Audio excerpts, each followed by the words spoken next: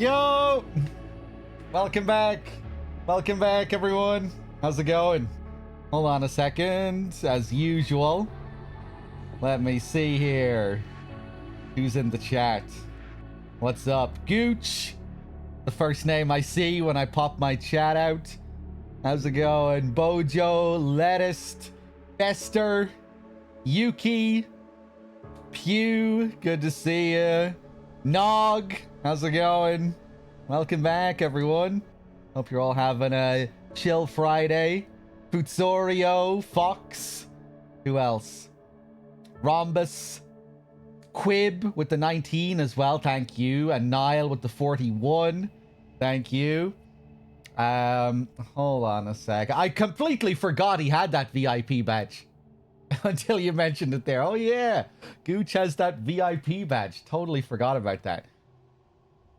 I don't usually pay much attention to the badges.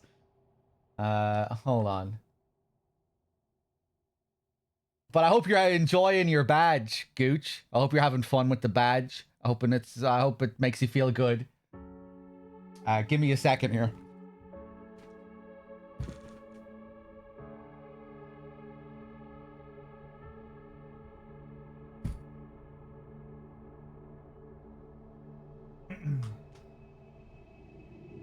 Okay. So, we got through the bulk of the Raccoon City segment yesterday with Leon. It was a little bit tedious at times, but also pretty fun at times. Up next, I think we have the silly bike chase sequence. I'm kind of looking forward to seeing that again. I wonder if it's actually going to be challenging on Insanity. Probably not.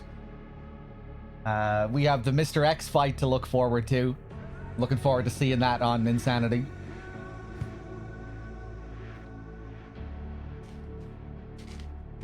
Oh boy, did I see the bicycle mods? No. Is there one where he's riding Thomas the Tank Engine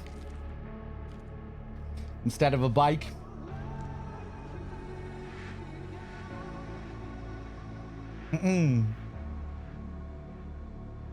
He wears it like a crucifix. Repelling dog. What? I'm the one who gave him the badge.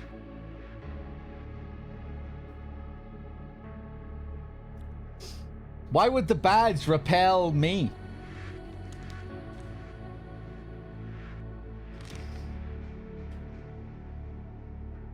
Okay.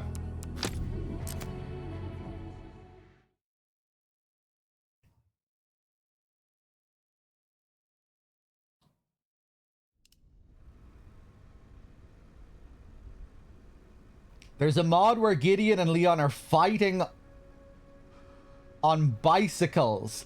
Oh, they're riding bicycles instead of motorbikes. That sounds good. I like the sound of that one.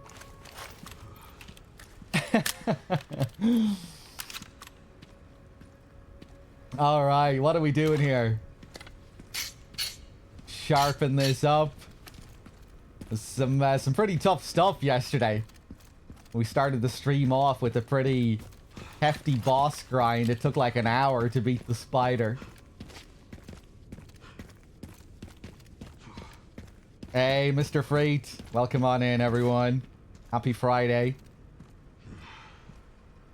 Let's see. Load this up. Take a look at the shop, I guess. 45 grand. Yeah, I don't think I'm gonna get body armor level 3. I think we'll go with the self-imposed challenge of level 2 max. We'll see. Maybe, you know, if the game really starts handing my ass to me later, I'll think about upgrading to level 3. Initially I was doing a no body armor run, but because I was getting my ass kicked so thoroughly yesterday, I decided to go for body armor in the end. But I'm going to hold off on level 3 unless I feel like I really need it. Um.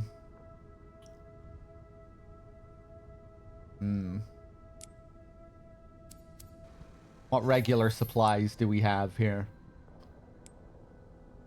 Machine gun ammo, regular handgun ammo.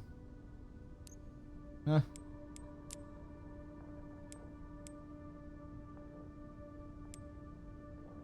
That's maxed out. That's maxed out. Reload speed. Yeah, go on.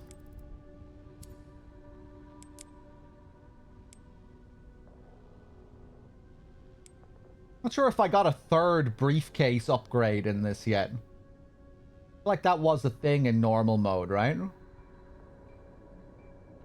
You're stuck at the chainsaw part at Rhodes? Yeah? That's the easy stuff in Insanity mode. The first couple of Leon segments. Although, you know, it is pretty surprising at first when you're on the streets with Leon and the first enemy turns into a blister head. That was pretty cool. Getting the shop from the start. Having an incentive to actually kill everyone on the streets this time to make money. To get a good start with the shop. That was a cool, yeah, a cool start for Leon on Insanity. Very different. I didn't think the hospital segment with him was all that much different than normal. Just, yeah, slightly tougher enemies. I don't think you had to deal with any more enemies or anything like that, or any more blister heads. It felt like the same encounter, just a bit harder.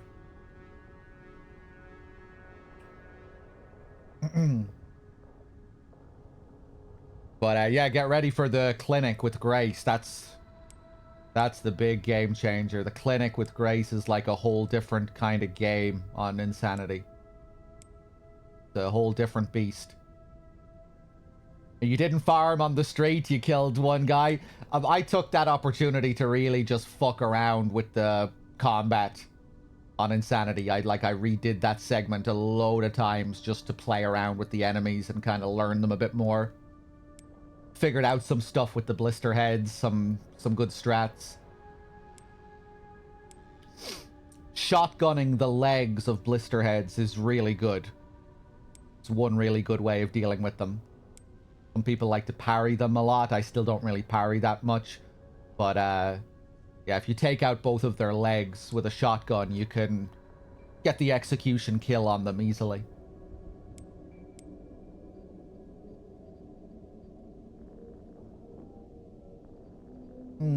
Go for this. 10 grand for the power and stability upgrade.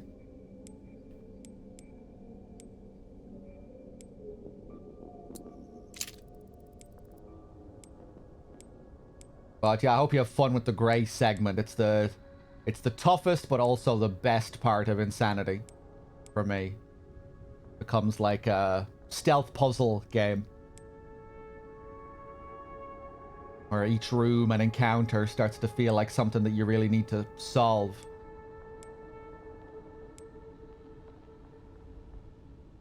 You really need to plan everything out. High capacity mag on this thing? Sure. Hey, Crow. Good to see you. Jankal. Good to see you.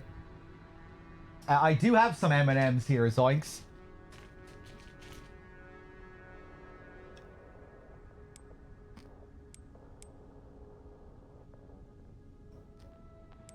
Okay, what am I doing? Let's get this.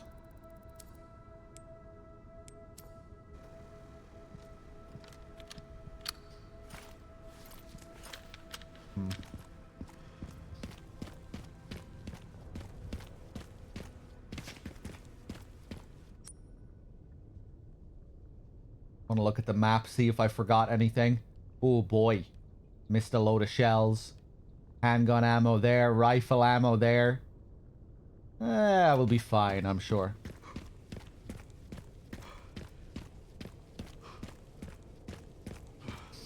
I do wish there was an in-between mode between Insanity.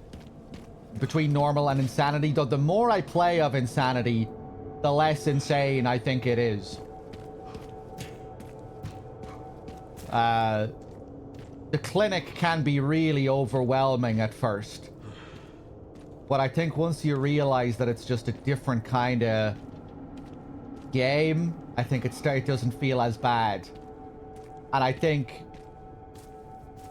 you kind of go harder on yourself the first time you go through it as well. I think your expectations for the mode also tie into that. Like you kind of expect that it's harder than it actually is. You think you might need to conserve more than you actually do with Grace. But it is also really fucking hard, though. Not gonna deny that. But yeah, you know, a lot of it is just, you need to acquire the knowledge. You know, like the next time I go through the clinic as Grace, it's gonna be like, I can already tell it's gonna be so much easier. You know, with the knowledge that I have now, but I guess that's just the way it is.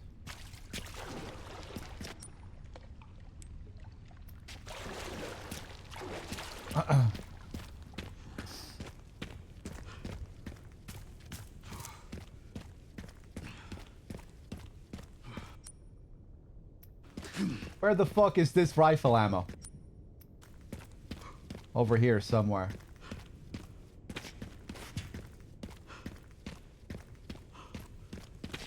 There we go.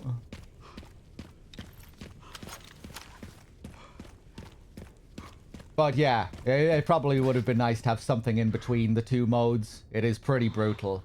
Start with Grace getting one shot by normal attacks. Pretty fucking rough.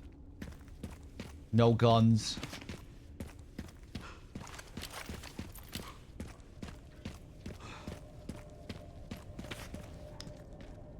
But then, yeah, you can also kind of curate your own difficulty with the mode as well. The encouragement to use unlocks.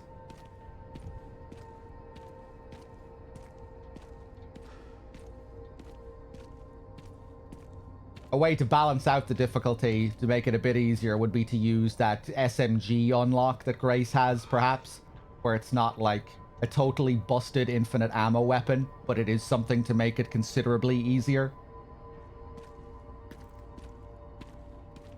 Having a gun from the get-go with Grace would definitely make it a lot easier.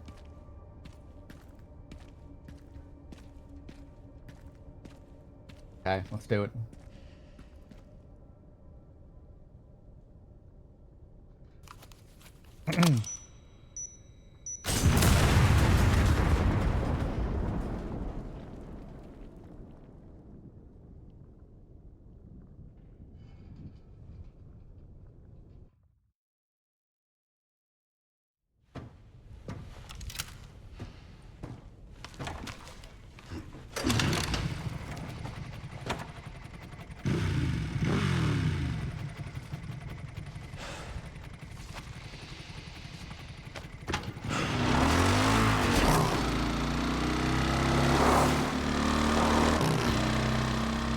Clenched fist. Oh, yeah, I forgot we play here.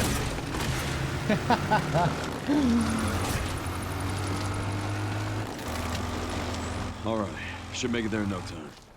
Good to hear. How are the roads? Leon? Is it possible to crash here? Can I take damage? I don't think I'm really playing here. It's a bit of an illusion.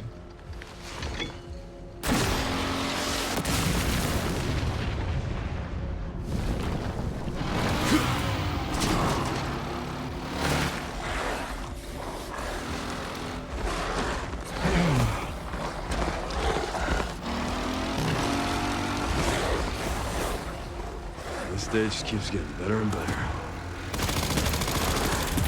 Infinite ammo. Whoop.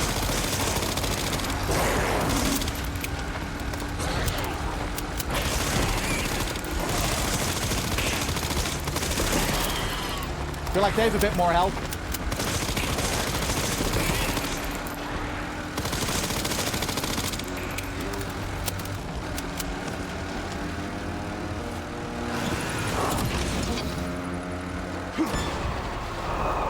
These pups could use more training.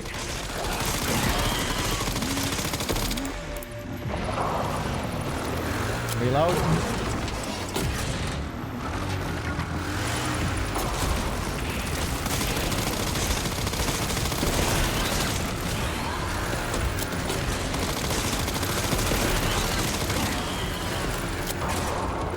Leon, shoot the gate! Shoot the gate!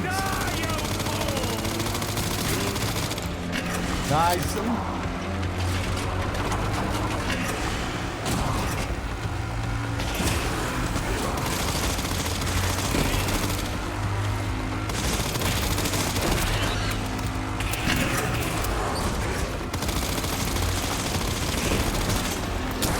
Oh, took a hit.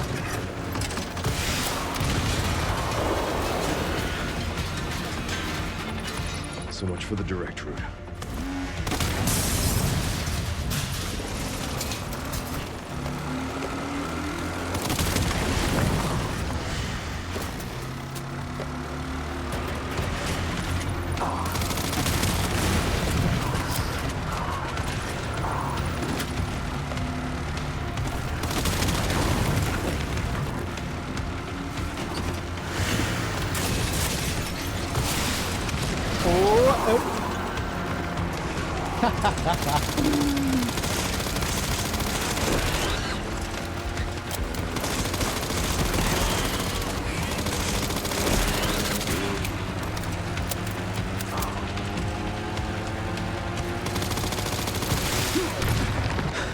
Ken, seriously.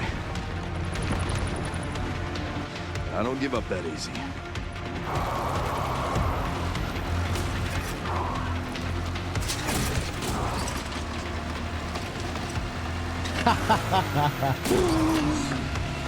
Pretty cool.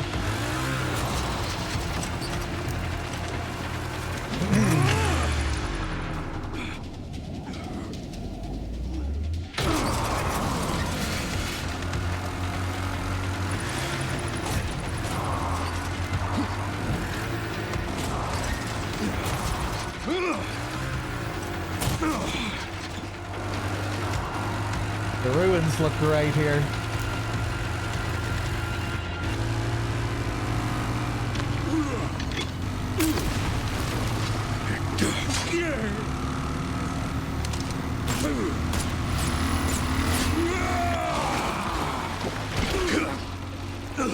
I've had enough of you! I know the feeling.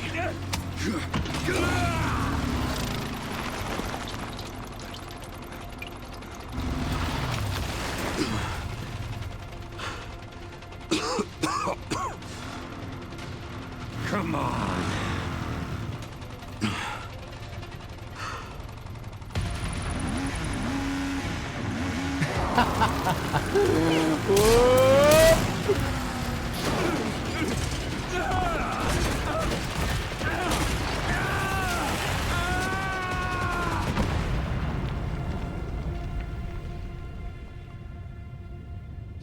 Hey, Pyro.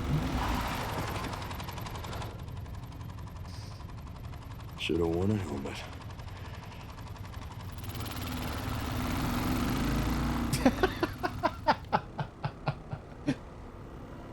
It's just the way he drives off there that's funny.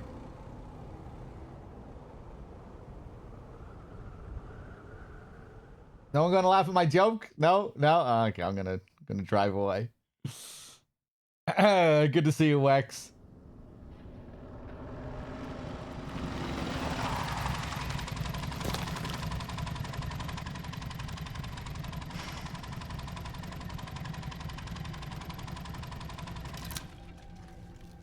You should be close to the coordinates. Yeah. Looks like it.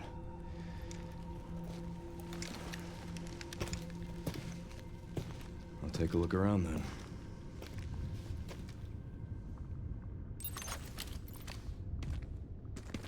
All right, we're back. Oh yeah, Connor, it absolutely is.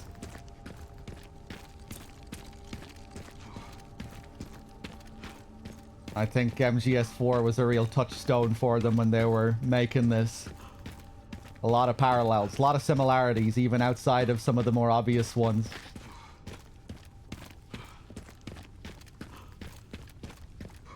Not sure if I looked all the way around here.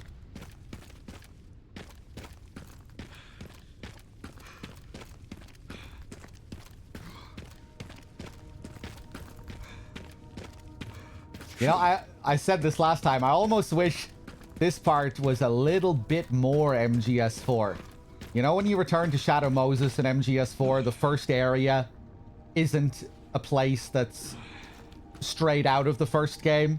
You have to go through that first area to then make your way to the helipad. And then you have your like, oh shit, we're here.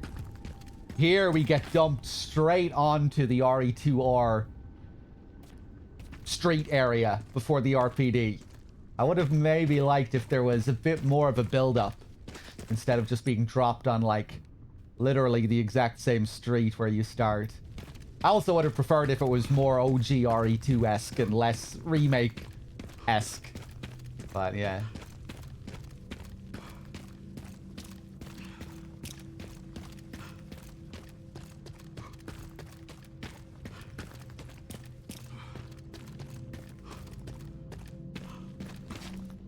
Makes sense why they went with the remake for a variety of reasons. Having all of the assets still standing. Having all of the assets made, and they'd also be able to target the audience that never played the OG, whereas most of the OG fans would have played the remake as well.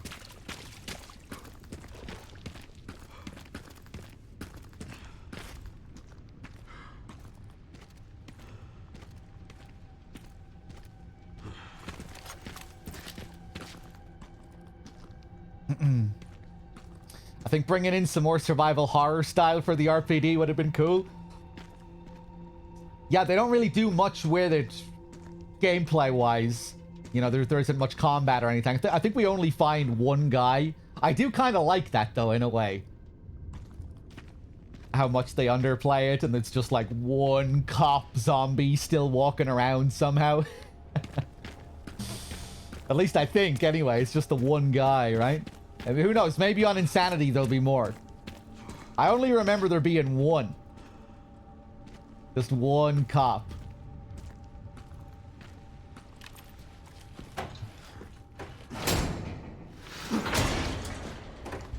Vending machine guy is still there.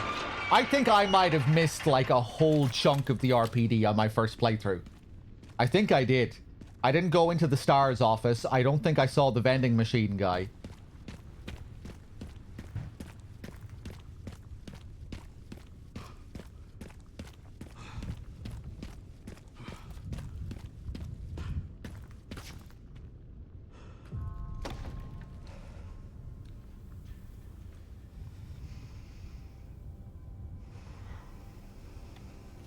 Yeah, I don't know why I sped through the RPD. I will take it slow this time. It's on you now.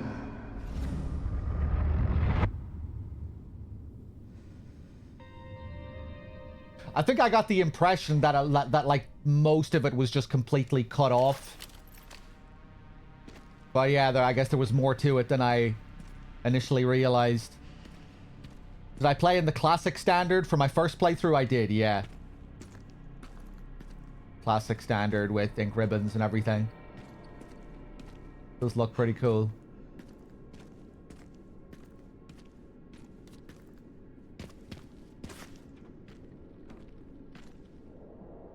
There's no way this thing still works.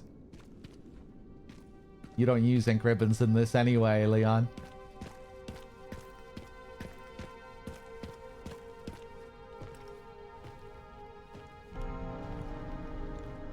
Sherryman RPD.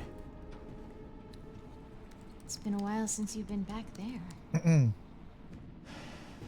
Yeah. There's fun surprises if you go back after escaping Mr. X. Okay. Don't say Looks anything. like the BSAA set up HQ here. Abandoned? Not sure.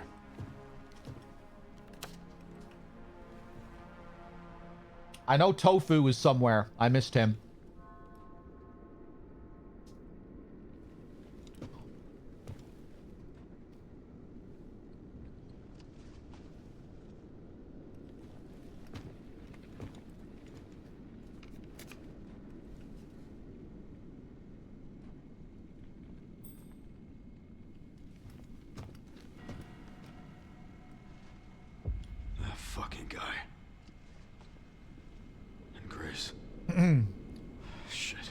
danger.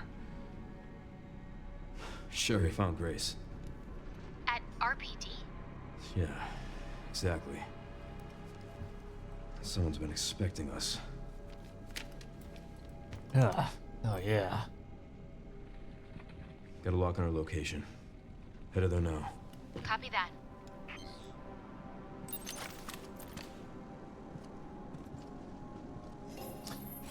You get different scenes here depending on which stairs you use. Oh no, Crow, you might not be able to watch for too long today if you don't want to spoil yourself then. Let's repair that. Give me all the fucking herbs that you have.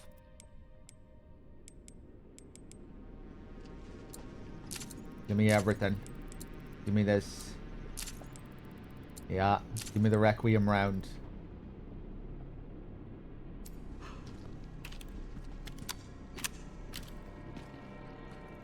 I don't think I came in here, did I?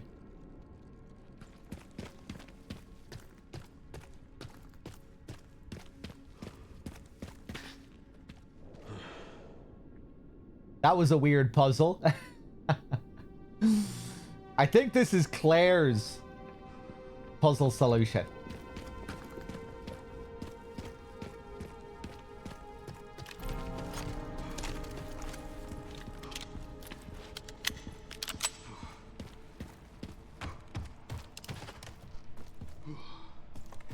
Cool. Oh wait, no, I did come in here. I remember reading this. This was adorable here. Marvin organizing Leon's party. He was in charge, giving everyone their orders. Champions of Justice, are you ready? Duty calls. Provision Specialist Neil, do you have the pizza and beer at the ready? Make sure you've got some soda on hand too, in case the rookie is liver conscious. Decoration Manager Elliot, think you're an artist? Then show us what you got. Make sure you use the banner. Make sure you use the banner with the stars on it. Gift Coordinator Scott, don't forget to pick up the goods from Robert's shop on the day. Get what Barry suggested. That man knows his stuff. Way, Barry. One last thing. Make sure the chief doesn't catch wind of the welcome party for the new recruit. We wouldn't want to put young Kennedy in his bad books right away. Marvin. The most adorable cops that have ever lived here.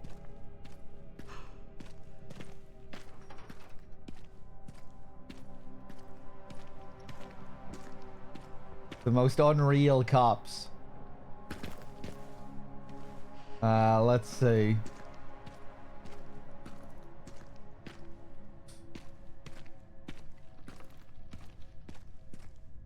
I don't know, maybe there are some cops out there that behave like these guys.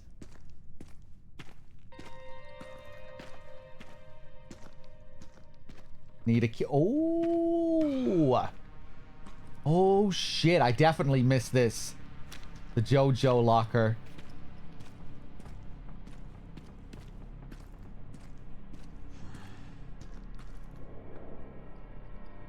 Marvin Branagh. Kennedy, reporting for duty.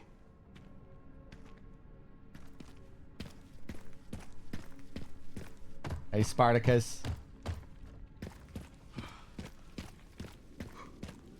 Let me just look around here before we keep going through that way. Yeah. Shit.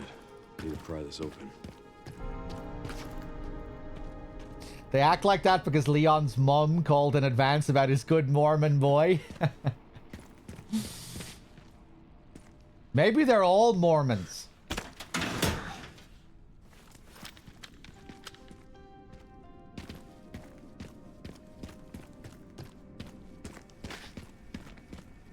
Maybe that's the explanation.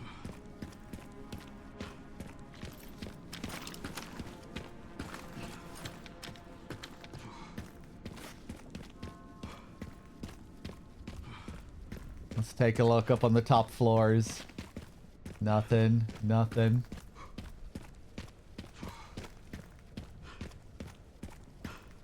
Yeah, I think that must have been it. I just kind of I saw how closed off everything was, and then I just didn't explore much because of that. I think that's what happened on my first run. It seemed so linear that I didn't think that they would let me miss anything.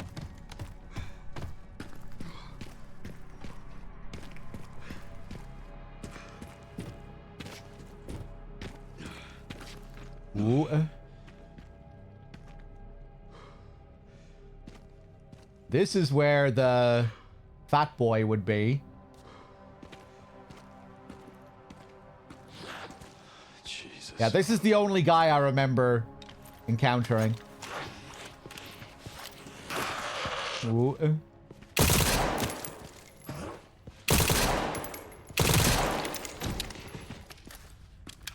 Rest easy, officer.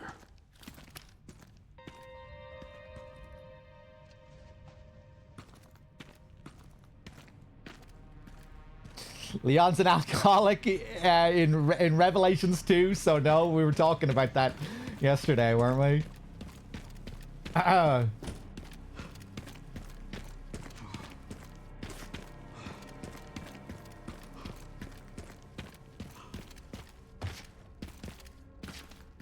wasn't being serious about the Mormonism. We just like to joke that Leon's a bit of a Mormon and RE2R just comes across as a bit of a Mormon.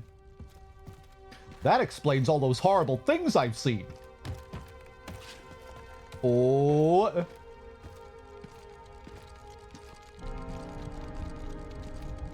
Okay, I thought this was where... some tofu around here somewhere.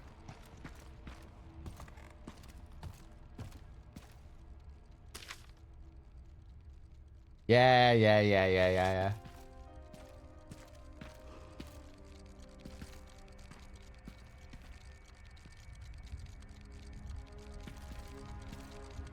Thanks. There he is.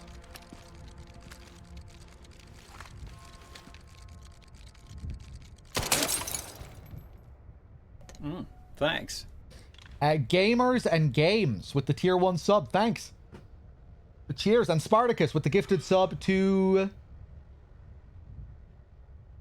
This is an AJ, a Penese man name. I better be careful here.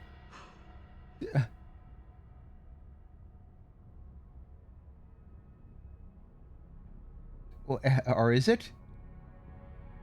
Toknuns Nagovic. Thanks. Don't tell me that was an AJ, a Penese man situation. Thanks for the gifted sub, however the hell I say your name. Powerglass, thanks for the 44 as well.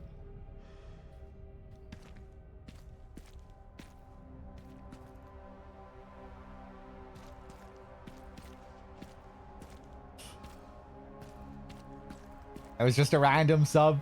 Cheers, man. It's pronounced Brian? Damn.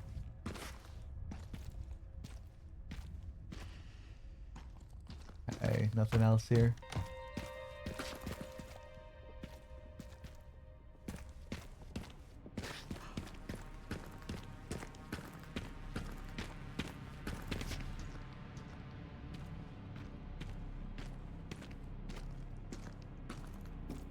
Some good looking rubble.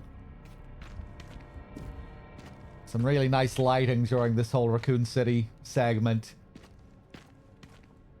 A kind of pale, chalky, dusty, hazy look.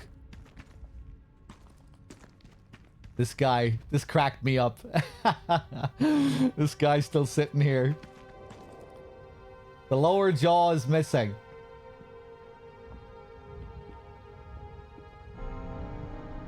That was some impressive gore in RE2R at that scene.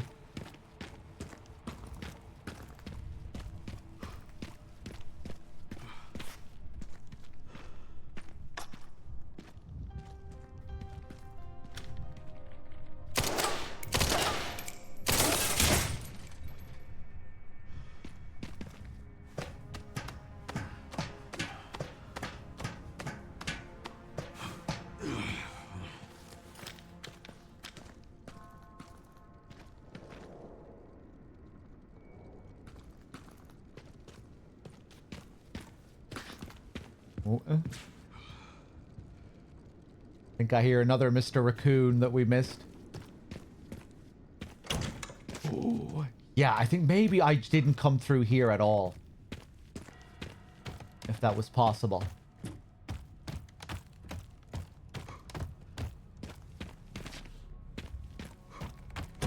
Hey, yeah.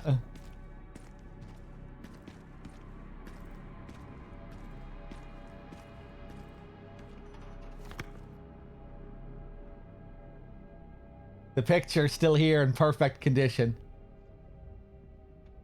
Good lives needlessly lost.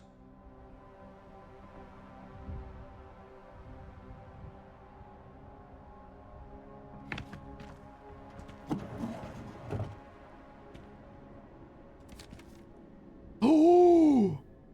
Did I have to mash X for that to appear? I mashed X because of Rebecca's photograph.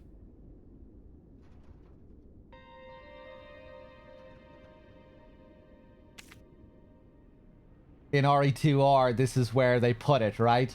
And in the OG, you have to mash 50 times to get it. You don't have to mash?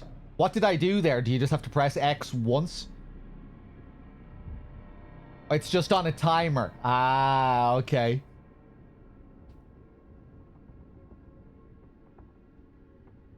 A title, Medicinal Benefits of Herbs. Borrower's name.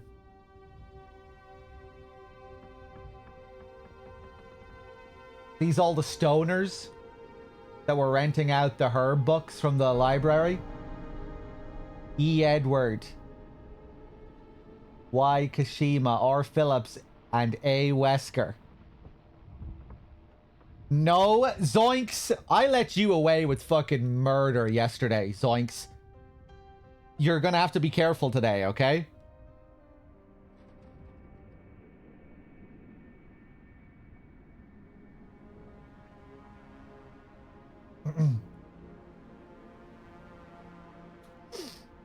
You're on thin ice today, Zoinks.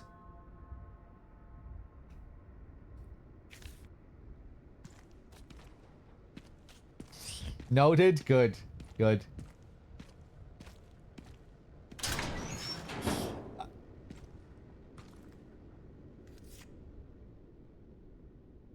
Yeah, I wouldn't be surprised if one of the developers was being referenced there, some kind of inside joke.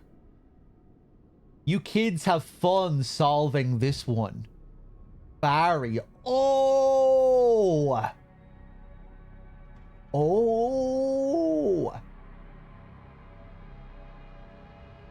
Okay, do we have a new puzzle? If this is for the crazy final puzzle, you can tell me. If it's for something else, if it's for a more minor puzzle, don't tell me.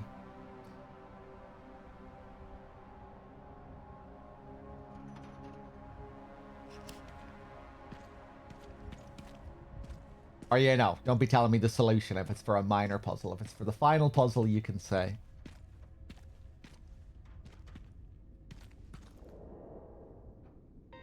Doubt there's anything in it.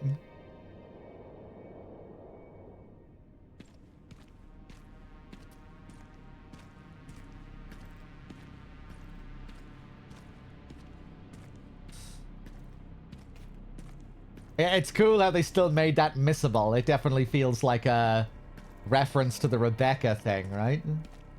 Seems like it. Jill's cap.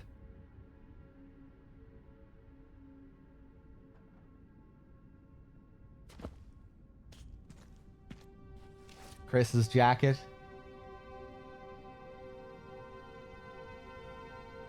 You kids have fun solving this one, Barry. Okay.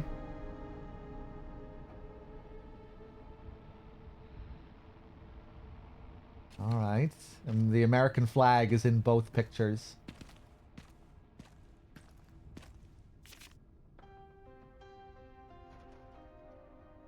Barry's to-do list. Turn in training plan for the new recruit. Join Jill at the shooting range. Pick the girls up from soccer. Don't be late. Find that missing library book. Top priority. The librarian is about to blow a gasket. Looks like the captain checked it out last. Okay, so they had... that was a functioning library while they were working here. And all the cops would be going in, renting out books.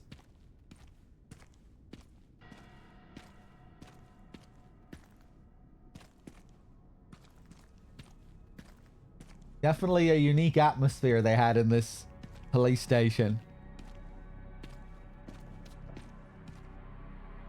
Oh, sick.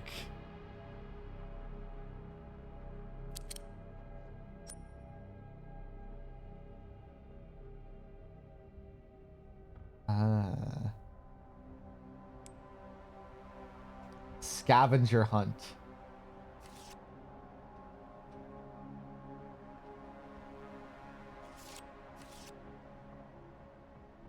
Interesting. So this one has something marked.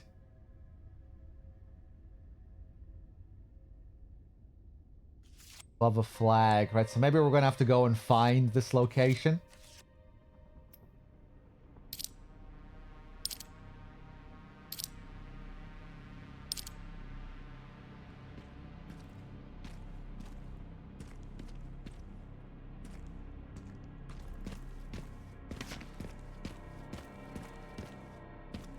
Well, this definitely makes this segment a bit more interesting. Shame I missed out on this the first time through, but also kind of cool as well.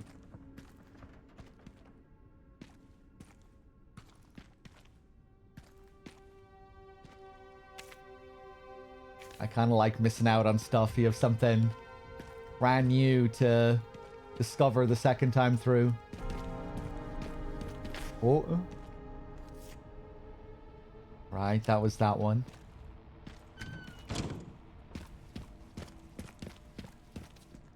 Bam, bam, bam.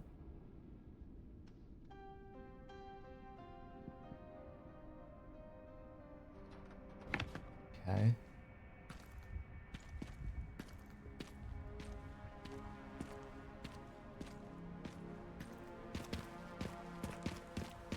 Overhead view.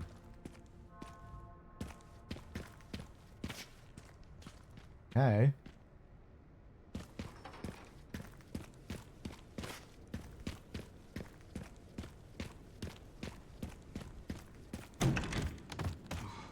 Alright, I guess we'll see what we can do with these clues.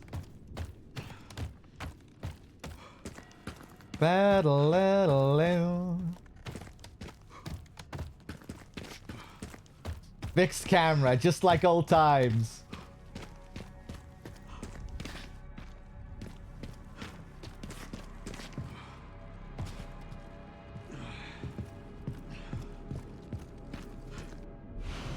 There we go. Grab the jack.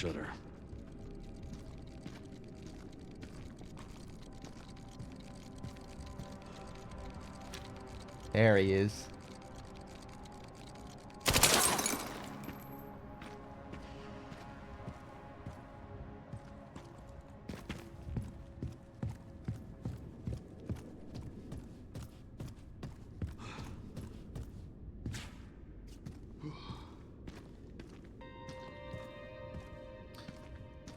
I love that in RE1 remake, the fixed camera Easter egg. RE1 remake just had fixed cameras. Maybe you're thinking of... Maybe I don't know what you're thinking of. But by default, the RE1 remake had fixed cameras, right?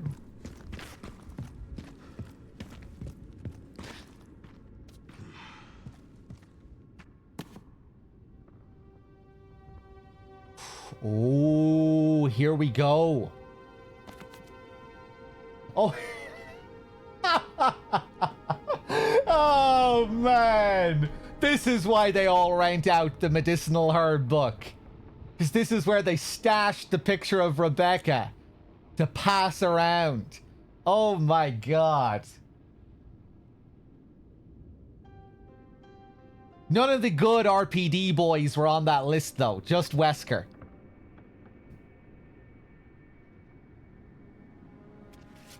Rebecca's evil. Rising rookie Rebecca.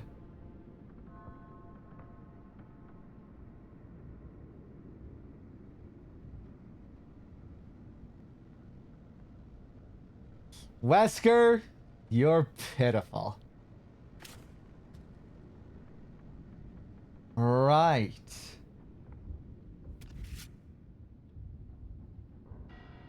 Okay. Oh.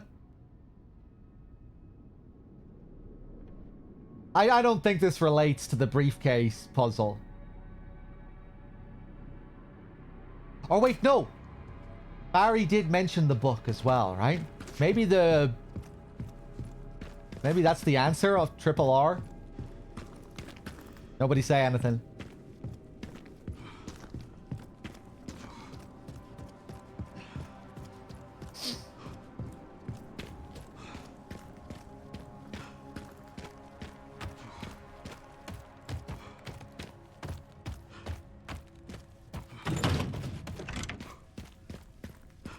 The picture's still in perfect condition.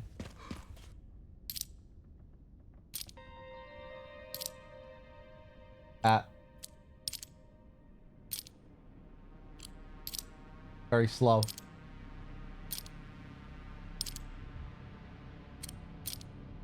No way. Oh! Oh! Wesker's Shades. Power Shades Charm. A charm for the Requiem. Quadruple R. A charm for the Requiem offers limitless bullet penetration and increases the firepower of the last bullet in the cylinder.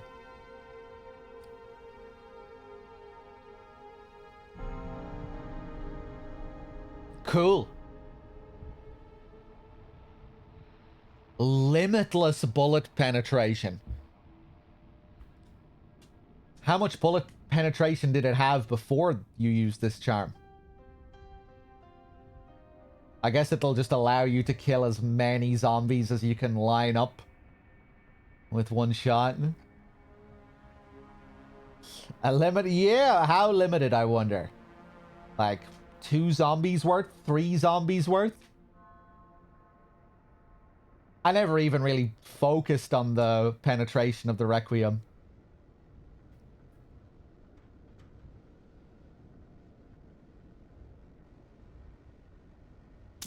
Okay. That was a fun little puzzle, fun little throwback.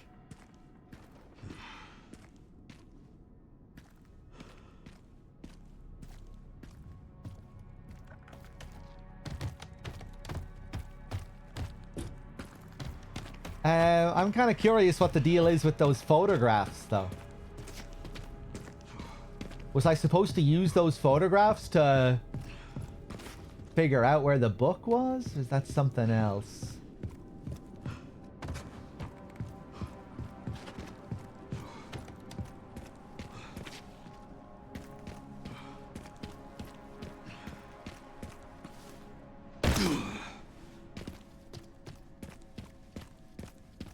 Open this up.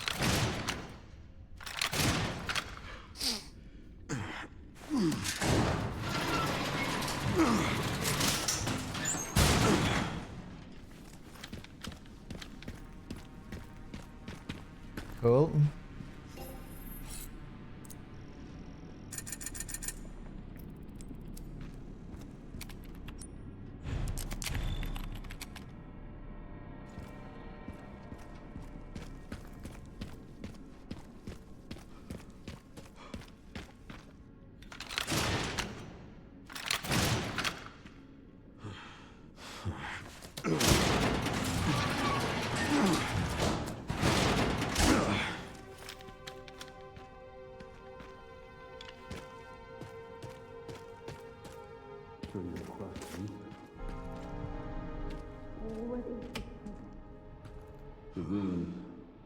The Raccoon City Police Department. Why did you bring me here? I'll explain everything. You don't have to be afraid. Little lamb bed. You need to understand.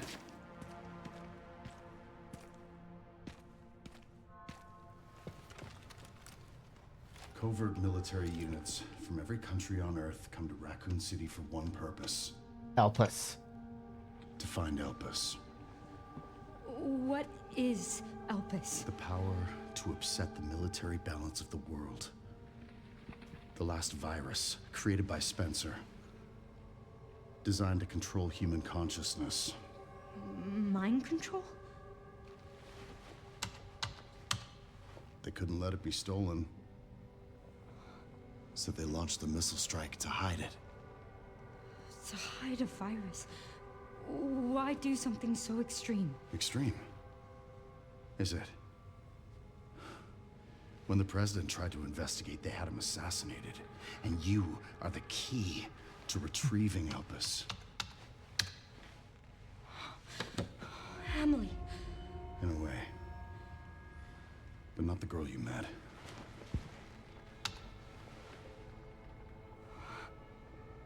So many attempts. So many failures. Such a waste. What do you mean?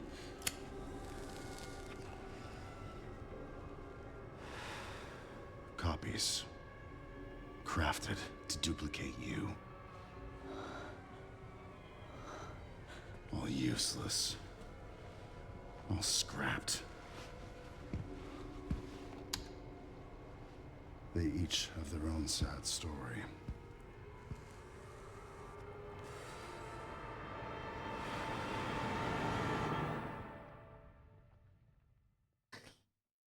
Forgot about this sequence.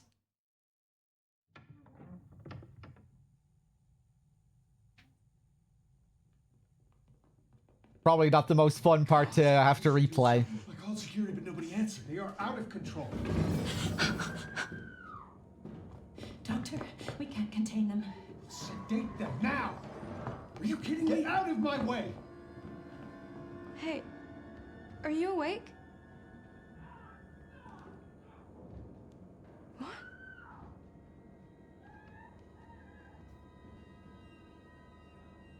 Where did everybody go?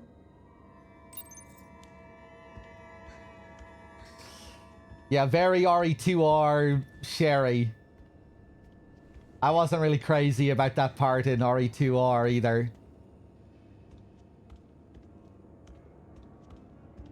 You know, the kind of very on rails, semi-stealth segment. I guess this is more or less the same, though probably even more on rails.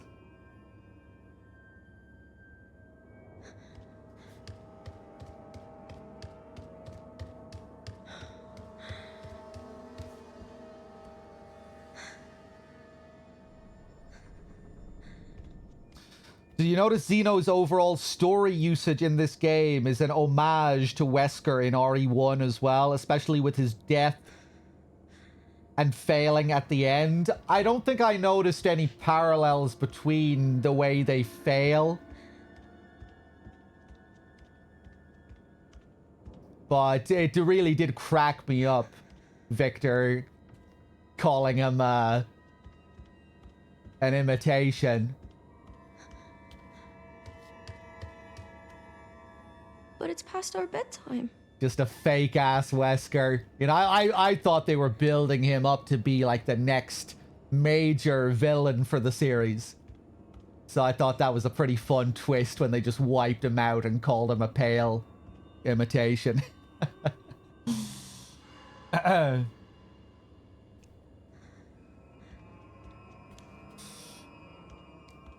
Yeah, it's Victor who really makes me think of Ocelot because of how their motivations are like one-to-one by the end, and the way they interpret Fox Alive / Elpis.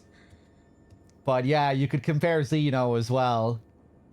You know, the kind of mental clone, mental copy that you see a lot in MGS.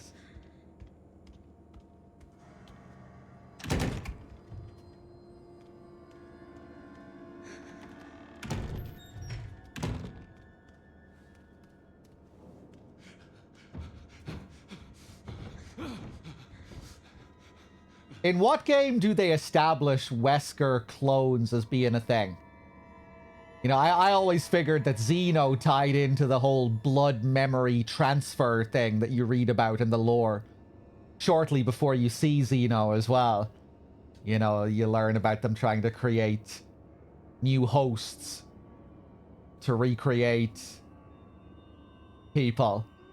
Was it Revelations 2?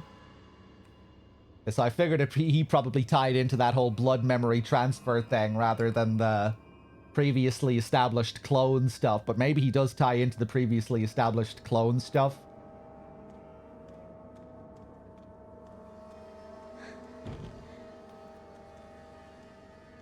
I thought he was one of those blood experiment vessels.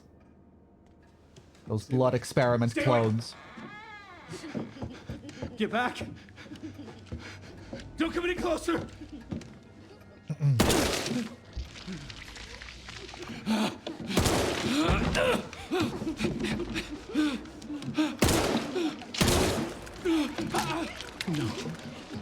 No, get back! Get back! Just stand up and walk away.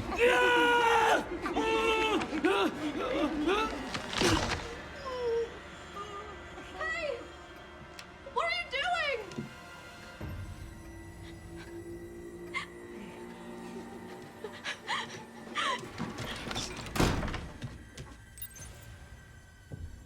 Hide from the children. What was that?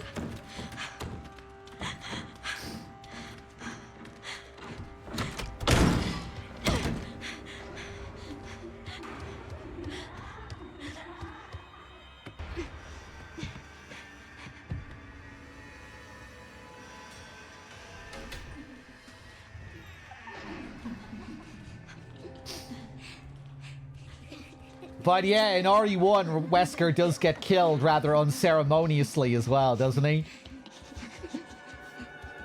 By the tyrant. He's proud to show off the creation and then just gets killed immediately by it.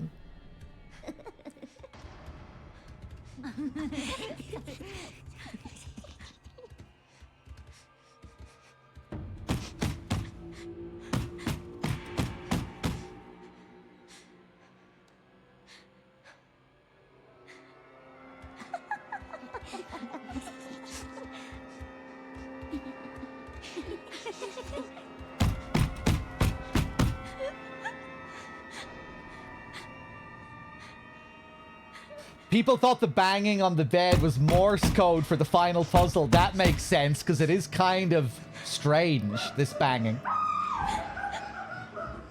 I was kind of wondering what the deal was with the banging.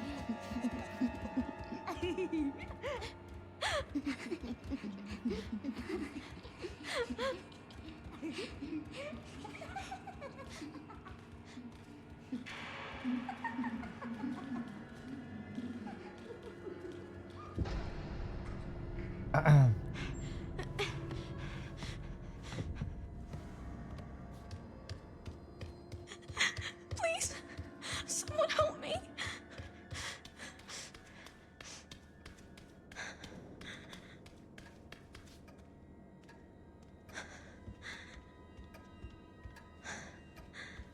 Threedogg won't be satisfied unless someone literally says bluntly that Grace is not a clone in any way, shape, or form.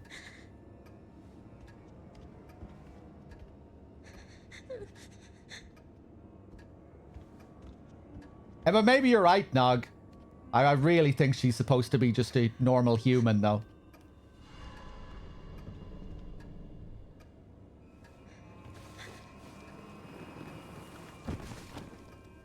He's not moving.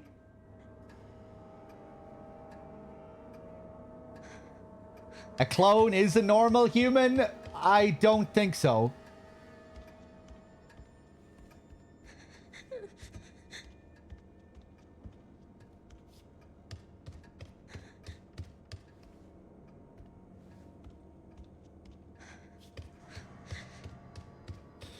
Yeah, no, I mean, it's just taking the whole story into account and the setup and what you're made to believe about Grace initially versus the reveal.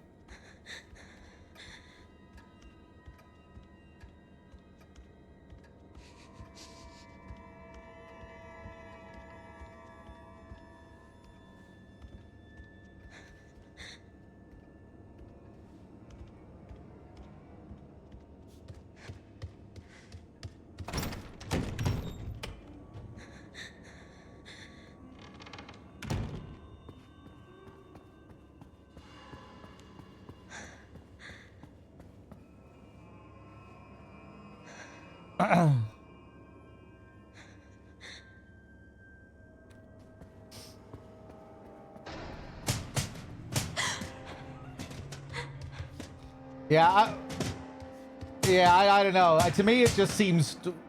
I know it's all pretty convoluted, but to me, it just seems... That's like one step too far. Like, oh, she's normal, but a normal clone, not like a normal human. When, you know, she's supposed to, like, symbolize humanity and redemption and this vaccine. And then how it's, like, it feels like a twist on her being the chosen one. This special being. And a twist on everything they believe about her to be a clone and everything. It's like, no, I think the idea is that she is just a regular person.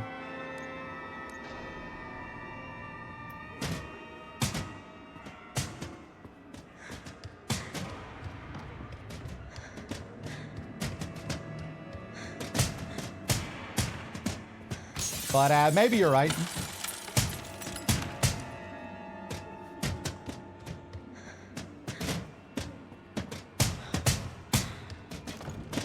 Please open. Like, I'm not, like, entirely sure either. I'm like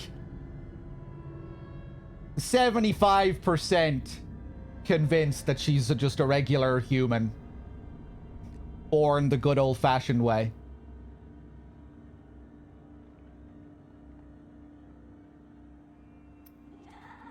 Yeah, that's fair enough, Nog.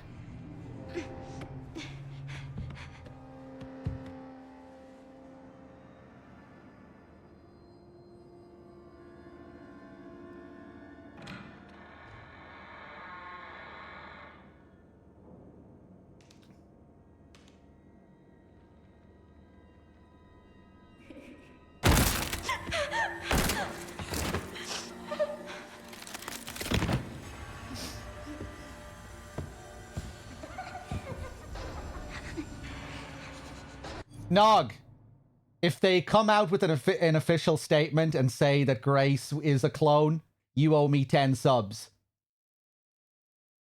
Oh, wait, no, what did I say there? If they come out and say that she's a clone, I owe the chat 10 subs. If she's a real, normal human born the old-fashioned way, wait, no, what the fuck am I saying here? If she's born the old-fashioned way, you owe me 10 subs. If she's a clone, the other way around. All right?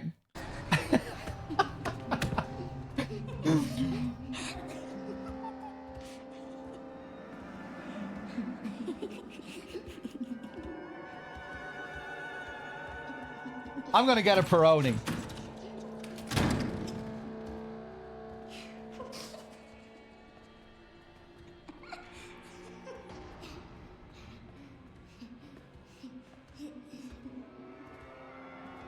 If she's a clone, I owe 10.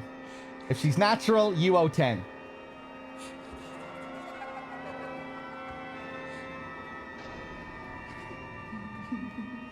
Okay, I think I can go out.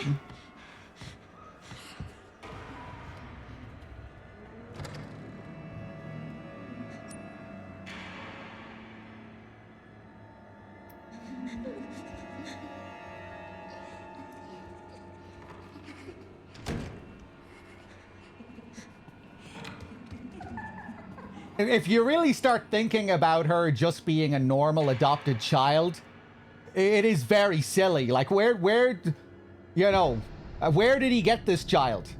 Was he driving along the road one day and they just saw a child at the side of the road, Silent Hill 1 style?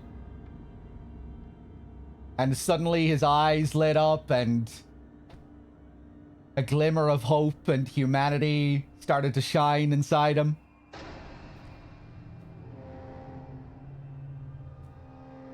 Did he go to another adoption clinic?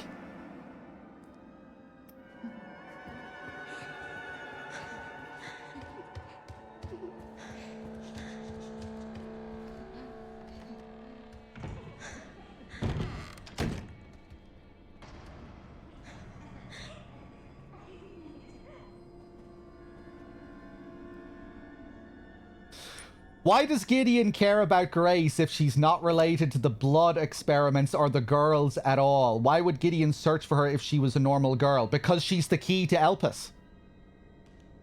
Victor, they all want Elpis, and they all believe that she is the key to Elpis. Is she? Yeah.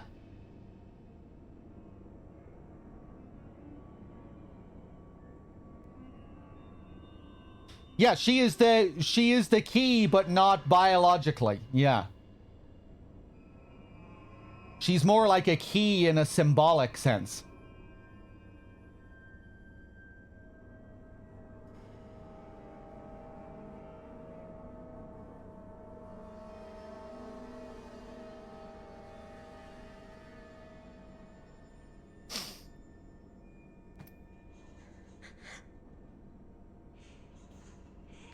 She represents Spencer's redemption and humanity. Hope for humanity. A vaccine instead of a virus.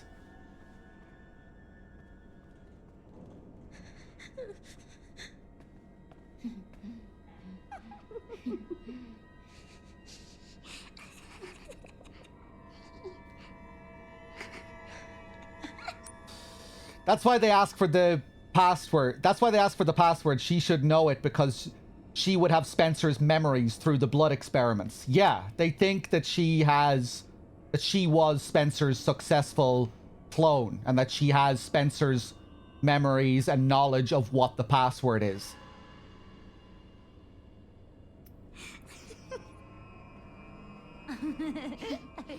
But yeah, they misunderstand.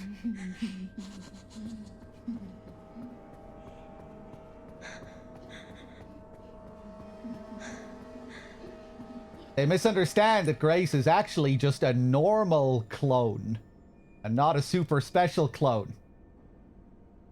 That doesn't work, man. That just doesn't work dramatically. She's a normal fucking human.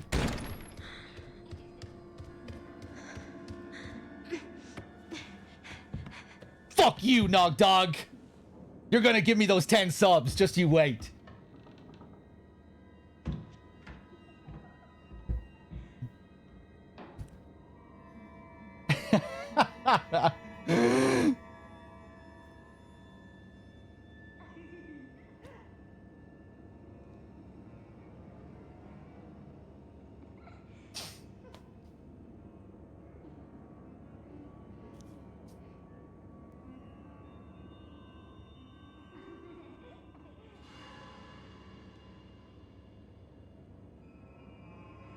Wait! What the hell's going on here?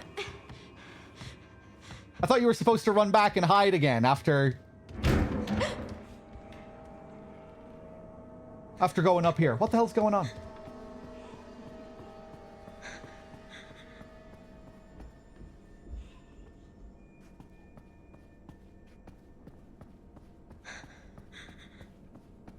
Ah.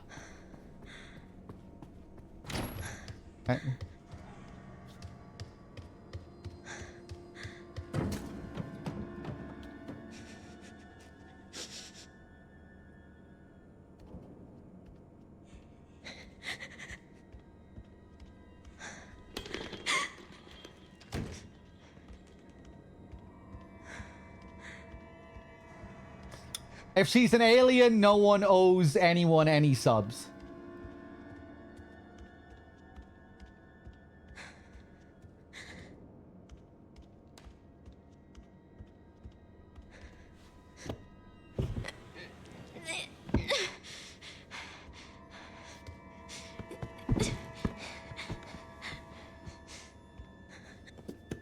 Go on now.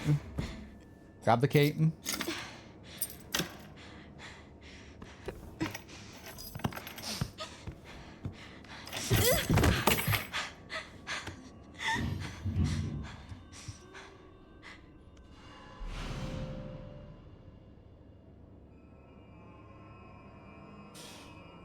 So hold on, let's interrogate Zeno's dialogue before this scene begins.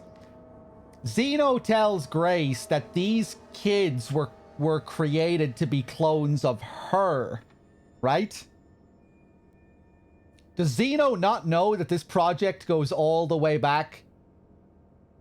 Or does Zeno think that she's... Zeno thinks that she is already a clone and that these are clones of a clone. So her age is irrelevant. Is that what... Is that what Zeno thinks? Zeno told Grace straight up that these were designed to be clones of her.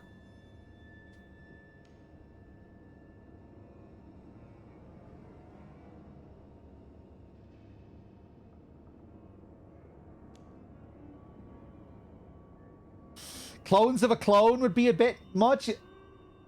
No, I think that is what they are up to in the current era, though, right?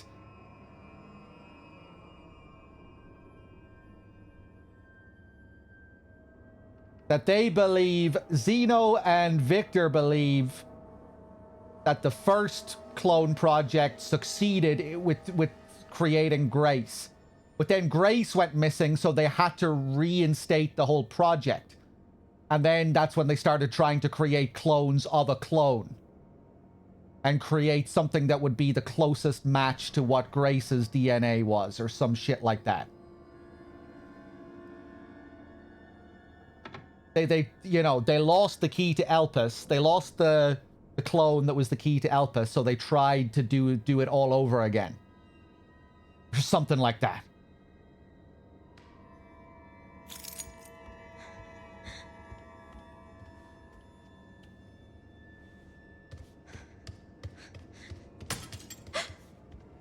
Maybe I don't need to hide from them if I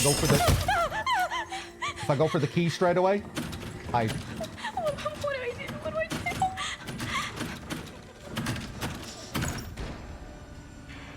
Yeah, they think that Grace has Spencer's memories and they've lost her, so they try to make a new one.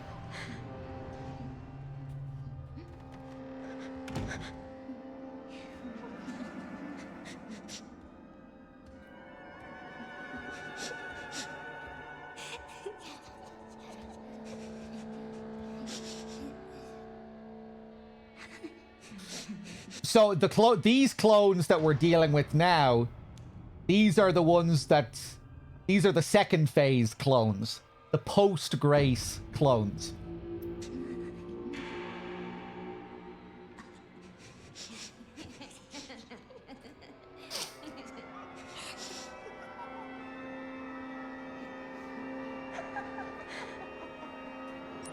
Oh, are these are the pre-Grace clones. Okay, I forgot.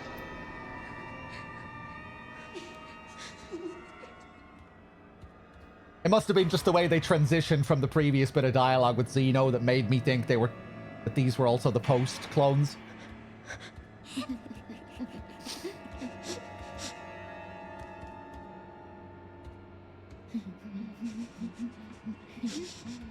Yeah, come on, come on, come on.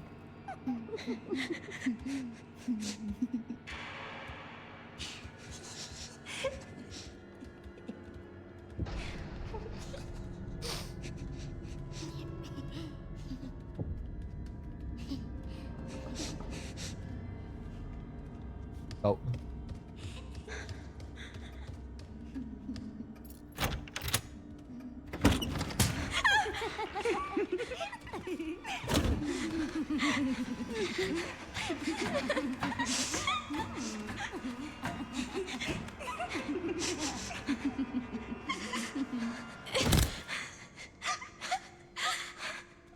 Please just be a bad dream.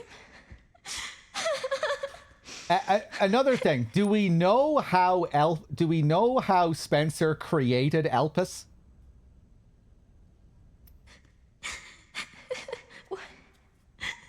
Why did they?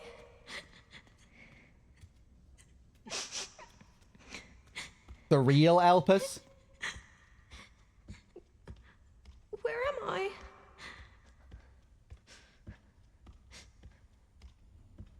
I mean, I don't think we really need an explanation. You know, Spencer's always creating viruses and shit. You know, he seems to be pretty good at this sort of thing. So, you know, he just decided to make a vaccine for a change. I'm sure we'll learn all about how Elpis was created in another game.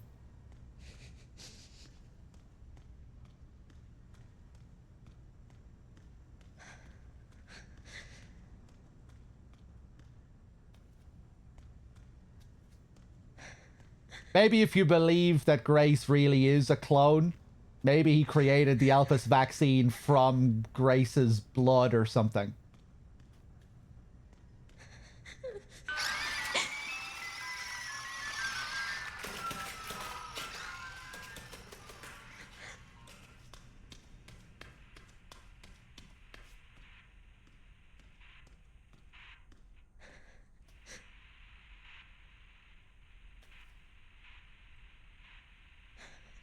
I think Elpis is just totally unrelated to the clones. Well, it must be related to the clones in some sense if it's related to Grace, right?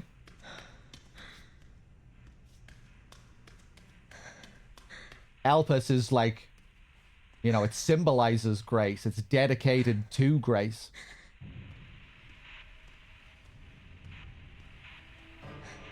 She's the... Grace inspired the creation of Elpis.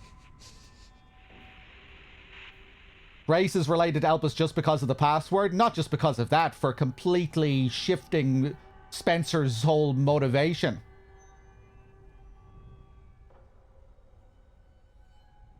Elpis was done before Grace.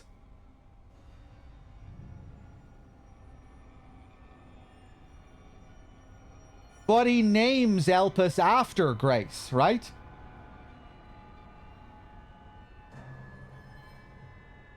Elpis is given as being finished around 1995. Which would line up with Grace's birth, right?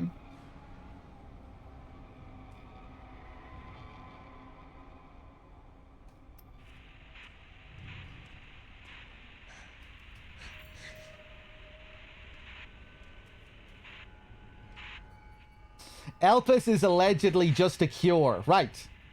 Spencer was working on ways to attain immortality through stuff like Ouroboros and the memory transfer blood in this game.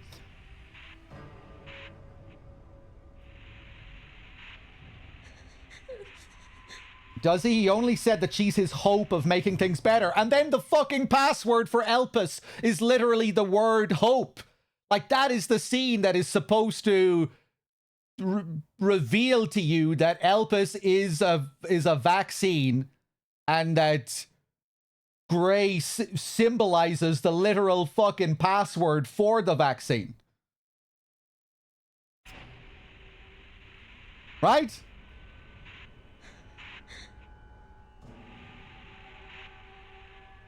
He refers to Grace as his new hope or something. Then the password for Elpis turns out to be hope.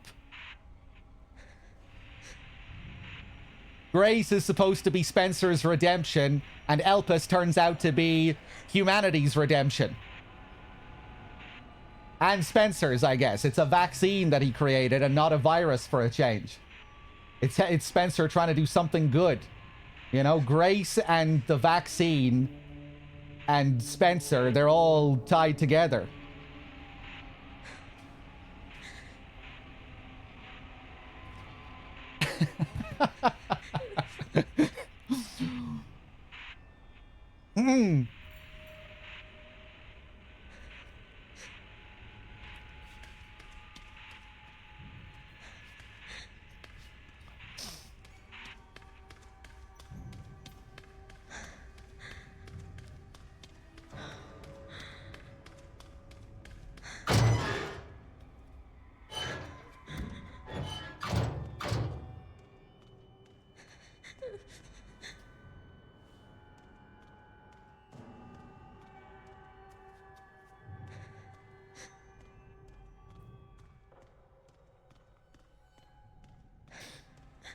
No mods today? Why are you asking about mods, Zoinks? You better have a good answer.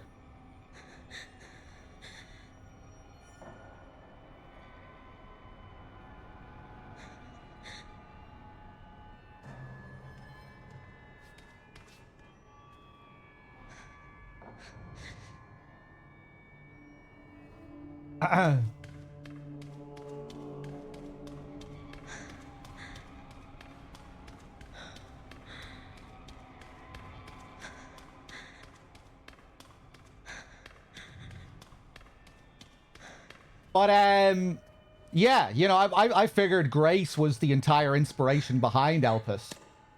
You know, because that's what...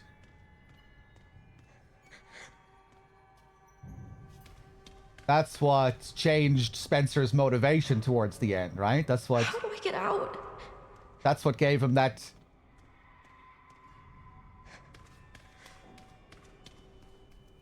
You know, she's the reason behind his whole little redemption arc. So I thought it'd be a bit weird if he created Elpis before all that. Oh, he was already thinking about making a vaccine? Okay.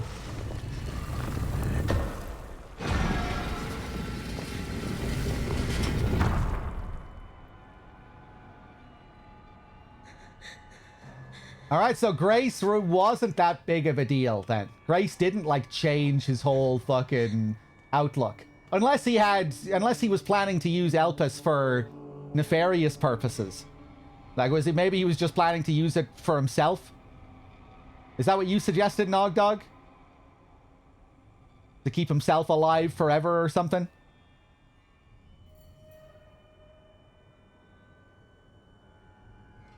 I did read some of Grace's report.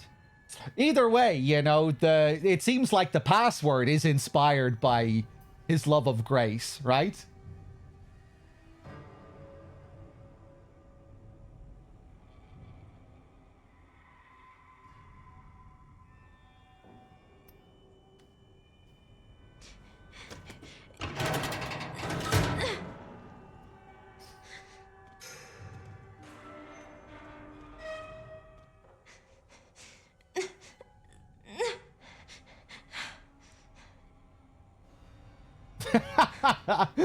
The password is just a guess. I mean, you know, that scene is supposed to be the big reveal. That's how you're supposed to figure out what Elpis is. And a big part of that is figuring out how it symbolizes Grace. Part of that is seeing the connection between Elpis, Grace, and Spencer.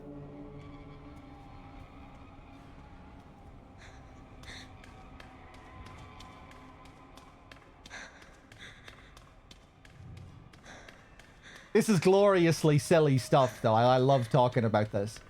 This is a lot of fun.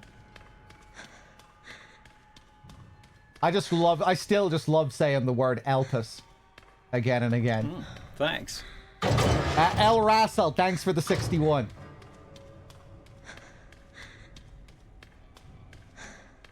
Oh yeah, this.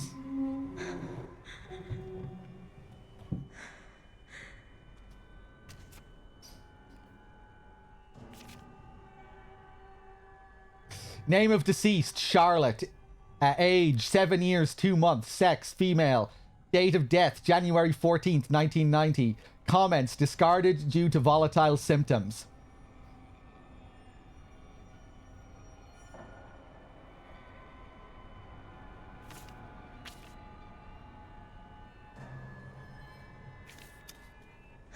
Who's the girl that I'm playing as right now? Just one of the many clones, right?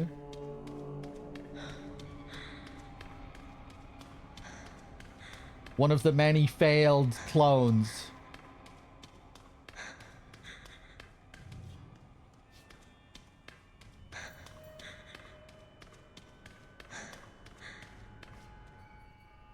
Yeah, her name's Chloe.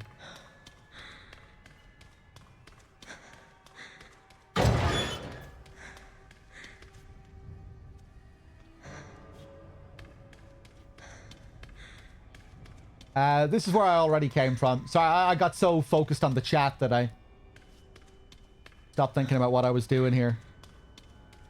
Good to see you, Clapper.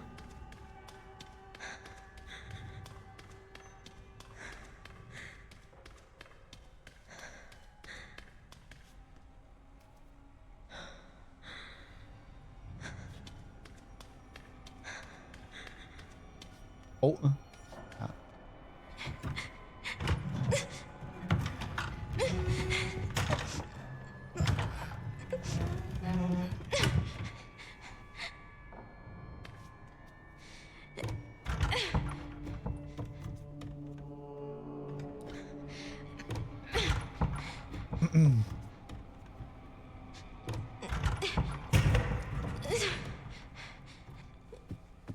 There's definitely going to be Elpis stuff in the RE5 remake.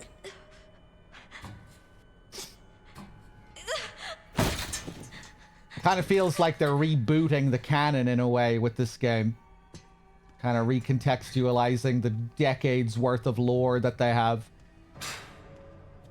Feels very MGS4 again in that way. Just like Retcon City and kind of tying everything to like reestablish a new era for the story.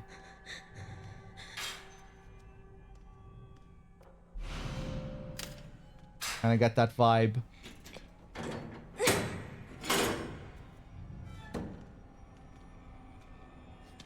Grace's report feels very MGS4 database to me.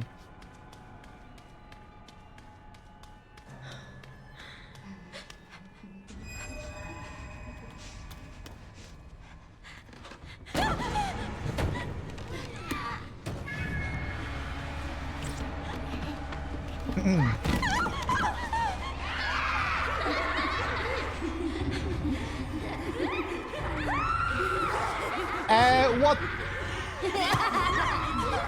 Yeah. Forgot we had to run through there.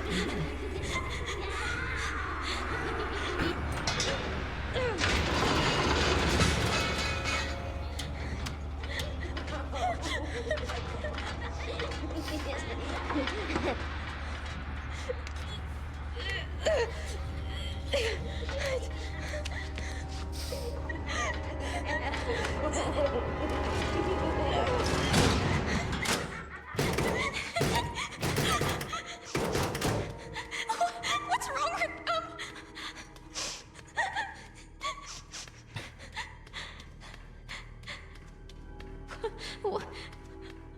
What is this place?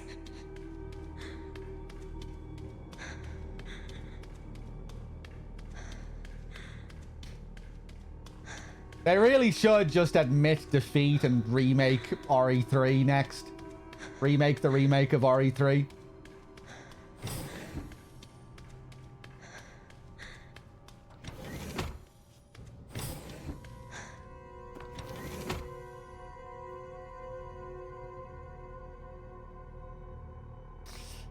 Through the series, though the Series 60 possesses recombinant DNA, increasing the volume of Spencer's injected plasma did not result in successful memory transfer. Mental abnormalities were developed. This Spencer guy is great. What a fucking lunatic.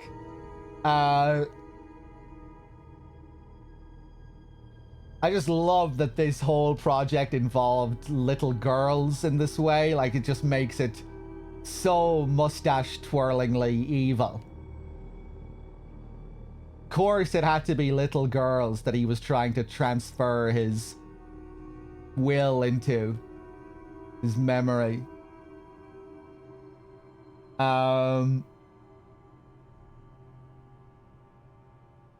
We will perform the next medical procedure and progress to the final phase. However, after adjusting the viral load in the blood of Series 70 subject Chloe, improved signs of stability were observed. We will continue to monitor her progress.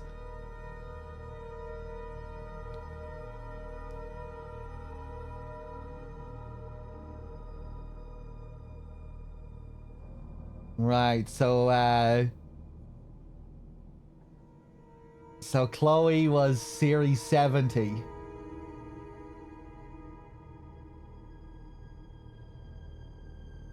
And they were starting to see improved signs of stability with her.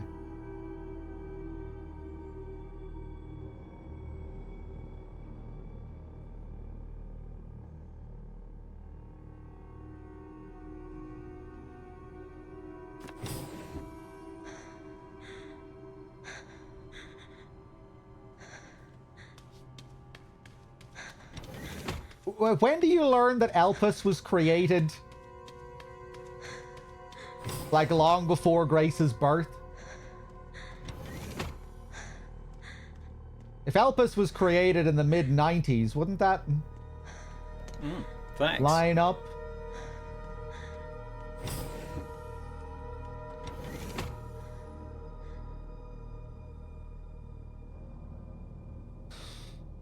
Grace's report says mid-1990s. Right, and wasn't Grace supposed to be born around that time as well? Grace herself is 2003 to 5. Okay. Based on data, the dates also given in Grace's report. Okay, okay.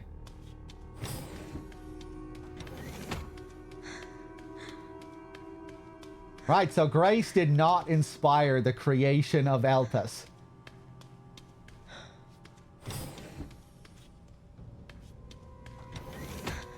But she did inspire the password.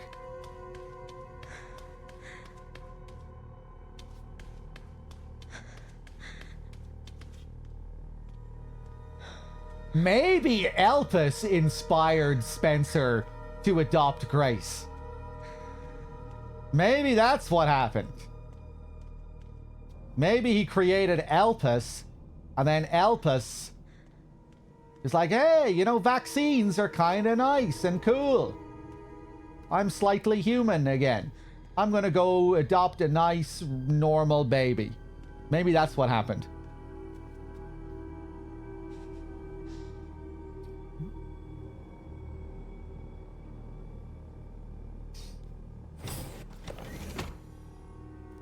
New researcher's notebook. Today was unbelievable.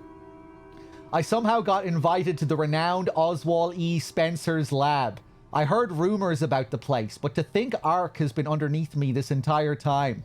I was given a quick tour of the attached orphanage too. Wait a fucking second! I have an idea. I think that we were talking about this before as well. Maybe...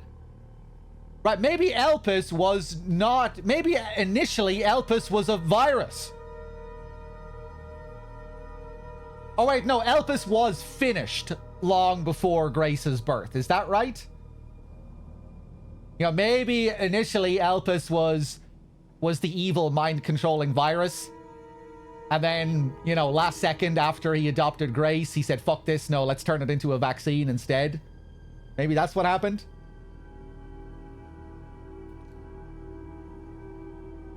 Why name it Hope then? I don't know, because he's a sick bastard. But yeah, anyway, I'm going to continue reading. I was given a quick tour of the attached orphanage too. The children there really creeped me out.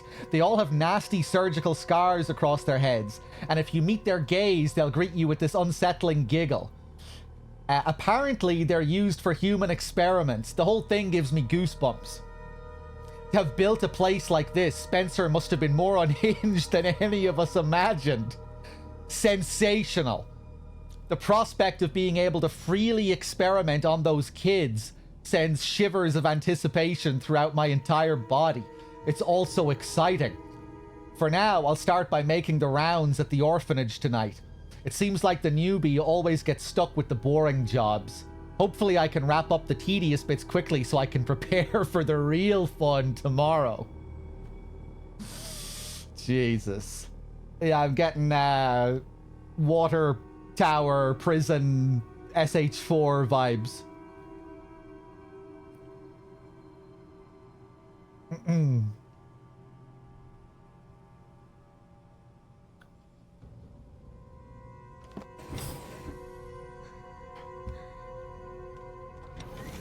Oh yeah.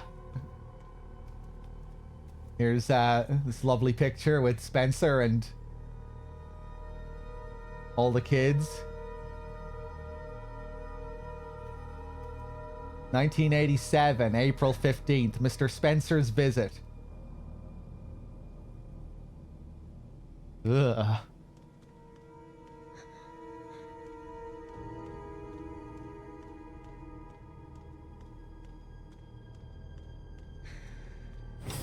Just to clarify, Elpis is antiviral, Thanks. right? It treats what's infected, not a preventative vaccine.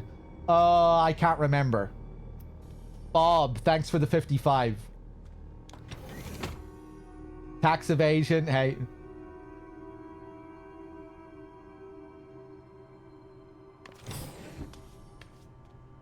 Hold on a second.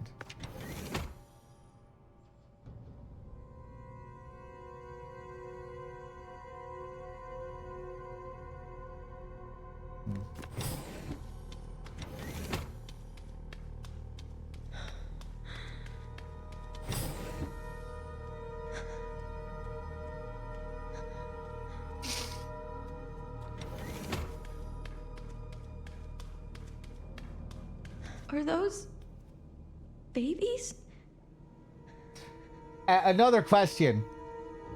Why is Elpis surrounded by millions of babies in that one big evil looking room?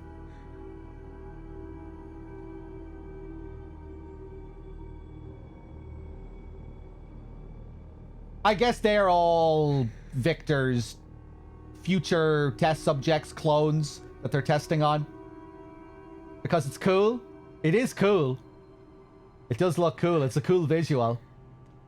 And I like the action scene where Leon and Grace almost kill like 100 of them.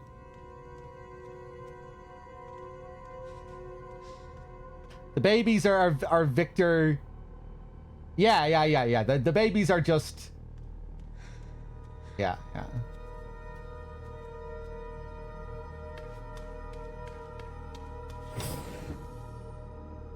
Are we sure that Chloe is is part of like the first phase of clones in Spencer's time? You know, we were reading back here about the Series 70. That Chloe is in the Series 70 and not the Series 60. Yeah. And do we know what the current series is in Victor's era?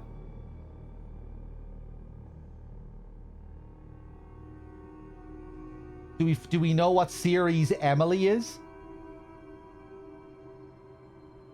Oh, Emily was 171 or something. Okay, all right, I couldn't remember that.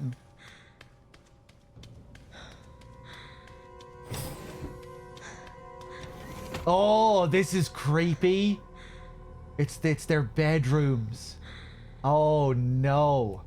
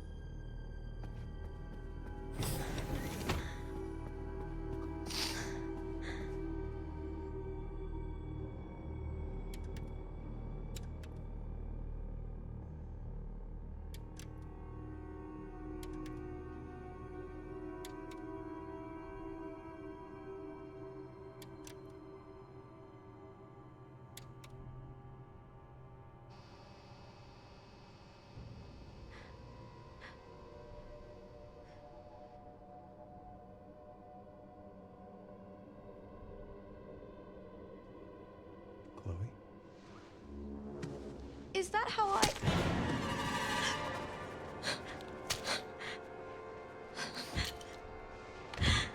I've got her! Get over here, now!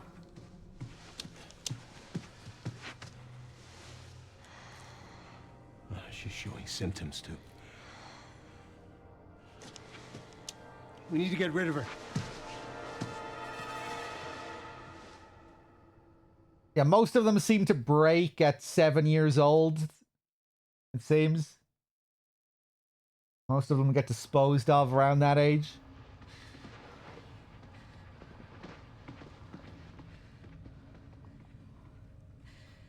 They weren't able to recreate Spencer's key. But now we have the original. We have you. You can unlock Elpis at Ark. That's where we'll go. So... what, I was made? Correct.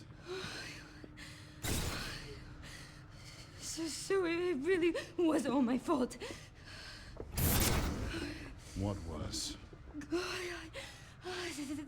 That Mom was murdered, and oh God, Emily, she turned into that thing. What's done is done. You need to focus on the future. Was she even really my mother? It's No, that isn't weird, Nog. Because that's exactly what you're led to believe here. Even Grace is having this realization now that she's made, she's a copy, she's a clone. But then the reveal later is that no, she's normal.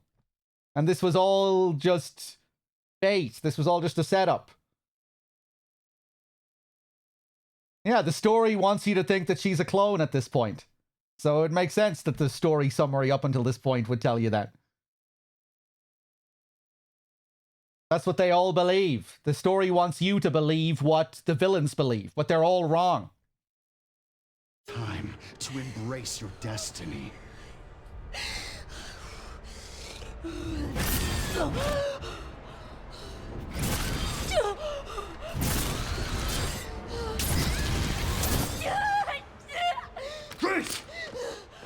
That really shouldn't be considered copium. That is a very normal interpretation of the story, right?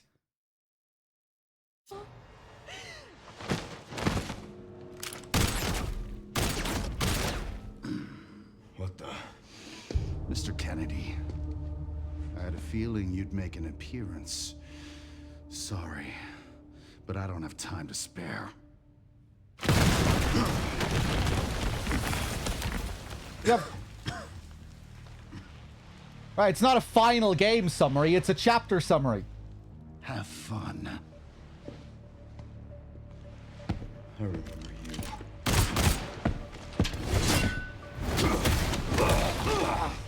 Oh, God. I remember that, too.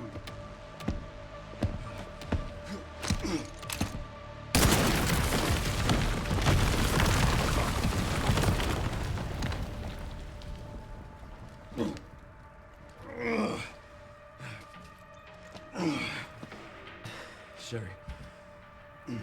Wasn't there an orphanage around here? Yes, there was. Why? I'm gonna do some digging. Okay. I just sent you the coordinates. Nog Dog, would you agree that it would make more sense that for the chapter summary to... that, you know, that it would just reveal what we're supposed to be led to believe up until this point? You know, the summary isn't going to fucking spoil the end game reveals. In the previous scene, you know, Grace feels that she's created. Zeno is telling her that she's created. It's what the story wants us to believe at this point.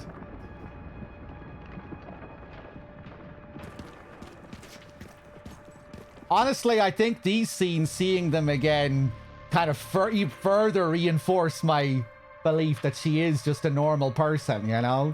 It kind of reinforces the twist later.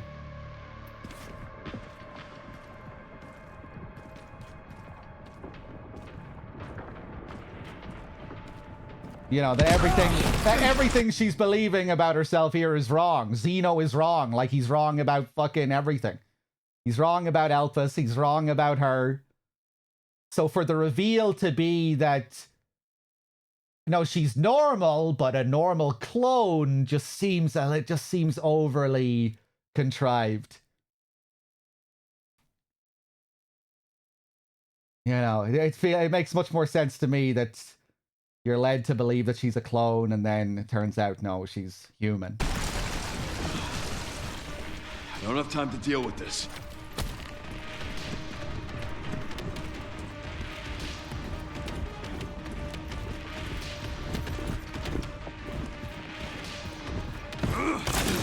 Hopefully I didn't miss anything there.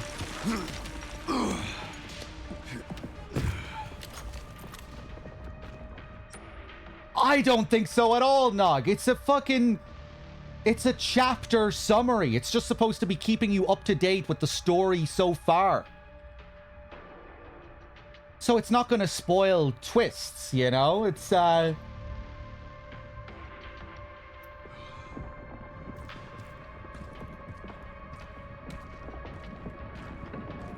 like if complaining about MGS1's chapter summaries telling you that Master Miller is Master Miller and not Liquid. You know, they're gonna preserve the fucking twists in the chapter summaries, right?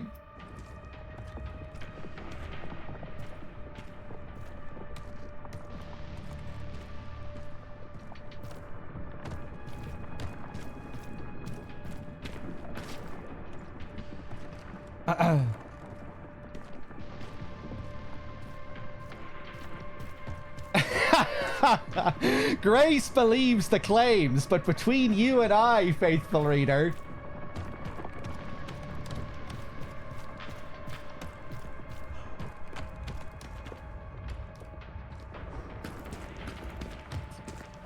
yeah, I mean, maybe they could have handled the chapter summaries a bit better if they made it a bit more ambiguous, but they're fucking chapter summaries.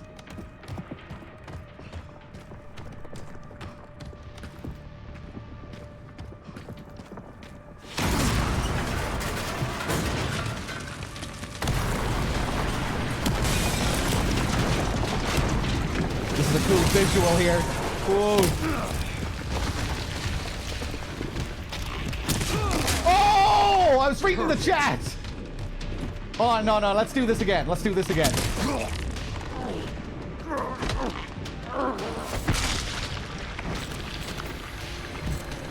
Thanks.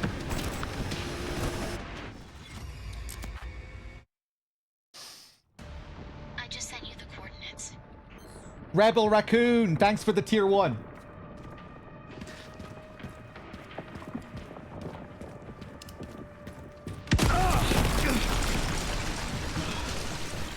I don't have time to deal with this.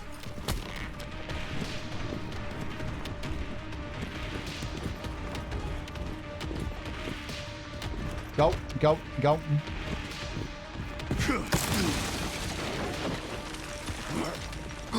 Thanks. Jay Dory with the tier 2 and the 84 streak. Cheers.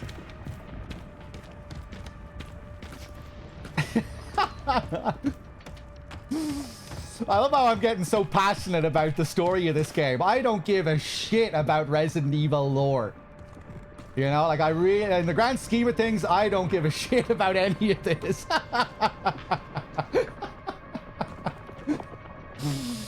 But it's fun. It's good fun. All right.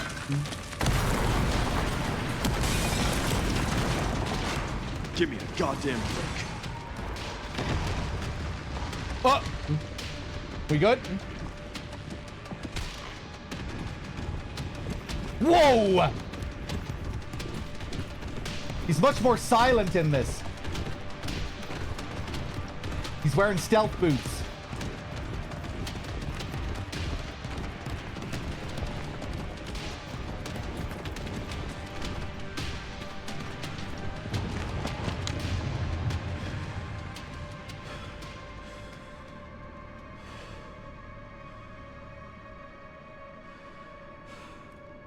everything all right, Leon? Yeah. I'm good.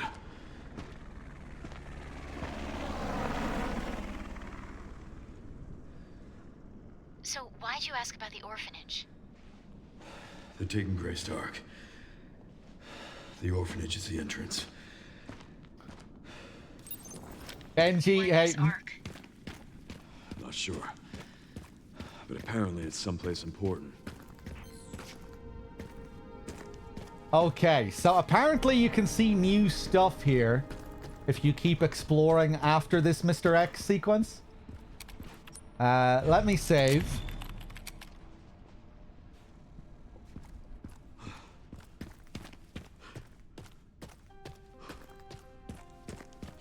Ba-da-la-da-la.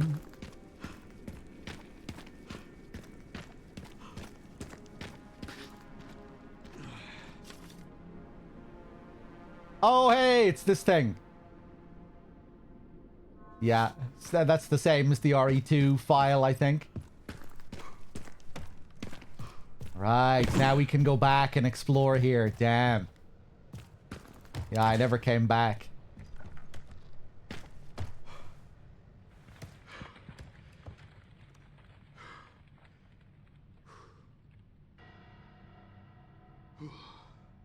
It makes no sense whether she has the password or not. What are we talking about now? What are we arguing about now?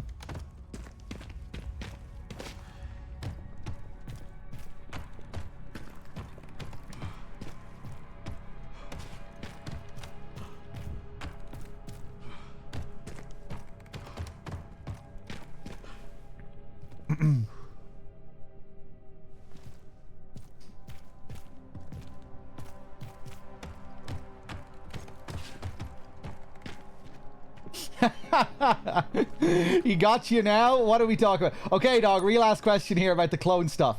You should have a note in the archive titled Grace Ashcroft's Blood Analysis Report. All right, that Grace's blood is like an exact that it matches the key to Elpis exactly or something.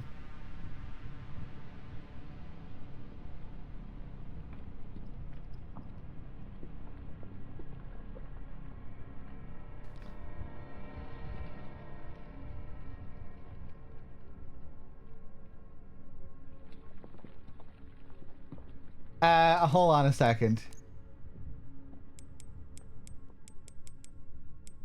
Grace. It's probably... Where is it? Is it Rhodes Hill? Grace Ashcroft. Yeah, I remember seeing this. Here are the results of the comprehensive blood analysis you requested. The genetic information matches the specified data perfectly. Yeah, isn't this just confirmation that she is Grace? That she is who they think she is? She is the person who... She is Spencer's child?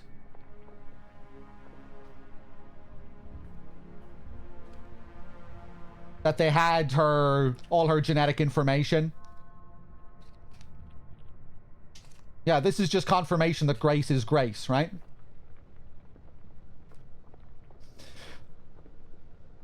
Why the fuck would they have a DNA sample on some random unrelated orphan?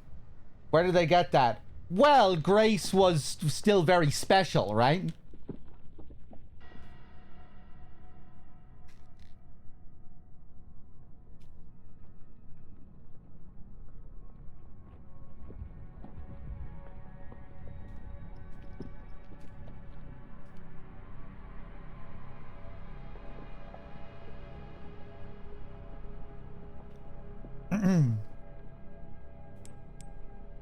Was there something else I missed there?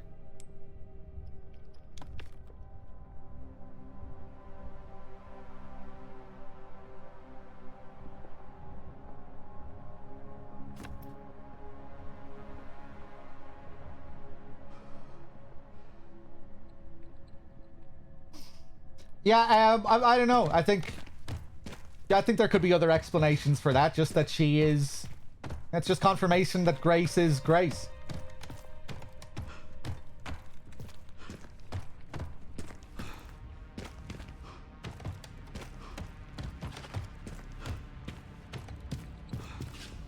Okay, I can't go back this way.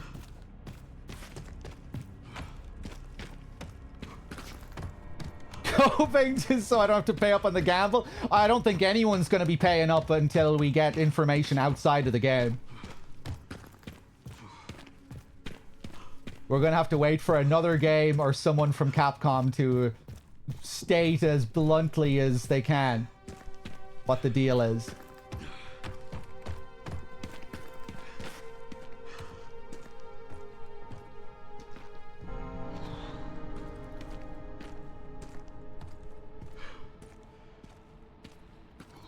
But yeah, Victor and the boys. You know, that whole thing with the blood report ties in with Victor's research. You know, he knows that Grace, that this person is the key to Elpis. They had the data on Grace. They had her genetic information. And then when they ran tests on her, they had their confirmation that she is the one. She is the one that should have the key. This is Spencer's daughter.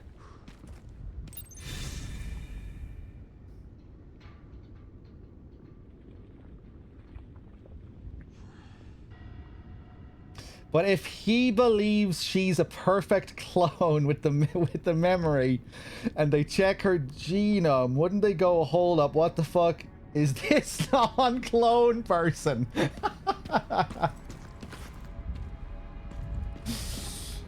Maybe they just can't tell. You know, maybe these clones are really, really good that all their information is indistinguishable.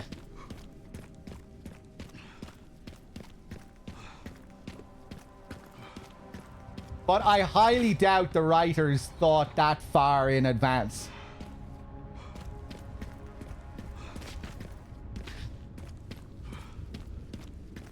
You know, and I think some of the memos are designed to be written with the, you know, with the twists in mind and everything, where they're kind of maybe playing a little dumb to preserve the twists.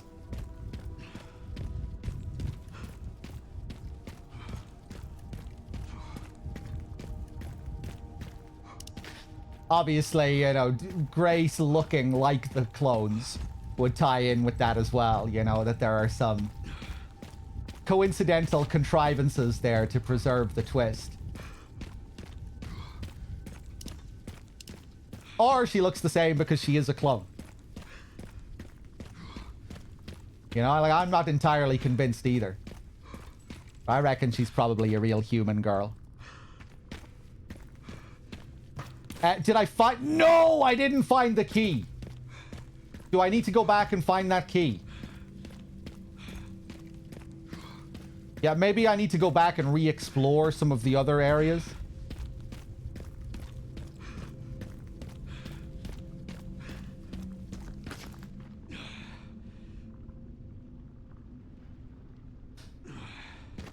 No, I don't think they're supposed to be false documents.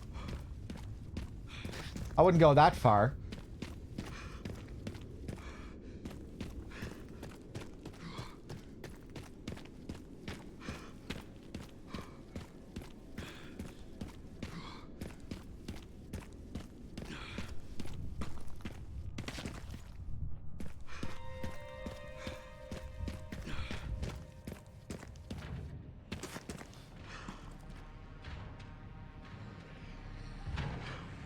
Donkey Kong. Yeah, I'll be intrigued to see the... Here we go. Did I just miss this earlier as well? I'll be intrigued to see the MGS4 port. Hopefully it turns out well.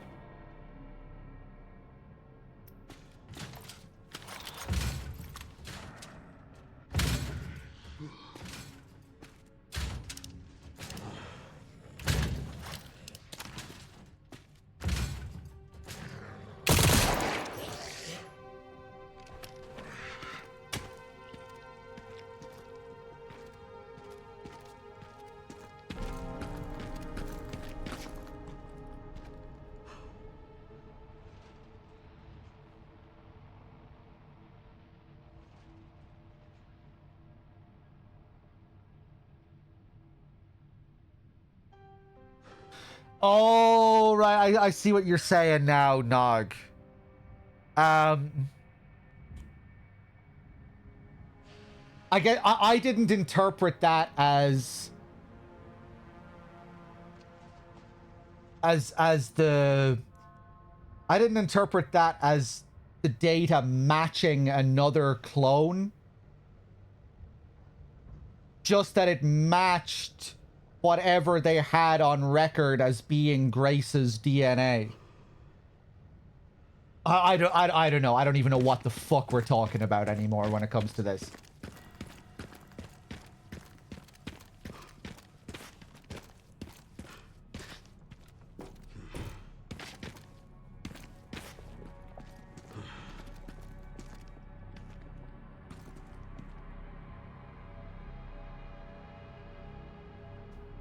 If they had Grace's DNA and she wasn't a clone, they'd instantly know.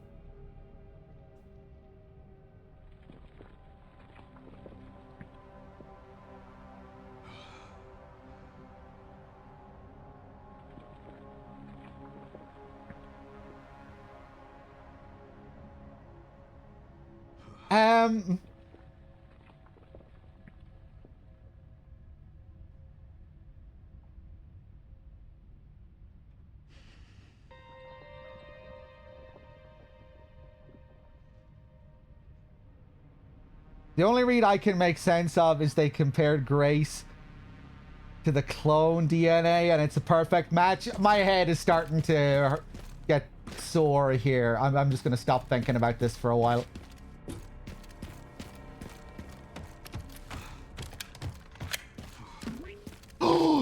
There he is! That's exactly what I needed right now. Some silliness. There's Tofu. Cool. Yeah, I missed this on my first run.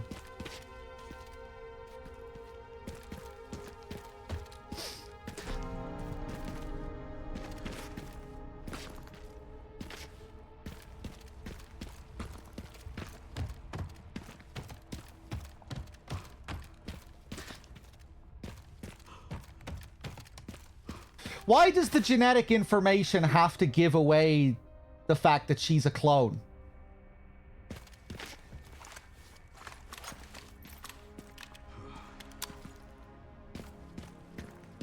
You know, it's not like they get into super hard science when it comes to all of this stuff.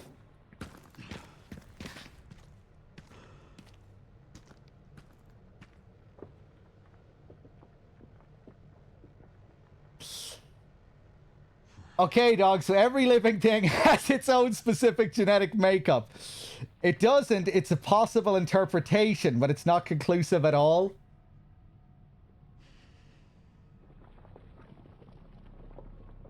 Yeah, they ran their tests. It matched the information that they had on Grace. And they discovered that it was Grace. They think it's a clone, but it's actually a real person. Can't that just be okay?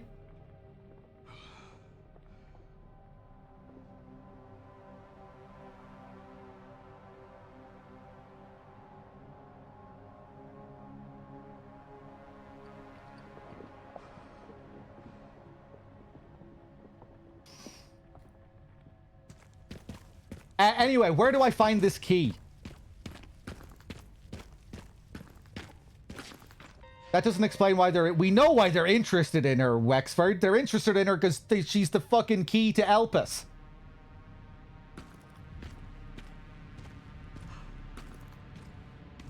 That part isn't confusing at all.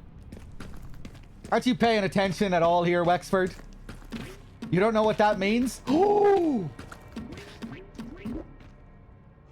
Oh, shit. Do we have to find Tofu a bunch of different times? Even though she really isn't? Well, she kind of is.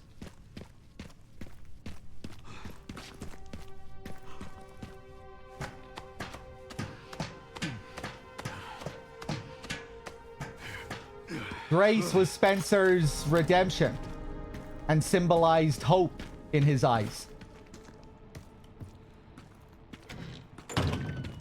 And that's what Elpis is. And the password is hope.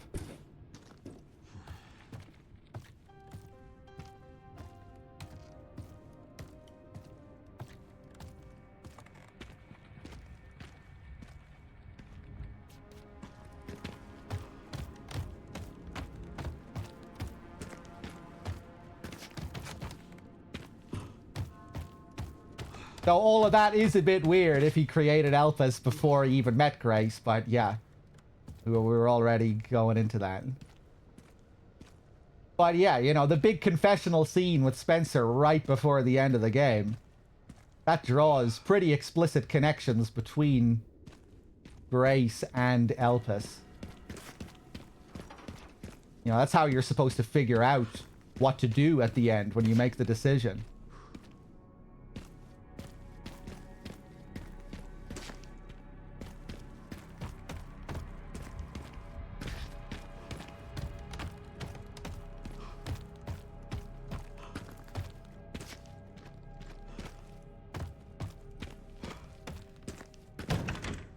Admit Nogdog's victory? No, I don't think Nogdog is right.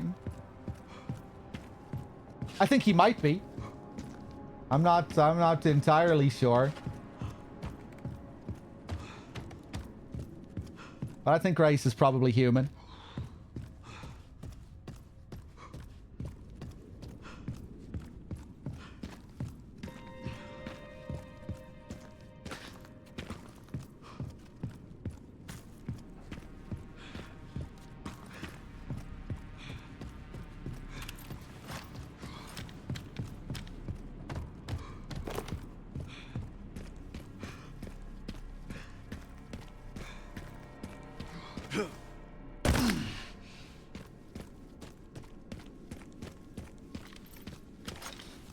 Spencer said she wasn't. Spencer said that she wasn't human.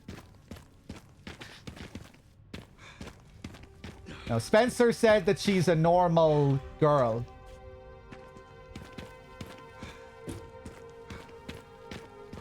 Which lands as a twist and a reveal. Which is a direct contradiction from what we were led to believe beforehand, that she was created as a clone. But Nogdog interprets that comment from Spencer as, no, that just means that she's a normal clone. Which I think just comes across as overly contrived.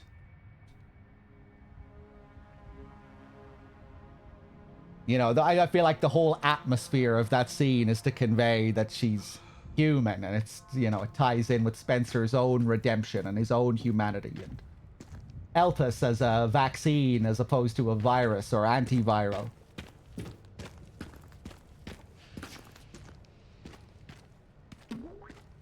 You know, it feels like everything about that scene is supposed to be human, you know? It's like...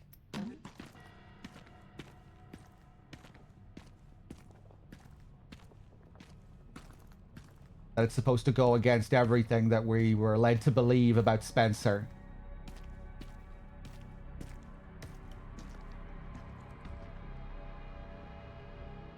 But rather than the twist being that she's not a clone, it's that she's not a successful outcome of the memory transfer. Yeah. Right, do I need to shoot this fucking guy? Do I need to shoot Tofu? I heard him wobbling around again there. Alright, this next time I'm gonna shoot him when I see him. I'm gonna shoot him quickly.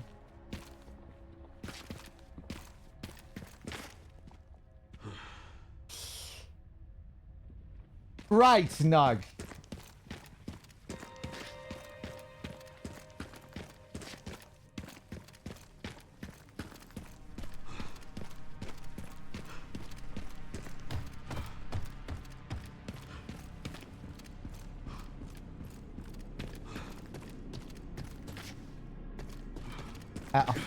Right, yeah, back up this way.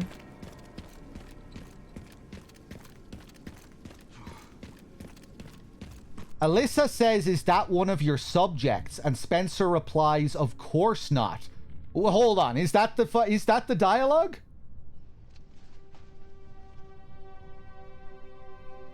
I don't think that's the dialogue. He says, He interrupts Alyssa and just says she's perfectly normal.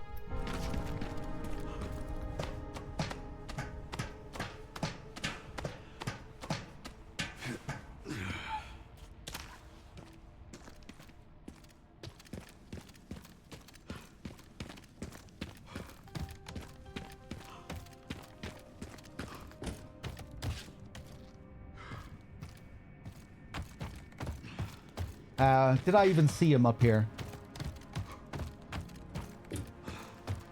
I'm trying to find the key. I'm not trying to find the key to the locker. I'm trying to find... what's his face? Tofu.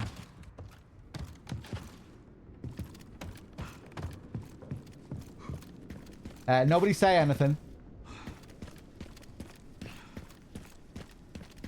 I thought maybe he'd be sticking his head out that window.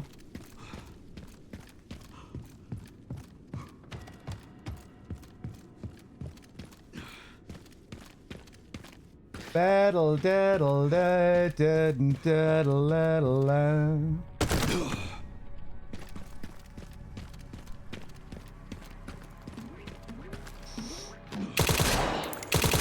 I think I got a shot in on him there.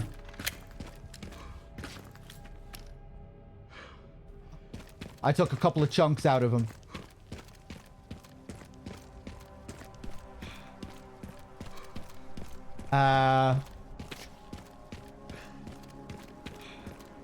Now let's go back over this way.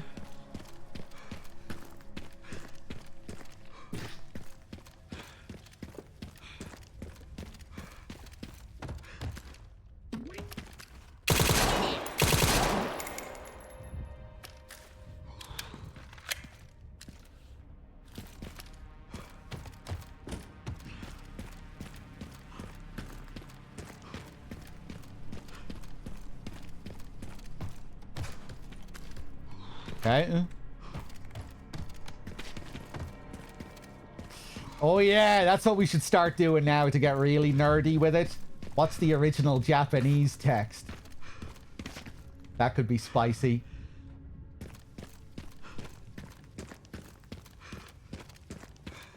I just keep going back and forth here.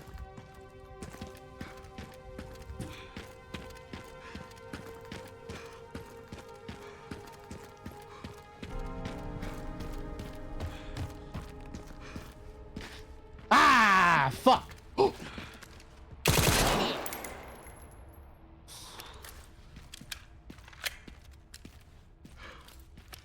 98% agree with Dogg's read. I just think the girl who needed help, as Spencer said, is one of the children produced by his evil-ass cloning program. And he changed his mind and decided to save one. Yeah, I mean, that would make sense as a read, and it would preserve my emotional interpretation as you described it.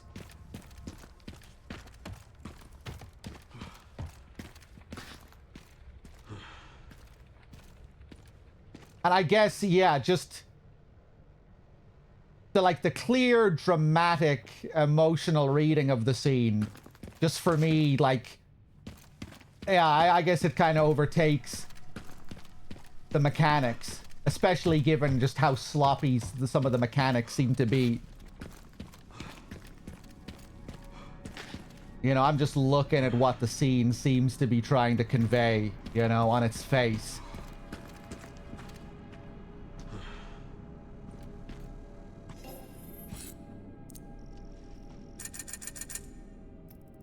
But yeah, maybe you can read it your way while still preserving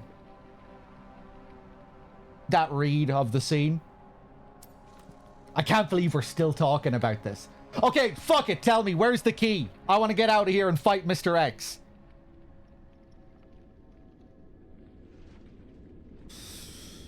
The wiki says Spencer adopted her, and because it's on the wiki, it must be true. God help us when we actually get to this scene in the game.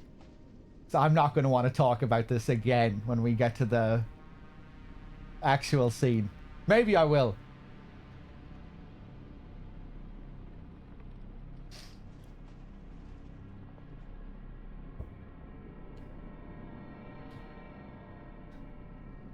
Operations room.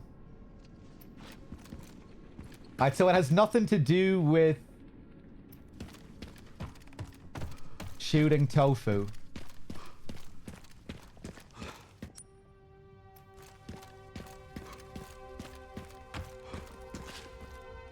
Oh.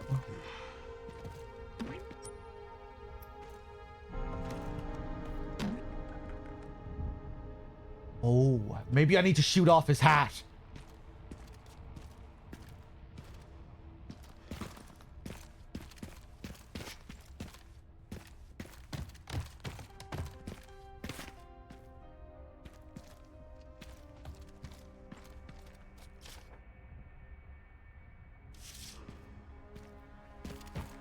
Jay, don't say now if I still need to find it here.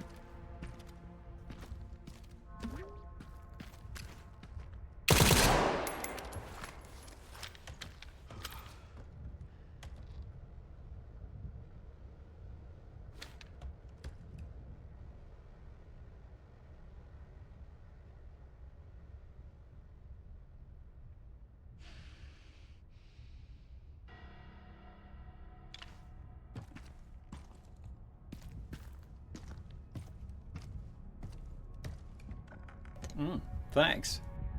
Isla, thanks for the 20 and the 20 streak.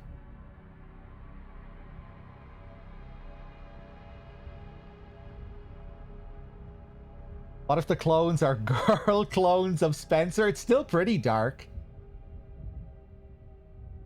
Still very dark.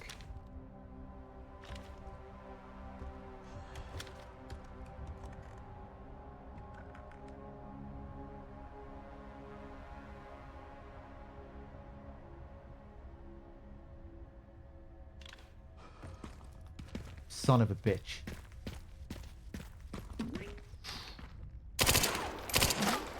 Okay, I'm pretty sure I landed a shot on the hat that time.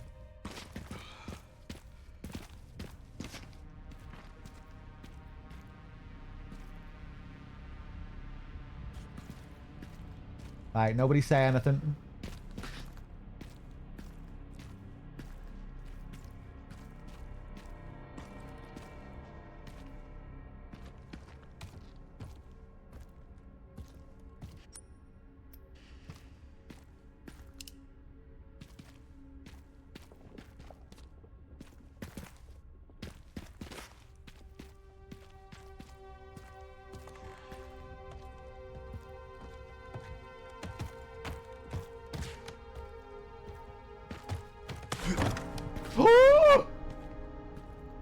Oh!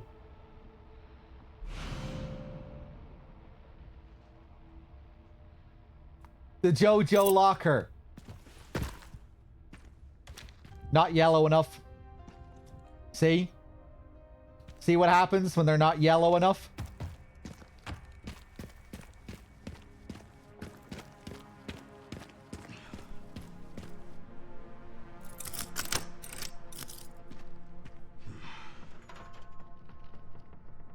Isn't it just kind of fucking lame, though, Nog Dog, if it's just a clone that he spared?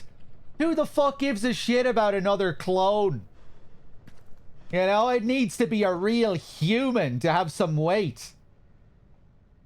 Oh, he spared one of his clones.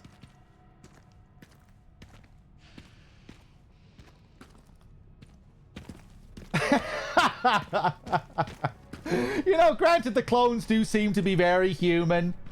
You know, they seem to really, you know, they seem to have a fair amount of consciousness and all of that.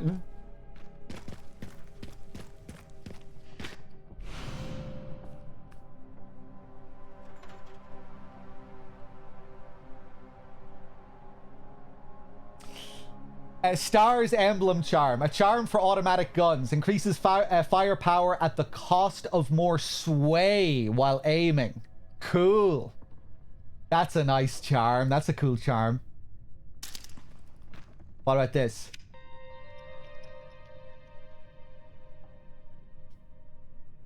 Raccoon City Zoo. Enjoy and don't say I never gave you anything. Barry.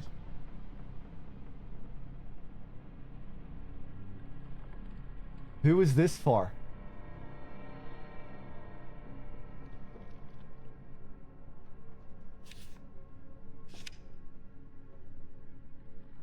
Cool.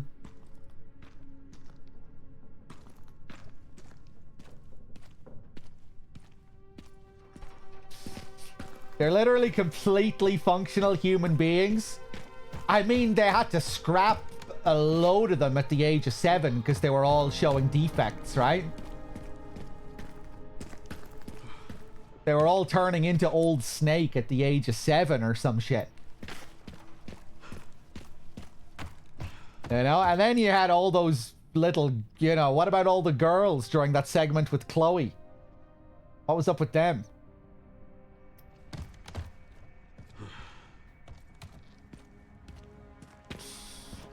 The defects are from the memory transfer. Ah, right. Yeah, okay, fair enough. You win that round.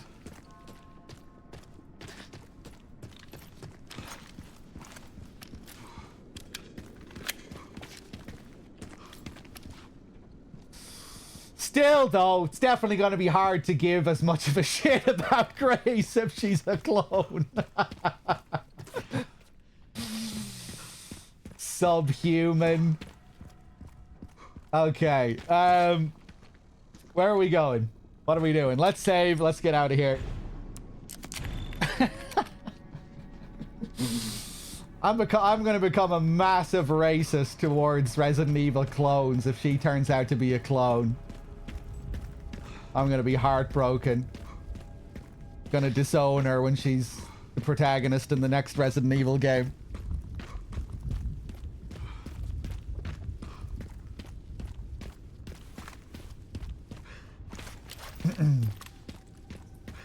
There's no way she's a clone. Look at her. She's definitely human. Just doesn't have clone vibes. Really doesn't have clone vibes. It hasn't changed.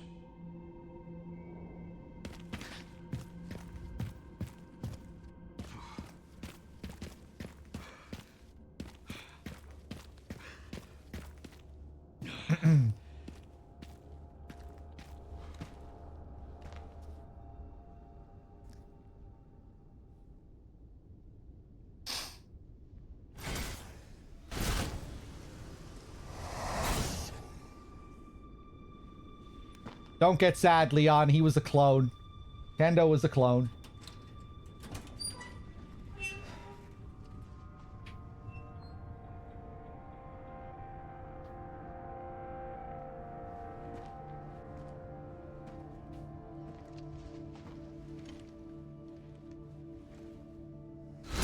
Terminate.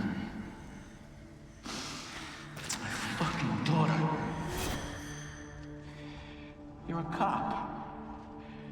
You're supposed to know something. How did this happen?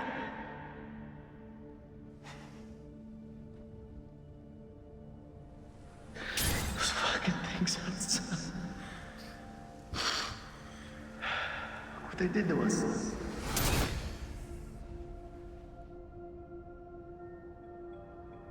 I'm so sorry.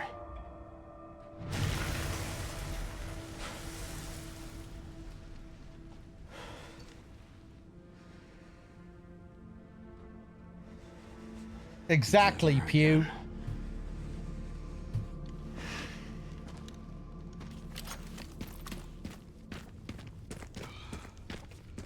All right, let's do it.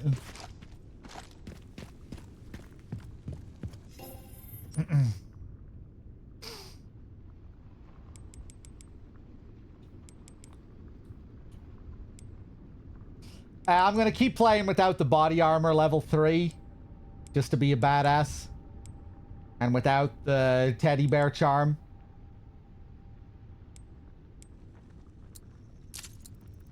Let's get everything else here. Ooh, I have a lot of crap.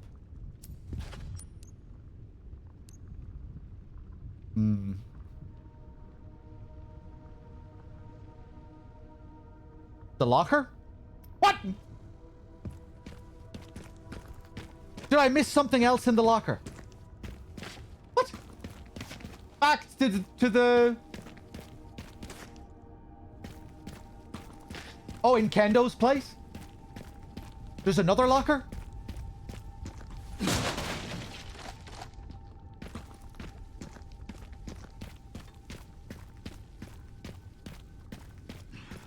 Where do you want me to go? Back to the JoJo locker or back to the JoJo locker?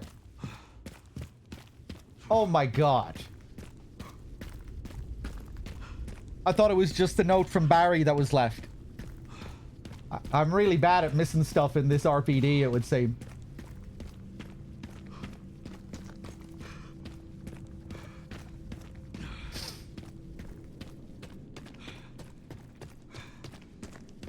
Tell him, Pew. Look at Nogdog. Look at Nogdog coming in pretending he knows everything about genetics to back up his claims. He doesn't know fucking shit about genetics. Doesn't know the first thing about genetics.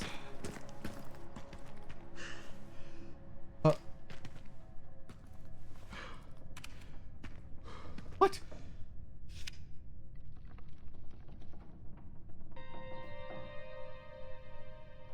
Did I miss something else?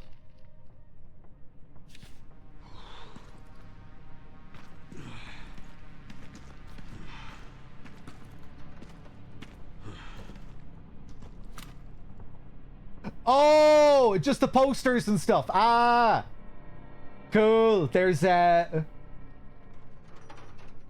RE1? RE1? Street Fighter? Cool. Street Fighter Alpha.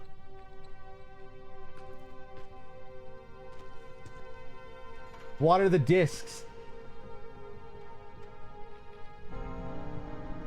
Yeah, I got distracted by the items. I saw that stuff there, and then I forgot to take a closer look at it. Yeah, RE1 disc. Cool. I wonder in the Japanese version, does it say Biohazard? I think that says Resident Evil, right?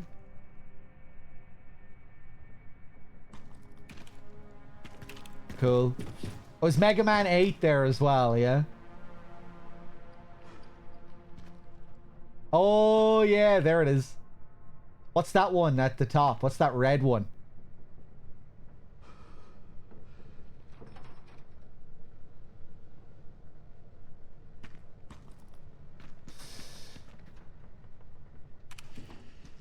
Did I also not care about the replicants in Blade Runner because they were clones? No, I'm just playing it up a bit. I'm just talking shit.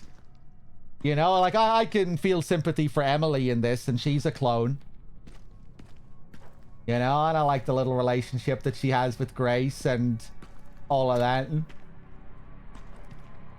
But just with Grace specifically, you know, I'm just not really getting clone vibes from her. You know, going off with Grace and having her little clone family with Grace.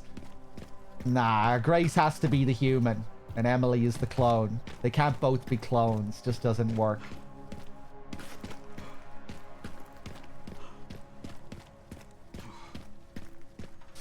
I can always tell when someone's a clone, yeah.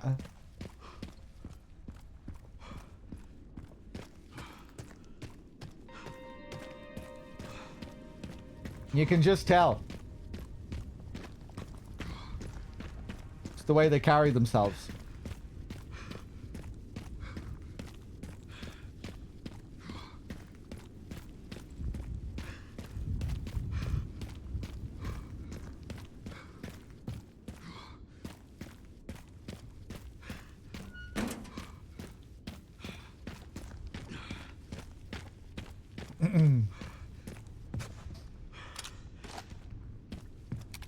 Okay.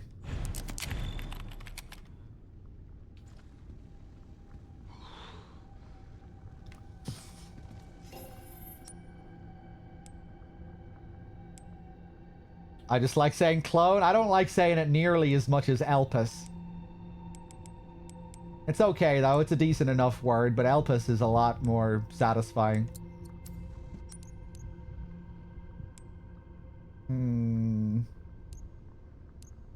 Okay, let's create a triple green.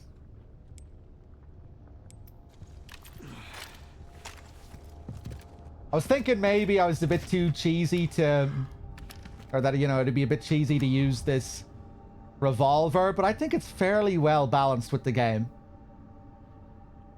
I feel like the single shot balances it out nicely. It's much easier to aim compared to a rifle. But... hold on. Just take that off for a second. Yeah, I like it. Focuses a bit faster. But you have the trade-off where... pretty slow to reload each time.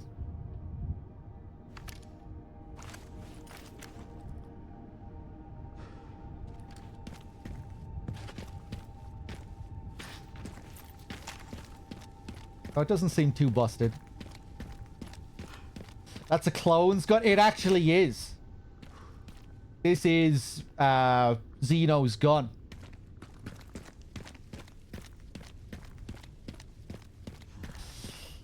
Second-Naut. Hey, Second-Naut. You just missed a 2-hour conversation about the story of this game. 2-hour conversation about Grace and if she's a clone or not.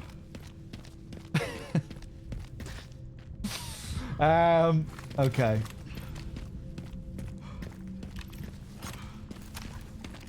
Don't think I can go in here yet, right? Did I get both of the things at the RPD? Oh, no. I found the book. If that's what you mean. The book with the picture of Rebecca, that was funny.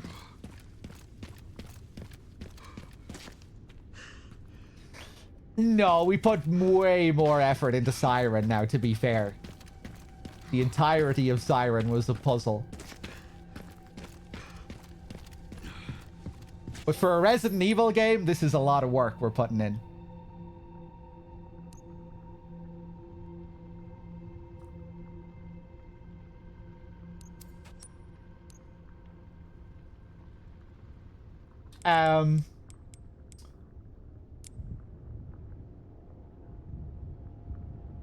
Right, what am I going to attach this to? Increases firepower at the cost of more sway while aiming. Ooh, this might be cool with the revolver. Ah, damn, I can't attach it to the revolver. I can only attach it to the SMG here, huh? And the sunglasses. Ooh. Nice. I can attach that to the revolver as well.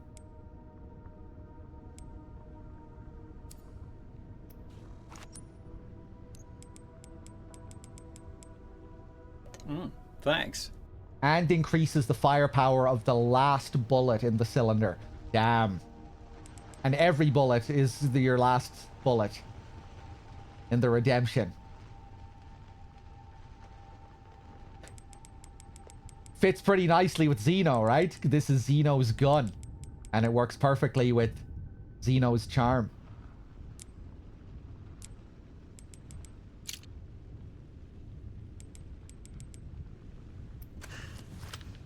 Okay, let's do it.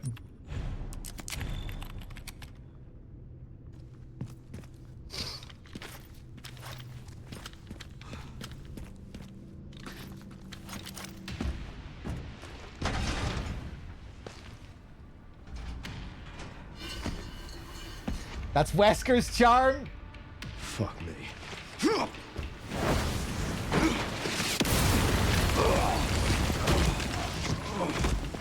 It's Wesker's clone's charm.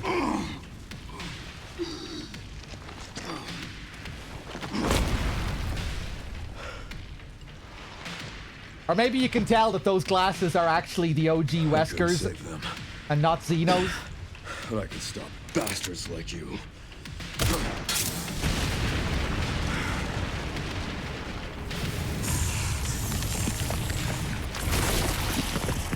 This guy is just a weapon, Leon. You don't need to have, you don't need to be taking things so personally here.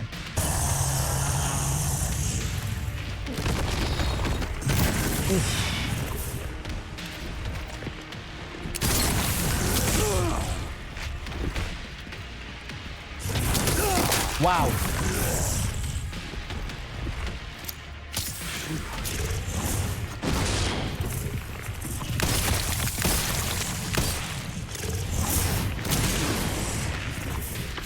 Seems like it might be best to just run straight up to him when he's doing that.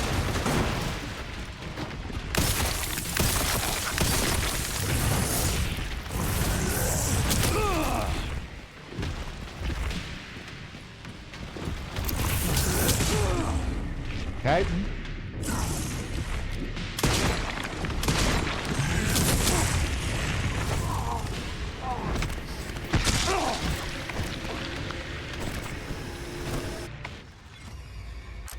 Cool.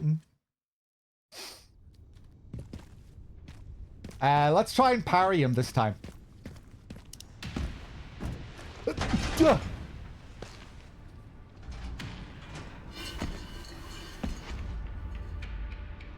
Fuck me.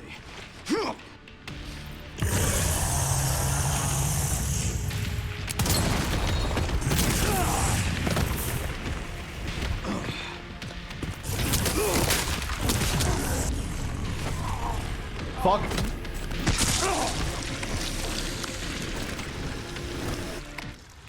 Okay. All right.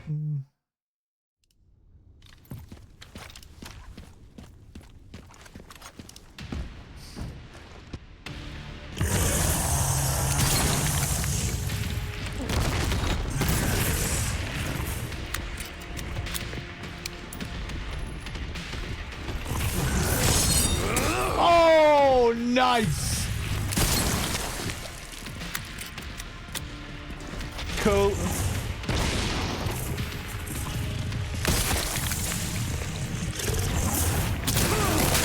Okay, that doesn't avoid that.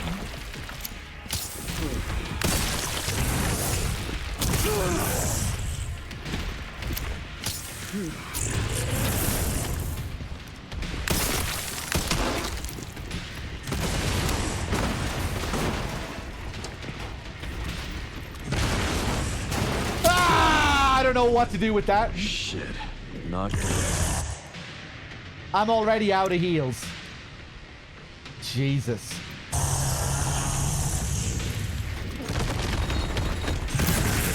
Maybe I will get the final body armor upgrade.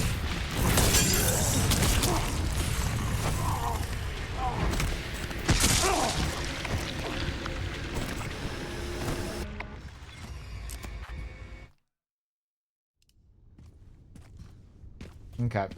We'll fight him another 10 times at least before I think about getting the body armor.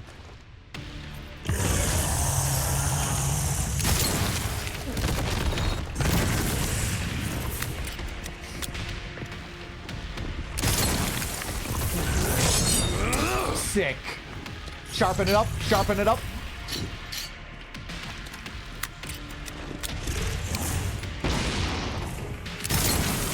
Oh, yes.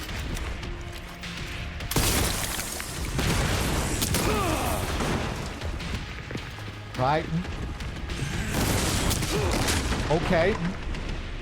Not really sure what I should be doing about that.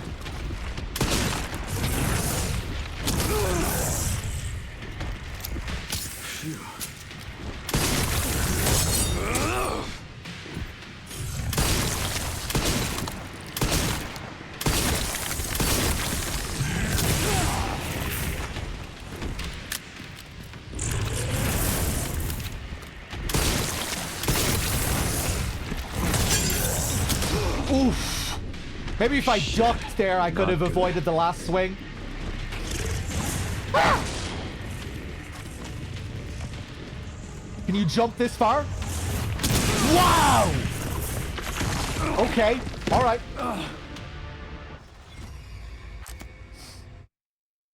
I have an idea for that one. If I stand at a distance and then maybe run towards them.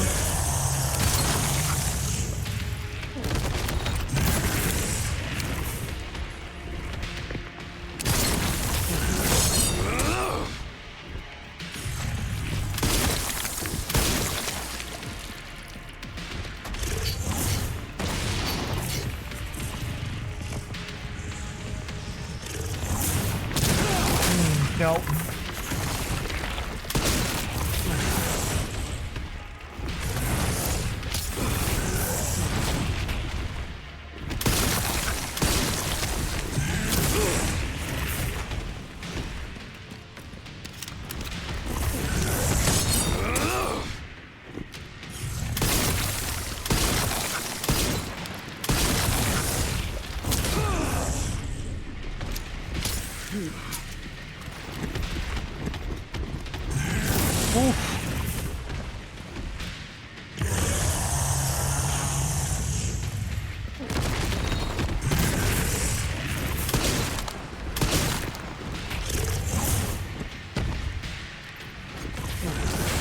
Oof.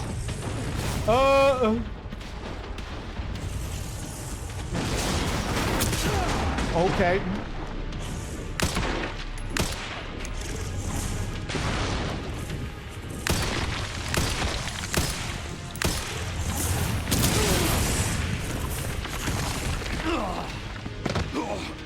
Fuck.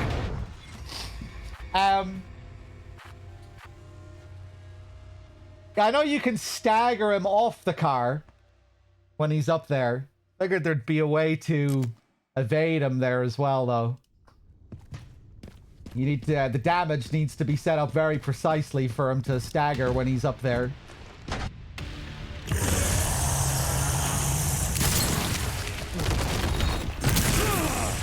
Okay.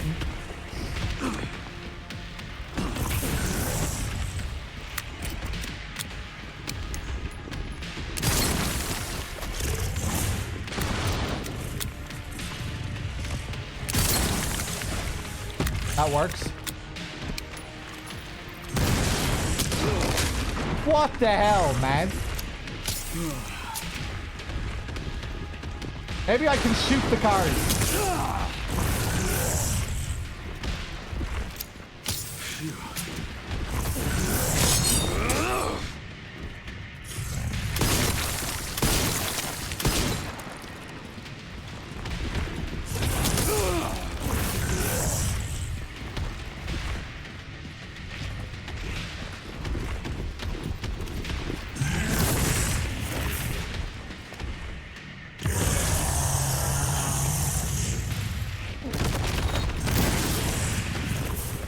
Now are you gonna jump up? Oh! Man, that is just instant.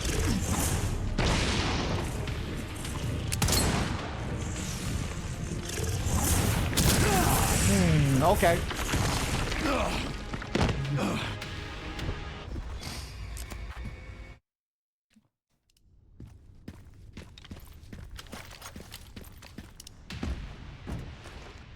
Guess I'll try just moving across horizontally or something.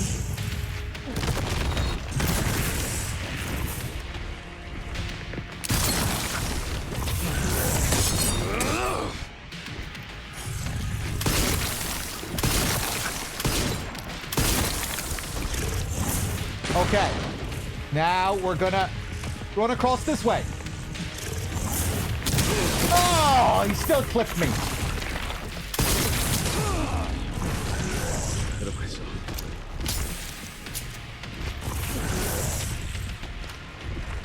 Okay.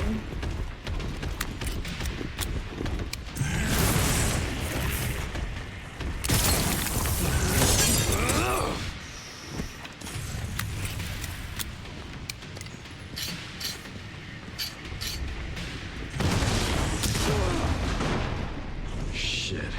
Not good. Oh boy. Oh! That was pretty cool. He can go straight through the cars. I wonder, is it possible for me to get on top of the cars? Nobody say anything.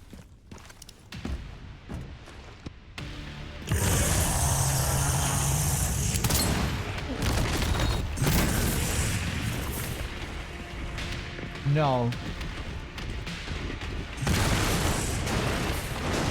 Huh.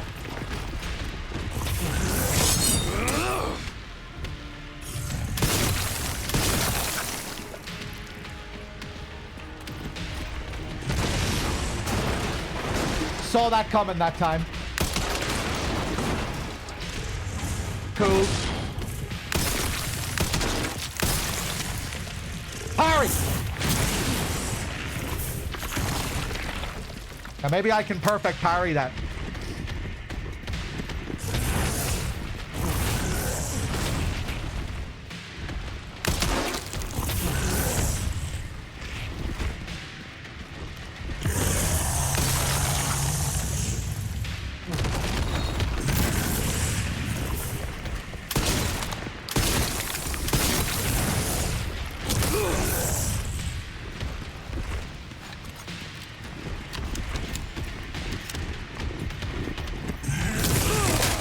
Fuck.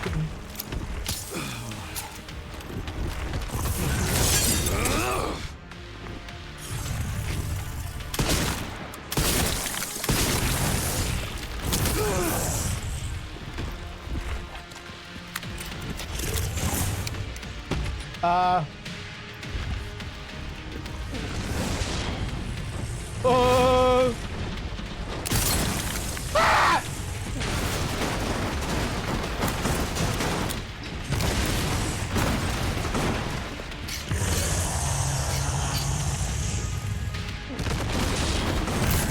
Nice. Fuck. Perfect.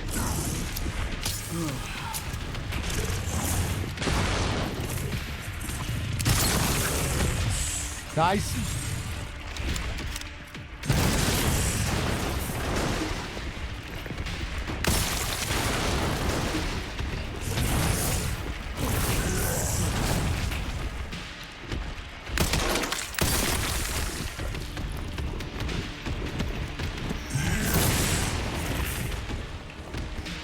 Need to remember where the cars are so I don't bump into them when I'm running away from them.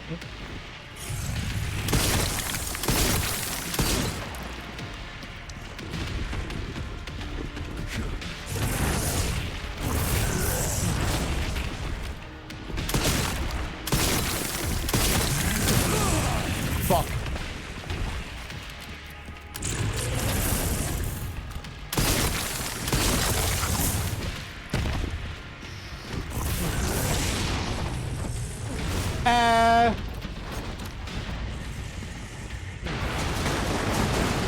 Nice. Forgot to reload.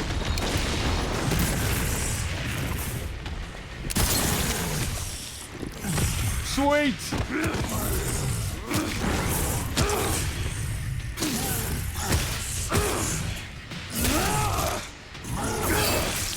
Nice. Die already, you son of a bitch. Oh, nice.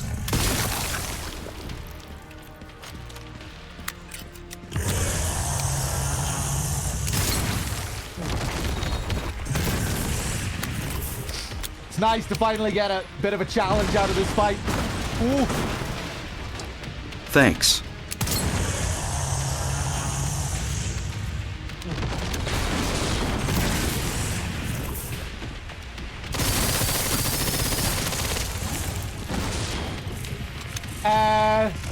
Let me try parrying it this time. Ooh. I think this was broken.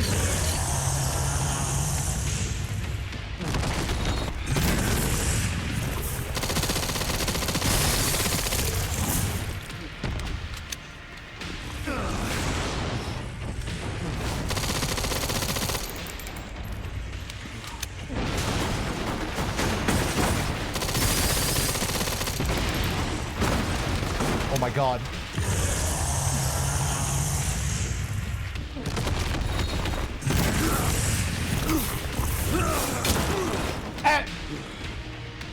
Oh, this is, yeah. This is where I get a second chance. Ah! We're good. It's like semi-scripted. In the second phase, if he grabs you, he'll throw you against the car, which you always survive. But you can't avoid it. It'll just deal damage. Oh god! Now I'm dead. Okay, okay. That was fun. Big progress. Chipmunk, thanks. Enjoy the sub, random person I don't know. Much love and chase those dreams. Thanks, Chipmunk. Am I up to date on everyone else? Elment, Isla Doodle. Cheers, guys.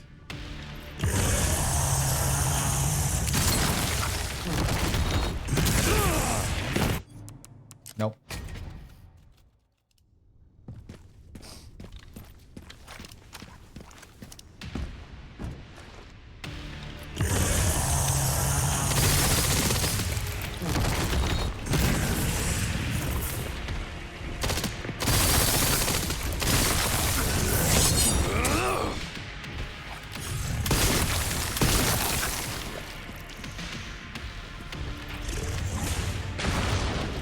I don't know what to do about this.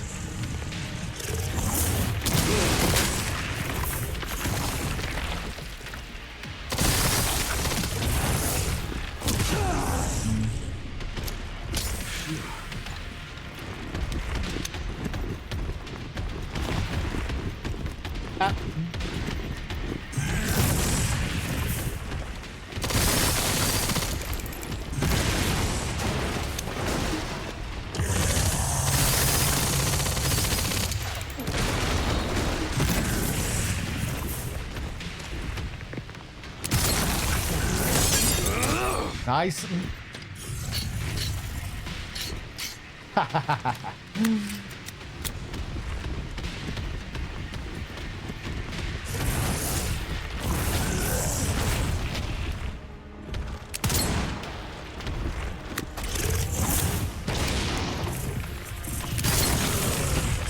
That's the only consistent way I can see.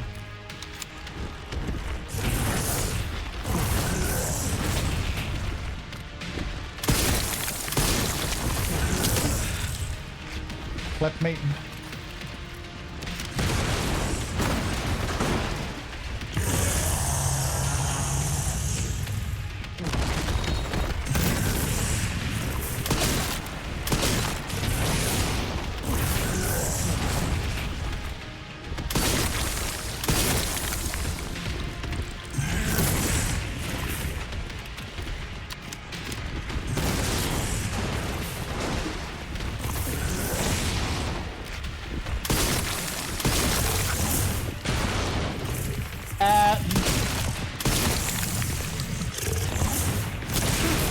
Yeah.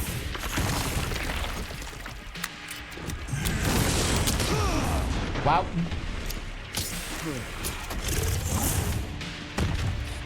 Ah. Ah. Ooh, okay.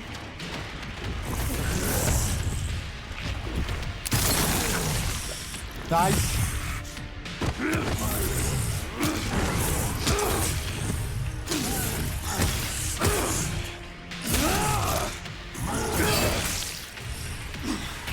Die already, you son of a bitch.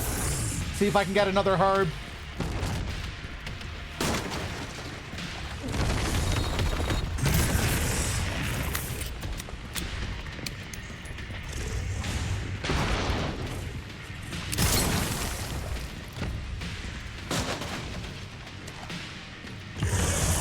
Maybe you can consistently do that every time if it's a rifle round.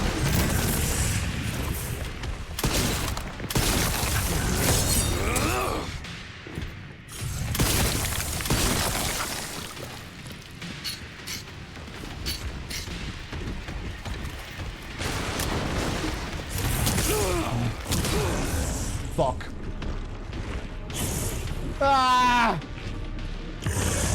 Any green herbs? You got any green herbs? I think I'm dead. I don't think I have the speed. Yeah. Oh, yeah.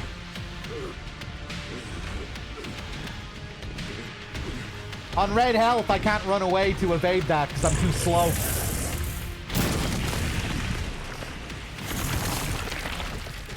Not yet. Fuck. Oh, he missed! And that's gonna kill me, I bet. It didn't. Ah!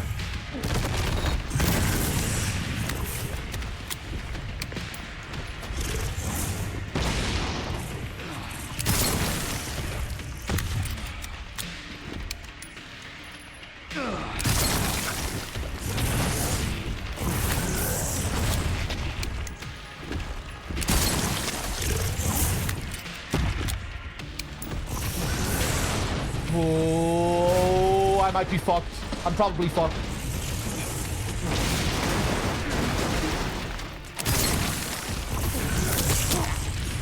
Fuck.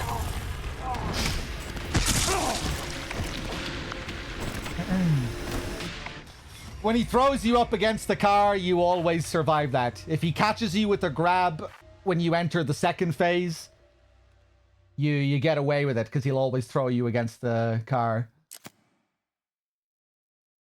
Not that it's really a second phase, but I think after you get your special finisher attack on him, after that point, you'll still live if he grabs you. You'll get that special grab. Okay, fuck. Getting better, though.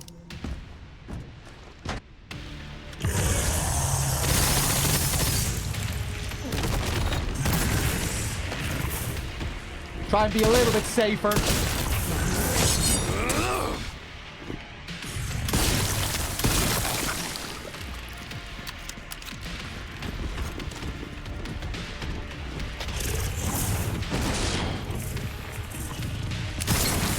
Nice. Keep the axe sharpened.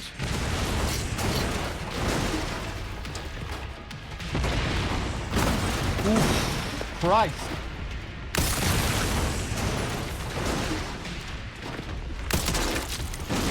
Oh! Oh!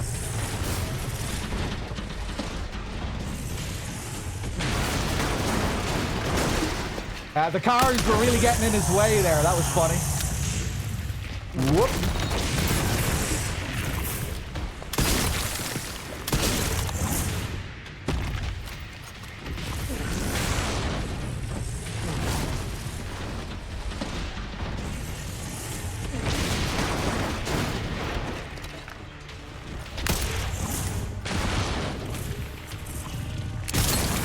Nice.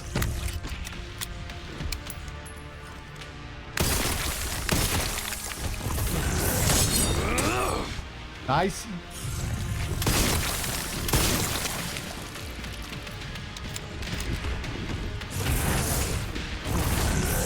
Third one.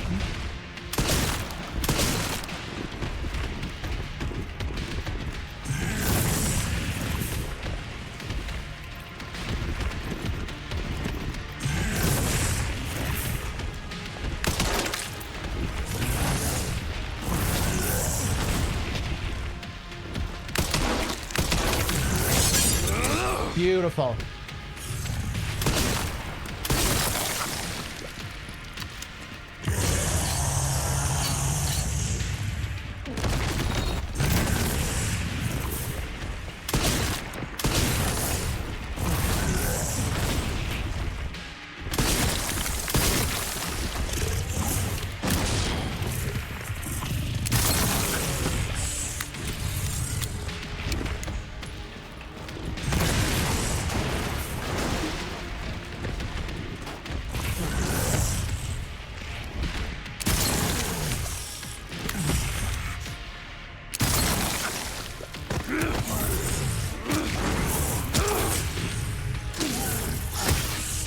We have him this time.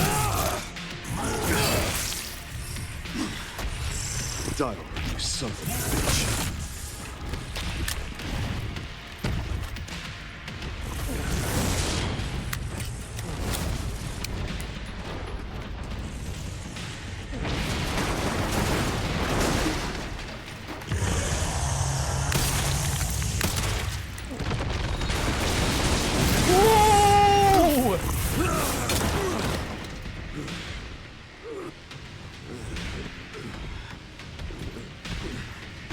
I feel like the game might have fucked me over a little bit there.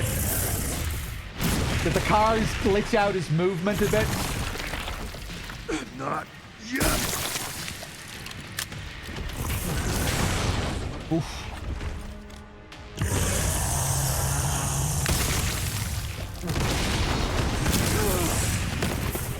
Still need to be precise. Oh my god.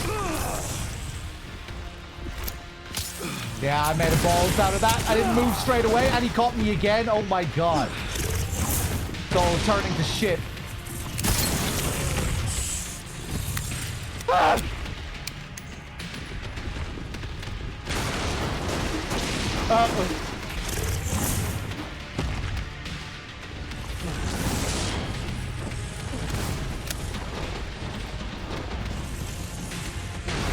Oh no.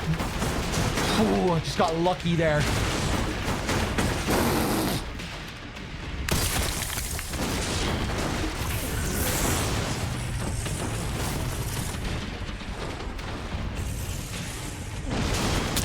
Oh no! Am I dead?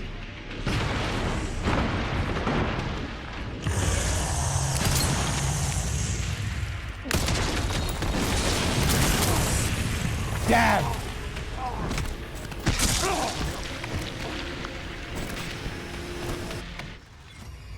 Well, that was a good attempt. It all just kind of went to shit. Out of nothing. Okay.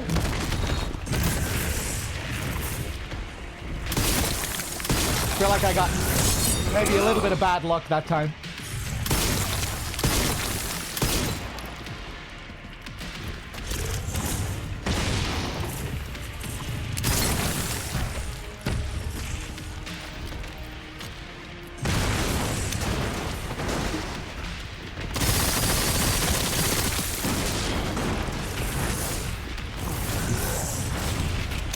I was sloppy.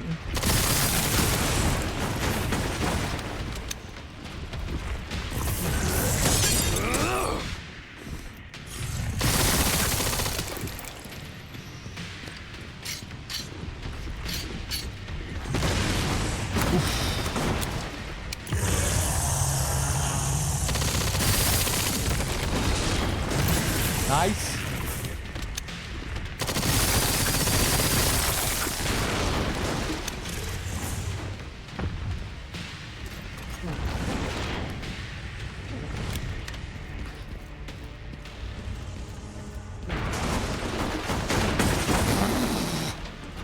I don't know what's going on with those physics. I don't know where that car is gonna go.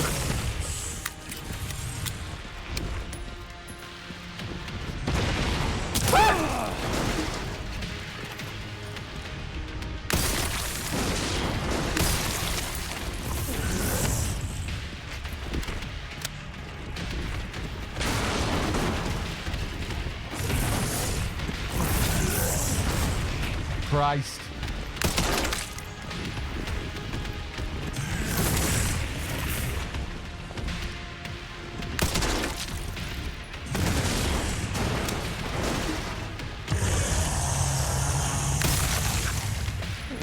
There we go. Nice.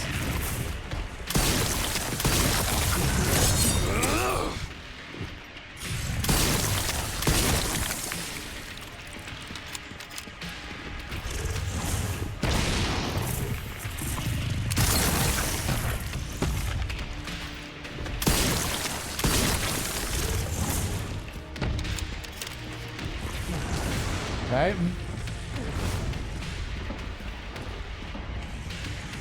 Whoa! Maybe I can parry the car.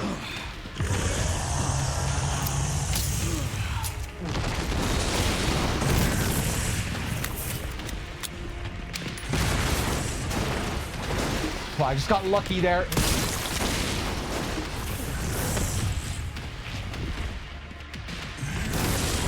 Oof. I like how the cars kind of keep changing the layout of the arena. Oof.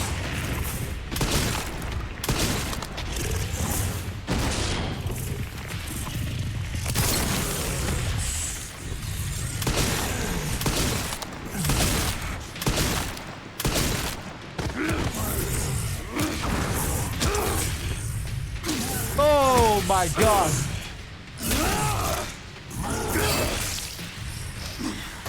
Die already, you son of a bitch. Ah, I got greedy.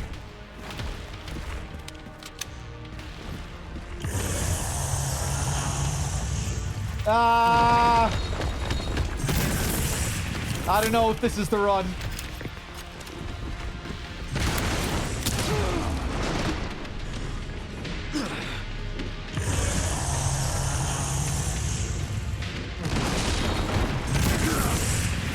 It's really hard to evade it when you're on low health.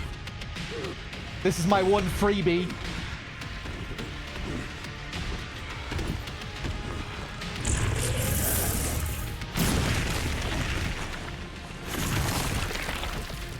Not yet.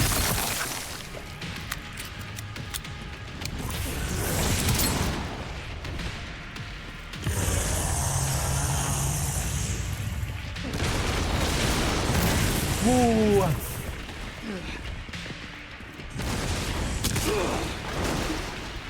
Oh my god. I think that was the skull charm to save me. Do I have the skull charm? No, Grace has that. How did I survive that?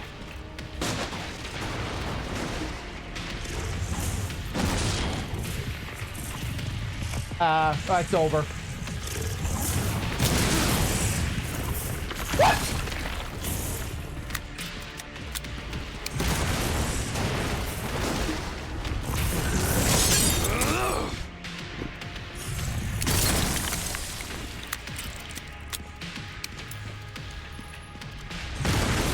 Dead.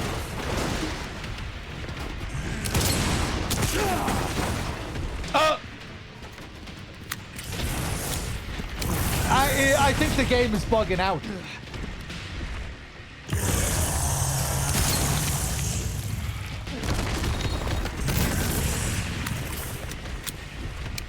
I think it must be bugged.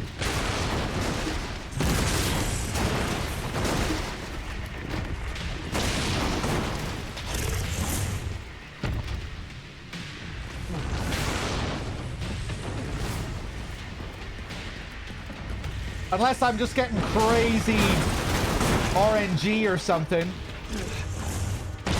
So I think there is like a final blow RNG mechanic where there's a random chance that you'll survive a final blow. The skull charm increases the odds of that. You know that skull charm you can get for Grace that increases the chances that you'll survive a killing blow, even if you're at like 1 HP.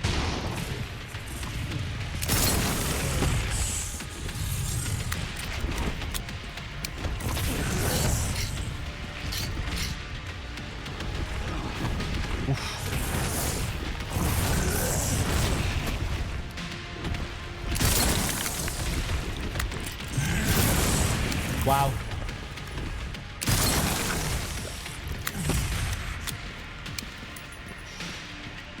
Adaptive difficulty is at max all the time on Insanity.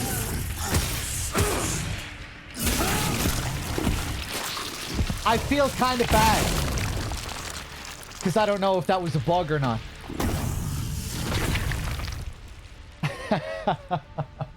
Fuck it, I'll take it. I'll stop you as many times as I have to. I still had to work for it. Any RE9 experts in the chat know what the deal is? I think there is... There definitely is a mechanic like that. I'm just not sure if you only get it with the charm or if it's a thing even when you're not using the charm.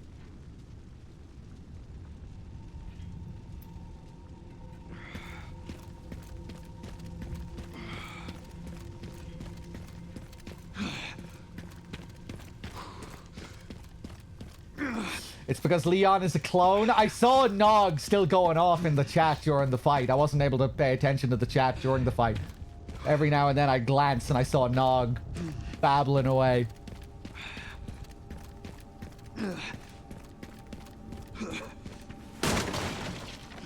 I was suggesting you oh yeah, now you can spoil stuff regarding that fight if anyone knows.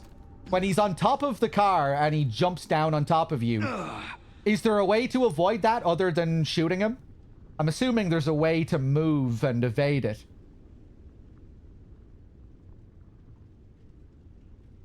Bojo, thanks for gifting a sub to Second Knot. Maybe it's like RE2 Remake where enemy damage gets reduced the more you die. That's adaptive difficulty, and that's a thing that's in many of the games, most of the games in the series.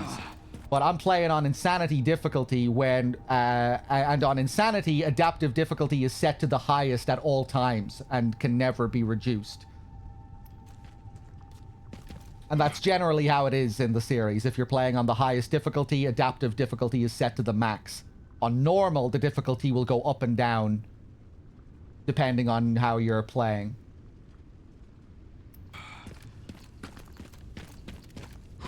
Depending on how often you're getting hit and how often you're dying. Maybe I'm wrong about adaptive difficulty in RE9, but someone was telling me the other day that on Insanity it's set to max at all times. Yeah, I think that's usually how it is.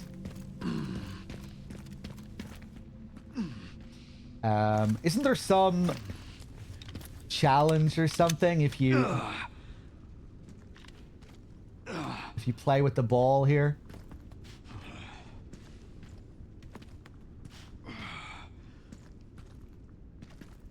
Yeah, I think maybe I just got crazy luck with the one last chance mechanic.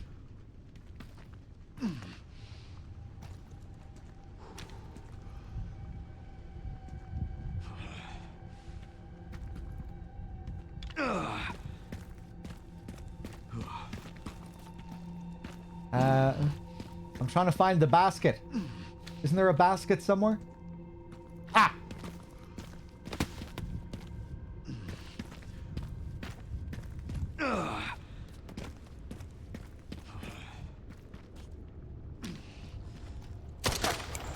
Oh, disappointing. Can I only kick it?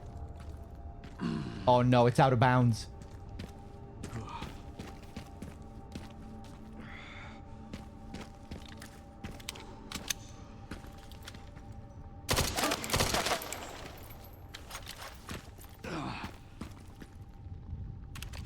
Fuck. Hold on, let's go back, save, then maybe it'll reset.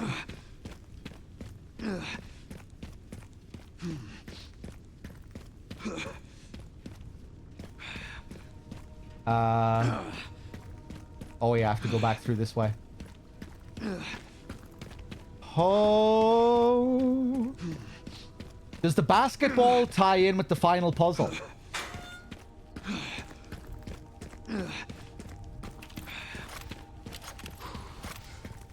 It does. Oh. Do I get challenge points for doing it as well?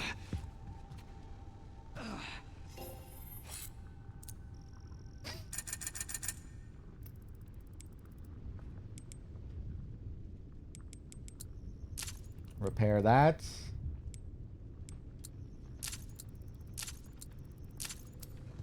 Christ.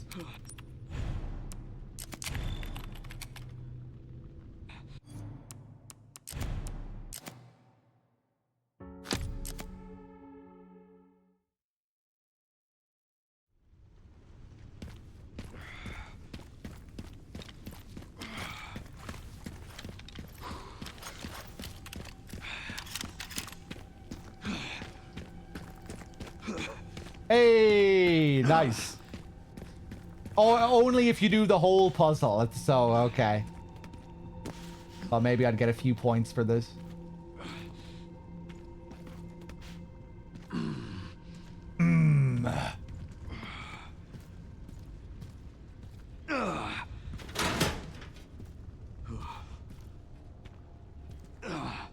There's no time for playing around. Nice.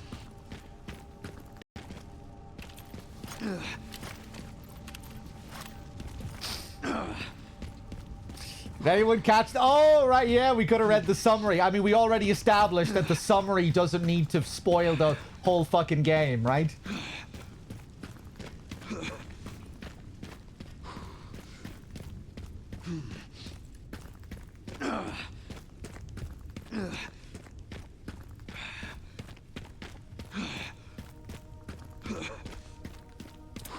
That the summary preserves twists. I'm at the orphanage, Sherry. There's not much left of it. Heading underground to look for Grace. Understood.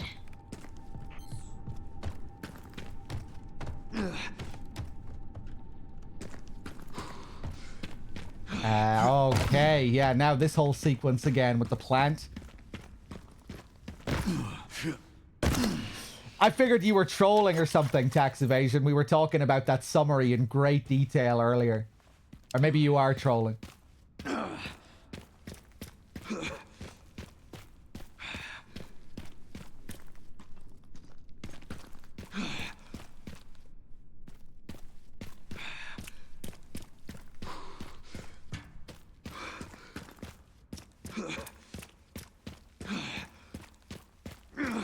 Jesus Christ, Leon.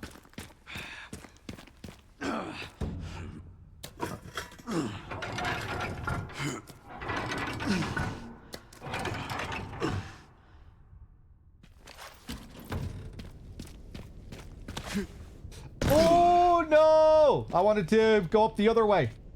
But there was probably a herb up the other way. You heard the conversation. That's why you were interested in what it said. Oh, okay. You wanted to see if Threedogg was telling the truth. Yeah, he might have been lying. Typical Threedogg. Didn't believe him.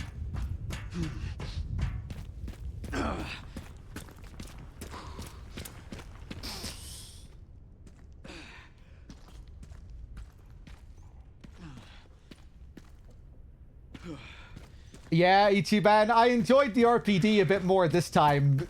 I missed the whole stars office on my first playthrough. I quite liked the little Rebecca Easter egg. That was funny. But yeah, on my first playthrough, I was a little bit mixed on the Mr. X reveal, bringing him back.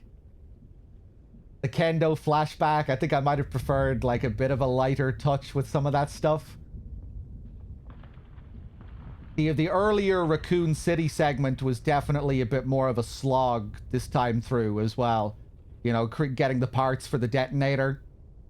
There's some fun gauntlets and arenas there, but it can also just be a little bit of a drag at times. The downtime and the optional area in the subway section is a bit boring. You know, just a couple of enemies dotted around.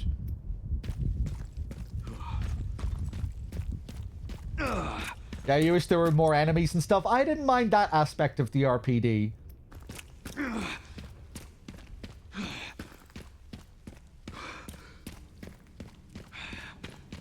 Okay, let's get some herbs for Leon.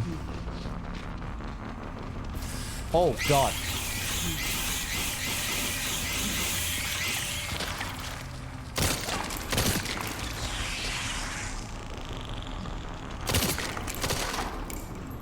Christ.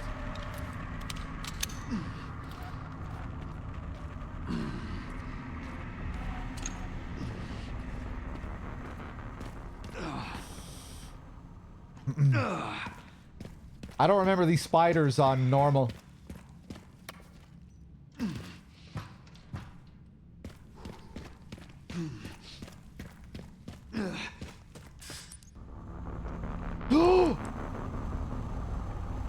I have a mixed herb.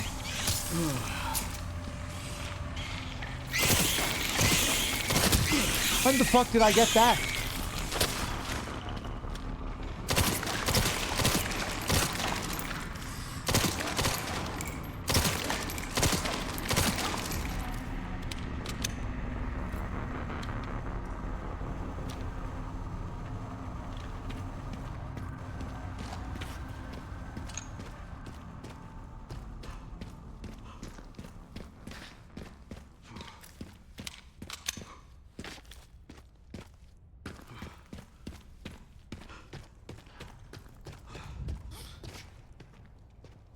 when they present these kinds of summaries, I wonder who's talking, who's taking the voice of the narrator. Is it Zeno, Grace, Leon? Okay, now you're talking some serious bullshit.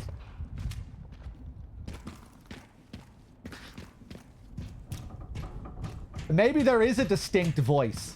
And maybe they put a load of effort into those summaries. Maybe you can detect a distinct voice.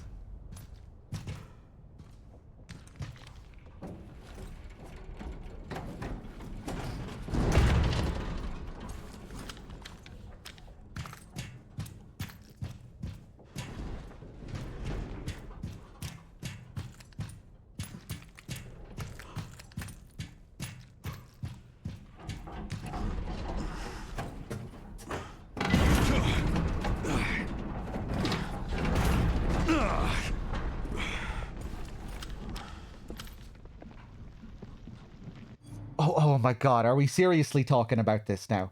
That was kind of my point. If the summary was explicitly something said by a character, it makes sense to lie. But it's weird for the author himself to directly lie to you, the player. What? No, it's not. It's supposed to be a fucking recap to keep you up to date with where you are in the story at that point.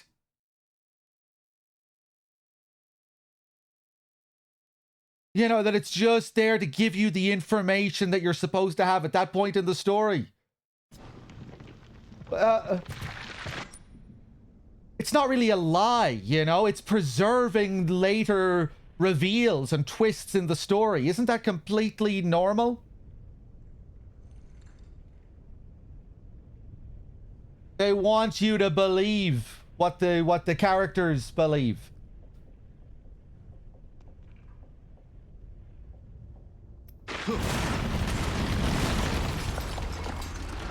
So the twists later on will land.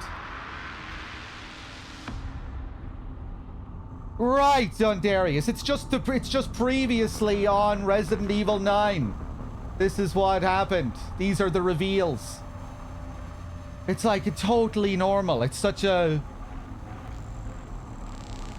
Yeah, you see it in loads of games.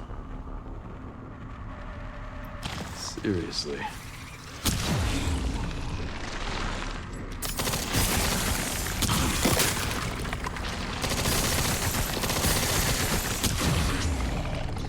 Perfect. I'm not focusing at all here.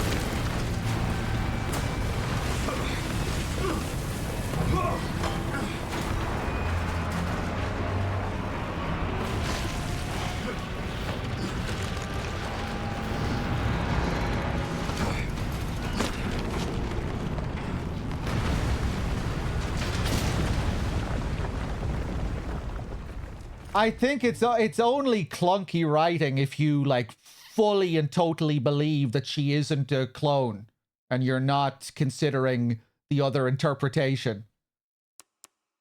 That the later reveal is revealing that she isn't, you know? I guess this is my stop.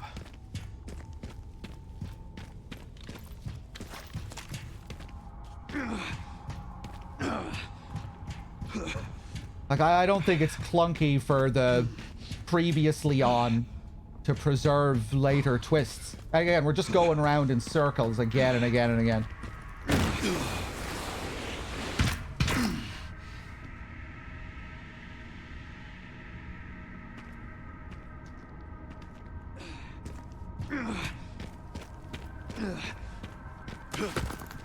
I don't know, I think it's just a really normal chapter recap thing to do, you know?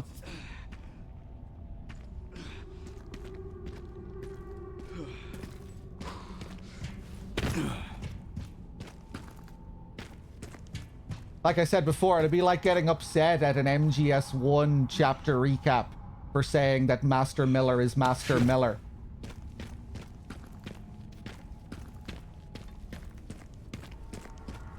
Or something, I don't know. That's not, that isn't the best example, but yeah, it's like, I don't know.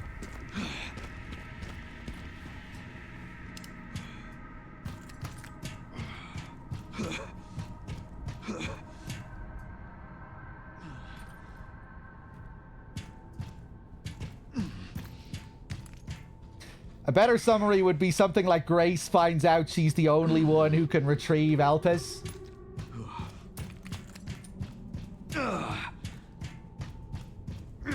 Whatever, man. The scene is... The big part of the scene is her having this revelation that she's a created being. That she was created. And being told that she was created.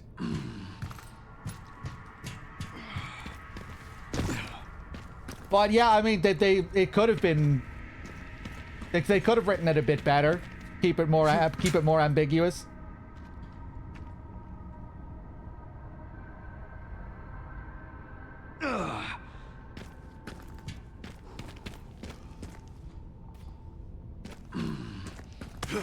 Where am I going here?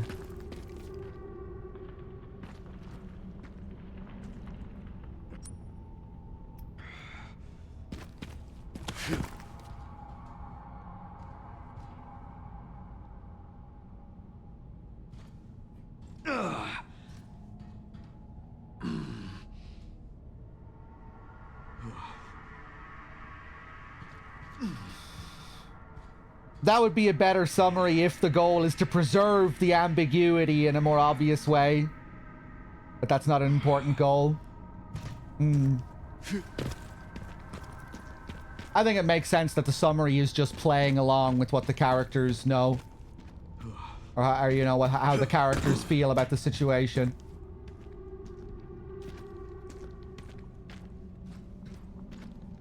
Right, I don't know where I'm going. Down this way, I think.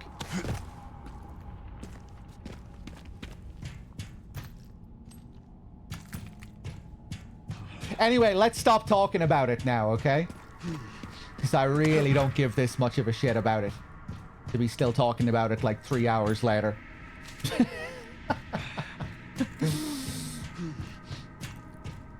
Okay.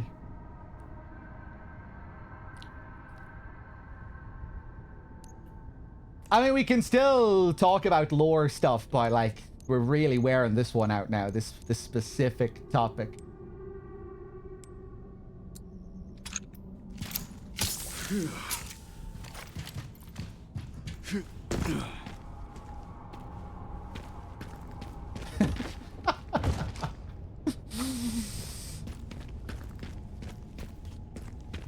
BSAA left something behind.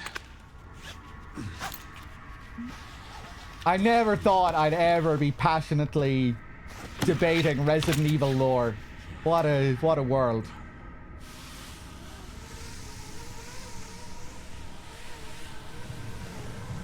It just keeps going.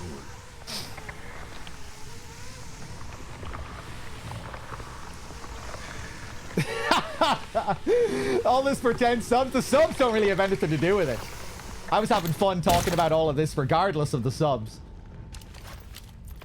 Finally reached the bottom. This is one very deep hole. The perfect place to hide something. The bet just makes it a little bit spicier. Just makes it a bit more fun.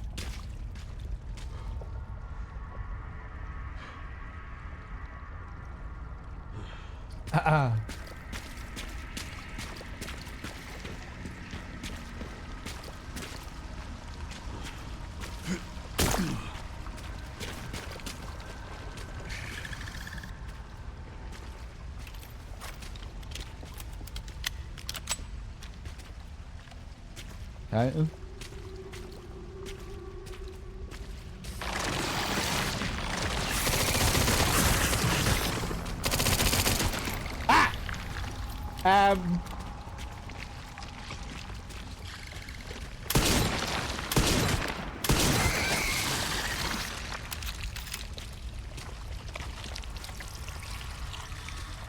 I probably will revisit it at some point, Ichiban. I've no idea when. I'm in no rush to revisit it. Oh, hey, Ichiban, were you here for the last fight, for the last Mr. X fight? I was on like 1 HP and I survived 2 or 3 hits in a row while on 1 HP. Even when you're not using that skull charm that Grace has, is there like a one last chance mechanic in the game where you can randomly survive death blows sometimes? I can't remember if it was 3 hits in a row that I survived or 2, but I was wondering if the game was bugged. But I think it was probably just crazy luck.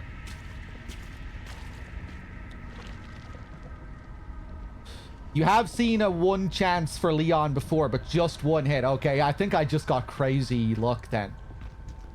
And I don't think it was adaptive difficulty kicking in either, right? Because on Insanity, I think it's set to max difficulty at all times, right?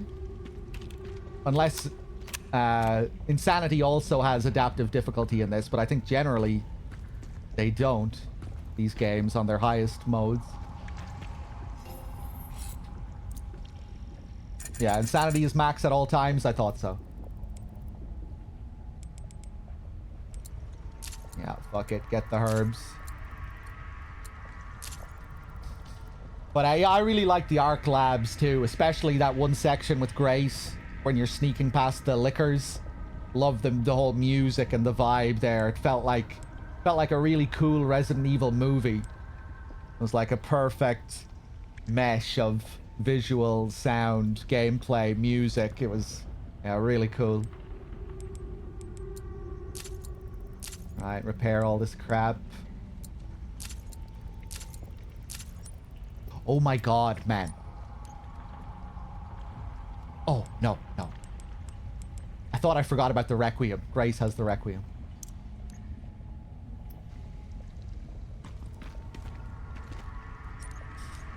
Look at all of this gunpowder as well. I could have created a load of grenades and crap. Let's create a stacked hand grenade, more shells, get rid of all of the stuff that we have.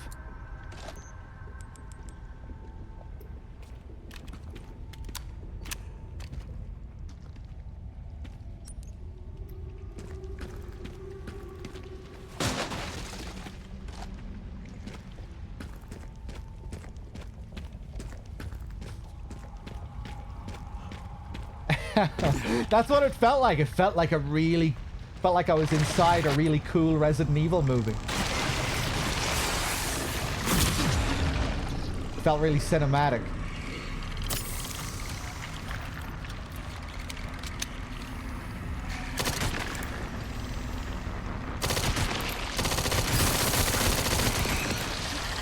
Nice.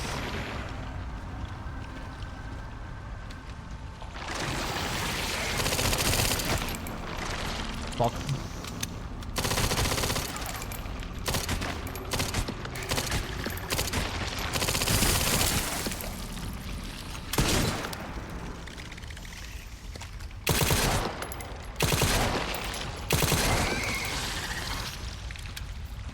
Okay. That wasn't optimal. Am I allowed any advice with these guys? It's something cool? Yeah, go ahead. You can probably parry them.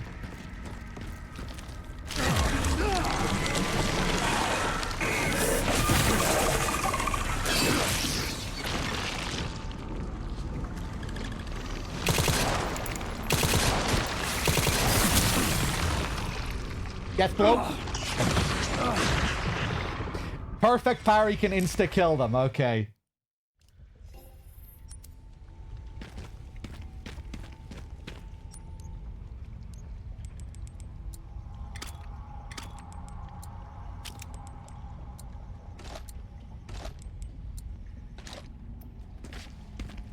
Maybe I'll play around with it here.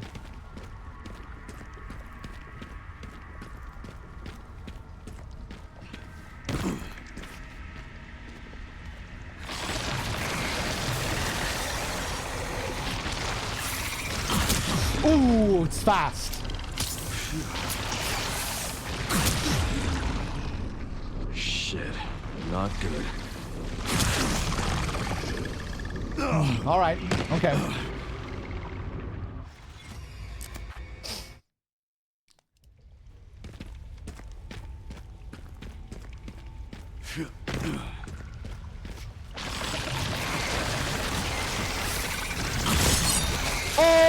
Oh, there it is.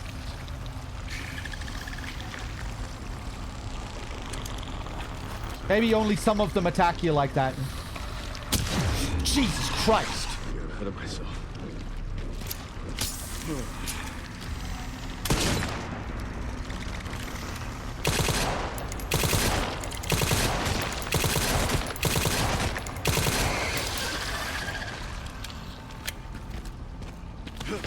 I thought I had the tell for it, and then I wasn't so sure.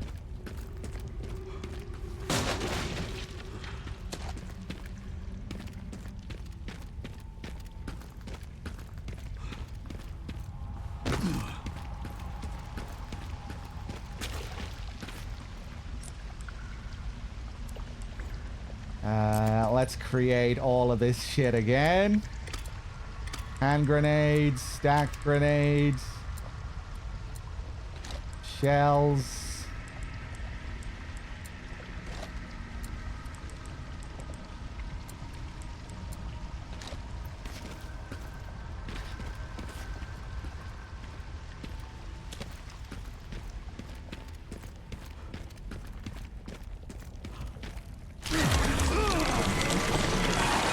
Forgot about that.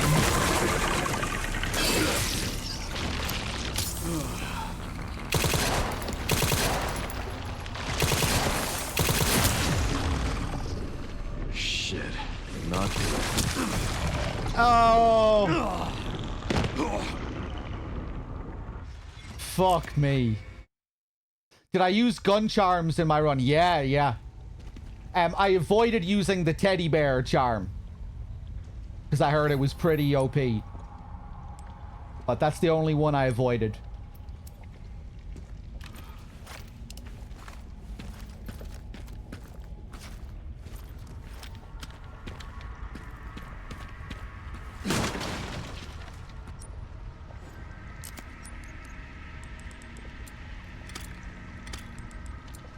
Right.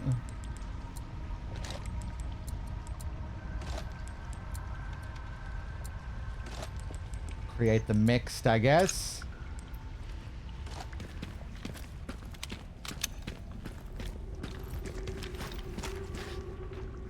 Yeah, apparently with the teddy bear charm, you can kill Chunk before the fight even begins.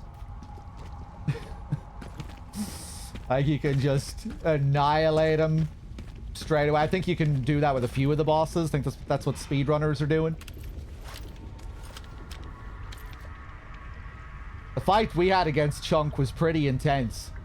He's so fast, you know, if you get into a proper fight with him, my god. You really need to be careful with your lines.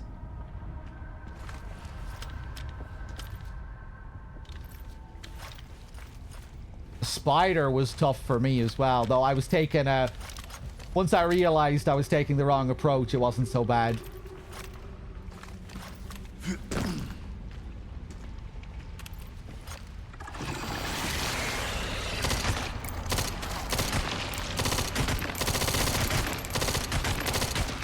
Gonna play it safe.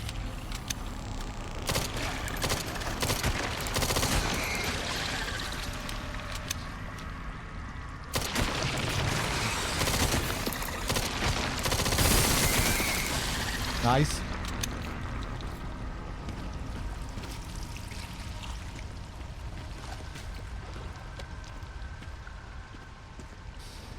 Mr. X is easier too. I'm looking forward to fighting Victor again. I was pretty disappointed by Victor on my first run. You know, I was able to beat him so easily on my first try. And when I was watching Dave play, I saw that there's like another easy strategy that you can use against Victor. You can shoot his arm and get him to drop the rocket launcher, and then just one-shot him with the rocket launcher. I wonder if that's even possible on Insanity. At least I think that's what he did. Like, it was one of the first things he did in the fight was just shoot his arm and then just blew him up straight away with the rocket launcher. That's pretty cool as just like an alternate strat. Like an easy mode strat that you have to figure out.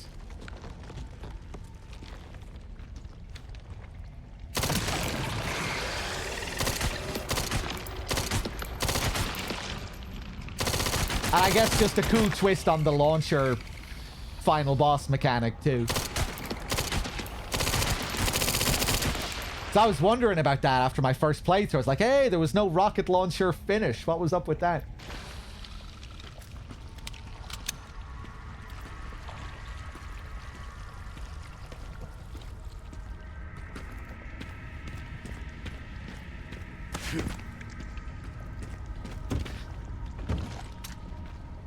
Another med injector. Nice.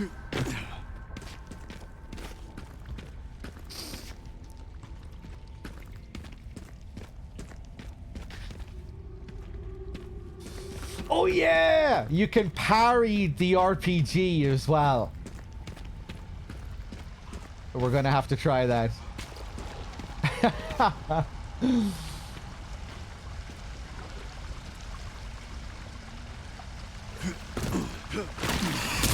Oh, son of a bitch.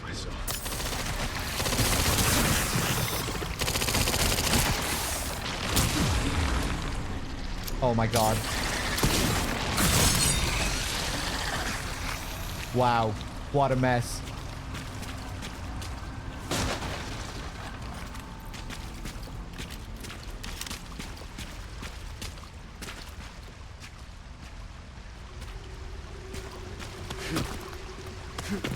I think I missed one of the briefcases back here. Yeah.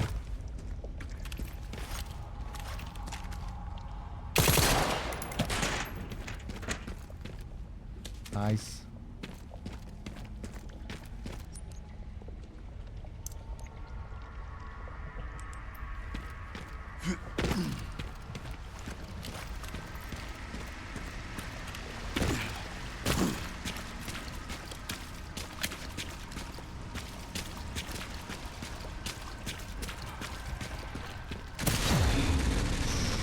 Shit. Not good. Barely any help. Oh, man. That's new. Ichiban, do you know any cool strats when it comes to these guys?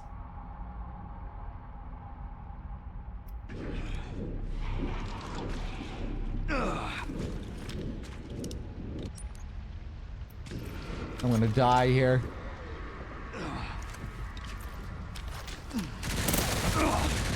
Yep.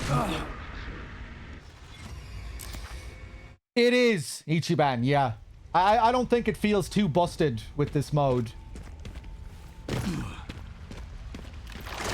Although, I have been using it pretty sparingly as well. I was using it a lot during Mr. X. That's the only time I've really used it a lot.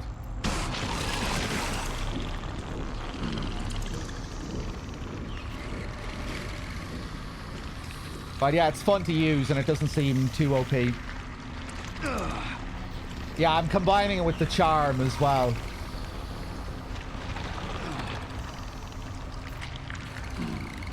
Hold on, one sec. Oh, man. Just stunned with the shotgun. Yeah, I was thinking, like, maybe you can duck under their horizontal sweep or something, but I don't think you can. You know, when they shoot horizontally. Seems like they have two attacks, two main attacks. One where they shoot up vertically and one where they spin around horizontally. And when you get close, I think they try to whip you sometimes. You can probably parry that. Can you parry the bullets? I don't know. Oh my god, we're gonna have to do this whole part again. Christ. Jesus.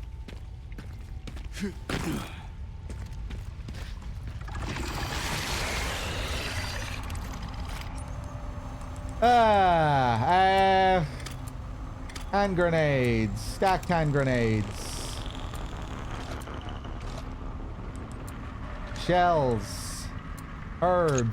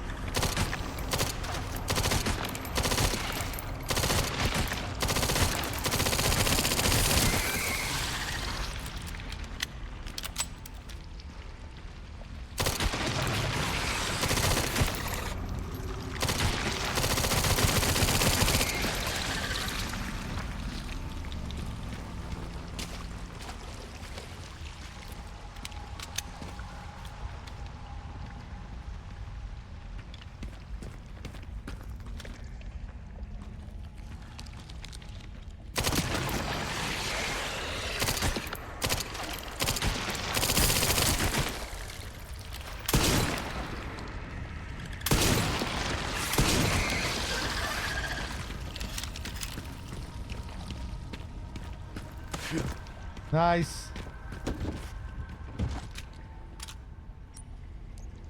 But yeah, Ichiban, I'm using the pistol with...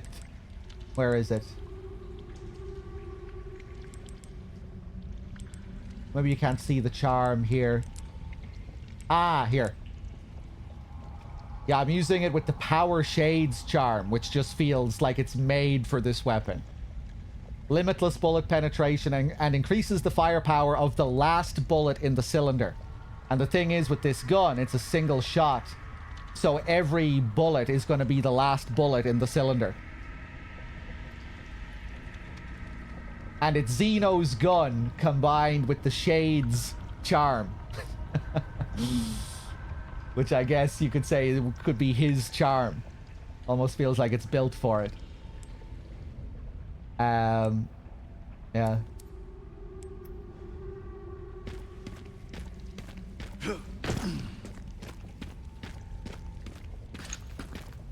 Another mixed herb.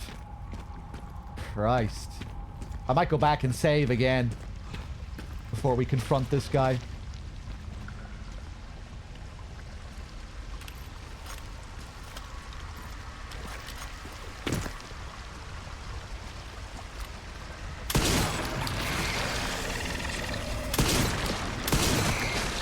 Ooh, nice.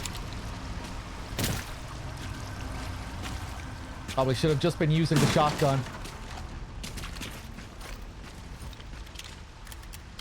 What ammo does the pistol take? Rifle rounds.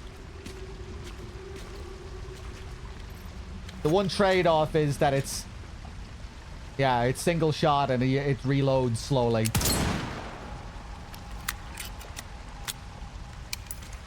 That's how long it takes. It has a fairly long recovery animation as well, so you can't reload straight away either. It's like... No, I'm mashing square the whole time there to reload.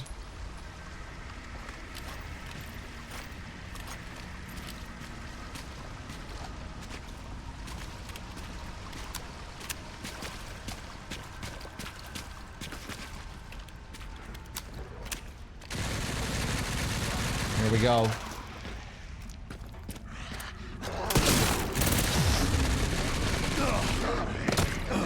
I just thought I'd run up after the first shot. Oh my god, man. I thought I'd be able to stun him from that range. Oh my god, man.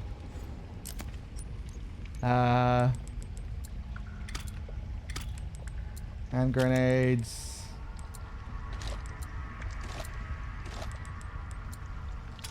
Okay, let's do it again.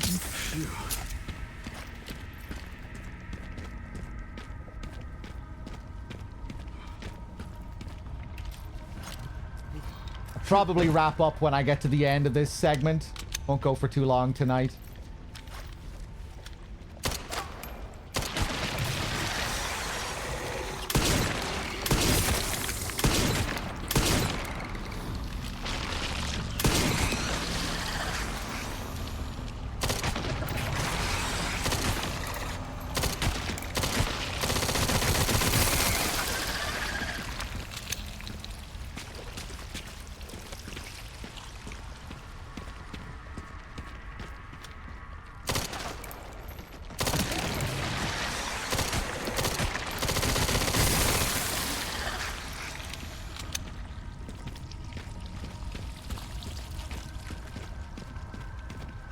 Was it because of the clone talk? Yeah, fucking Nog Dog. He just exhausted me. Non-stop clone talk for like 4 hours. I thought it was over when I got to Mr. X, and then I'm done. As soon as I'm done with Mr. X, pulls me straight back into the clone talk for another hour. I couldn't believe it. I thought for sure it was over. And now it's like, you know, where do we go from here?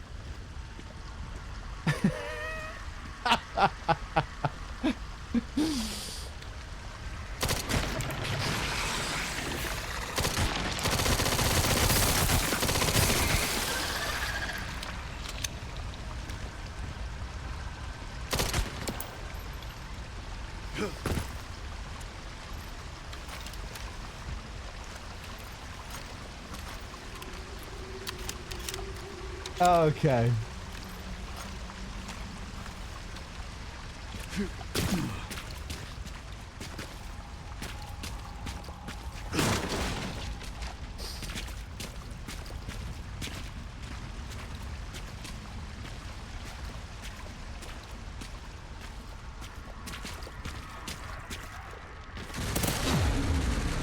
Jesus. Now, I'm only half joking. Nog is only partially responsible. I got on late today for the stream anyway, you know? Right, how about we go back and save so we don't have to do this first section again?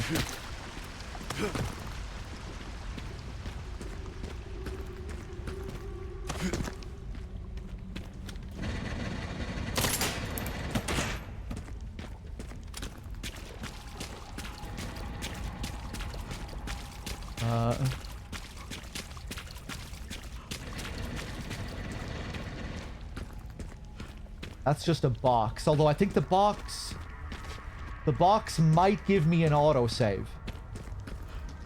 They usually work like that, right?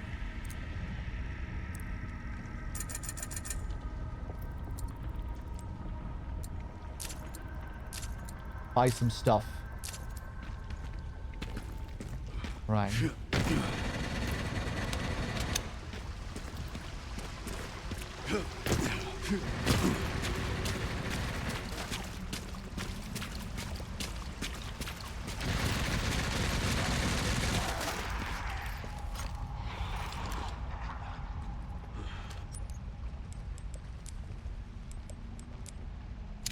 Turn the scope on. Ah! Ooh!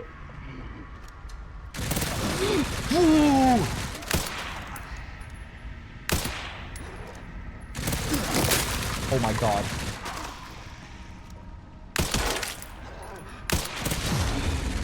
Right, that wasn't the best approach. Hopefully I got a save. Please, God. Nice.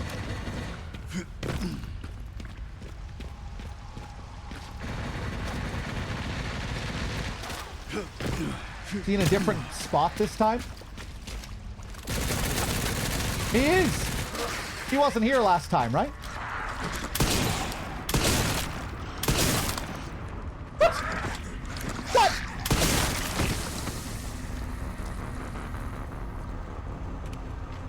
I think that checkpoint kind of fucked with his AI. It looked like he went back to his neutral position. Then he had to spring to life again. That was weird.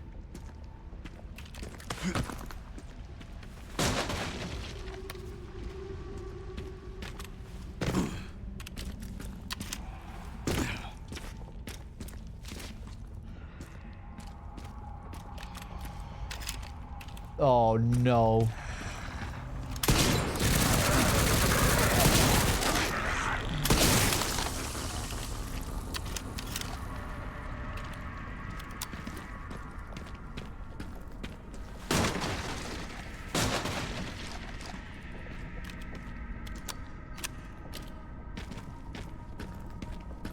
No.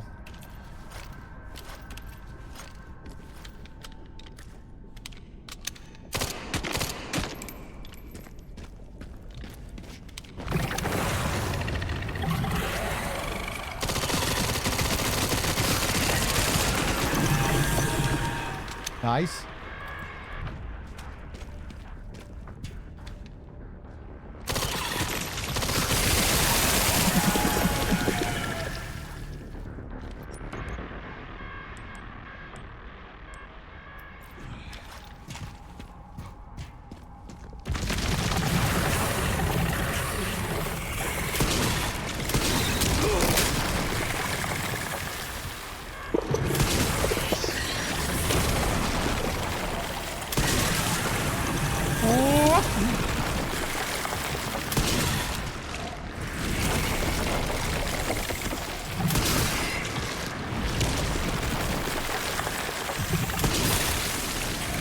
Oh my god.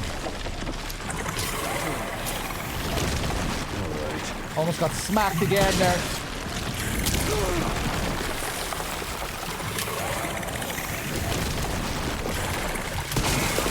Jesus. It's not over either. We still have the main event up here.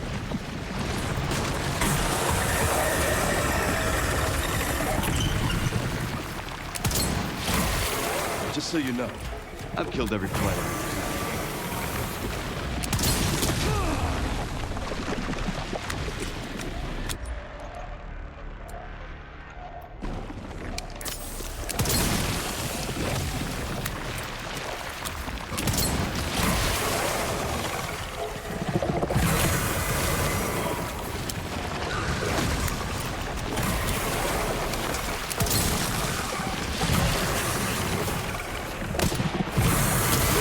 Fucking.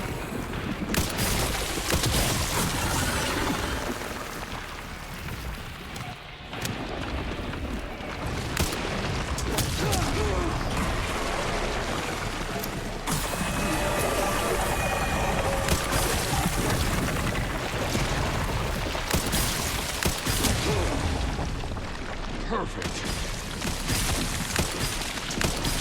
I'm just trying to tank through it.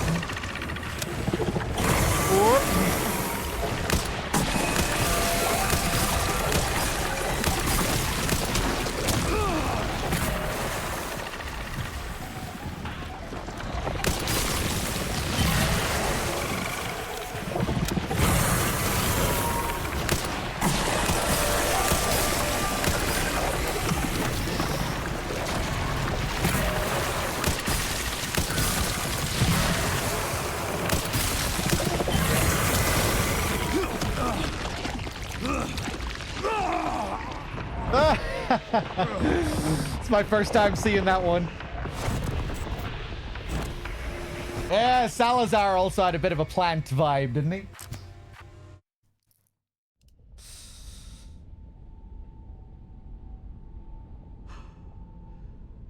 Hey, Mr. Stunt. You missed a lengthy 4-hour conversation about Grace and whether she's a clone or not. It was good fun. Got a little bit crazy towards the end, but it was good fun. And I also found all the stuff that I missed.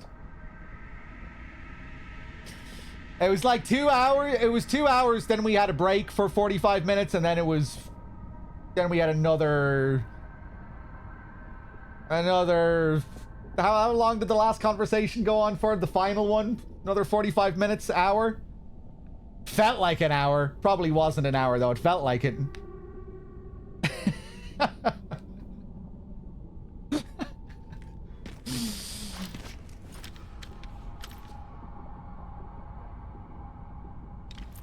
Yeah, I don't know what happened during my first run of the RPD. I think early on I was under the impression that a lot of it was going to be blocked off, so I started to sprint through it. You know, when I saw a few of the areas, when I saw a few of the hallways that were blocked, I was like, okay, it's going to be fairly linear, and I stopped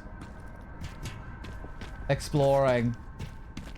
Or, you know, I wasn't being as thorough as I was with some of the previous areas, I guess. But yeah, it was cool. This time I found the Rebecca photograph, tofu, all of that stuff.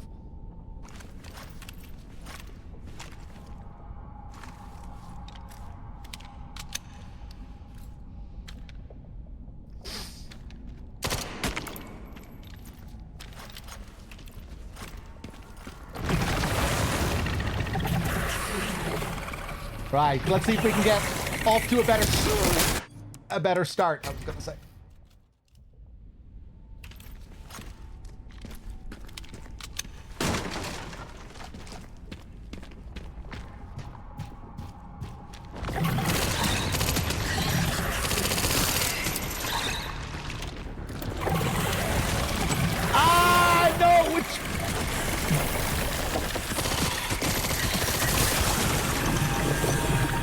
Okay.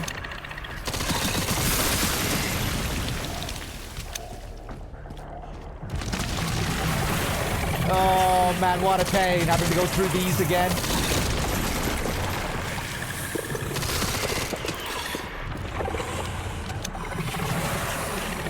Whoop.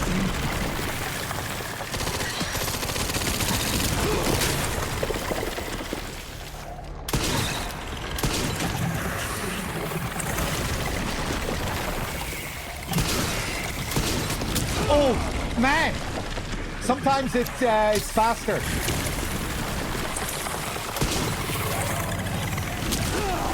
No. Let's do this properly.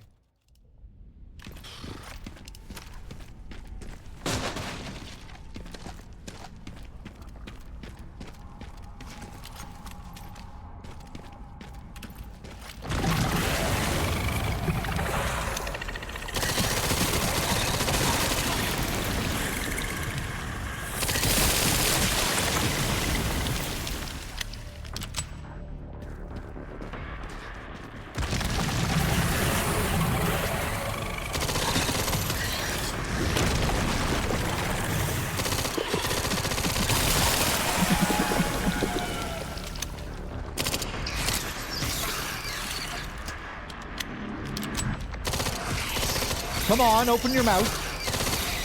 What?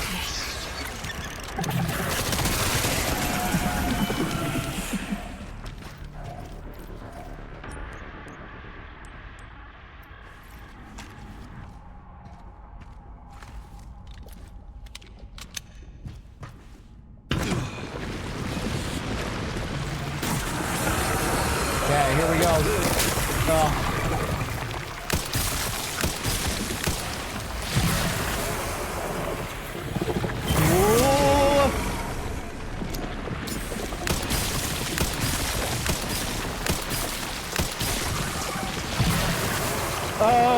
When do I run?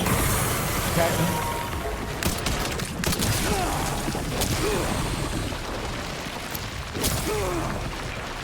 Okay.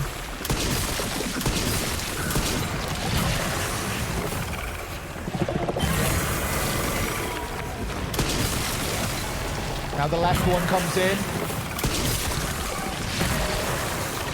Middle one. Okay. Left one.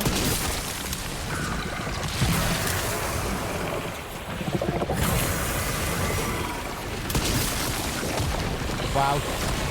Oh my god, what the hell was happening there? That one landed on the other side of the screen. Ah! Okay, okay.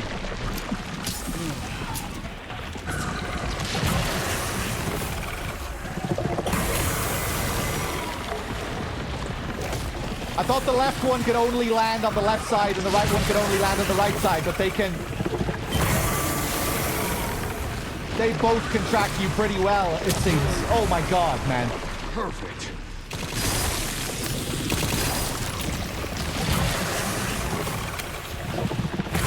Oof. Ah!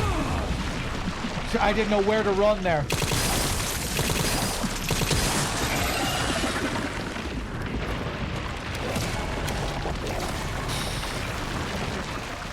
Boom.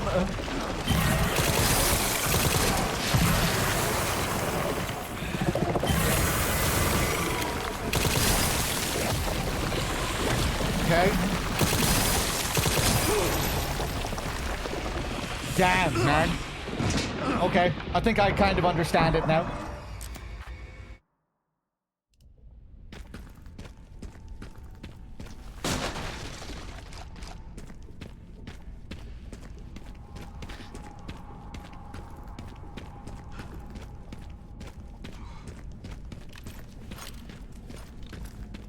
Oh man, I'm exhausted.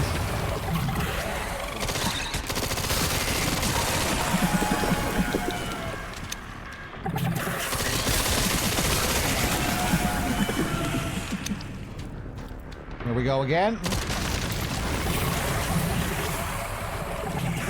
Here I can just stand back, it seems, which is nice.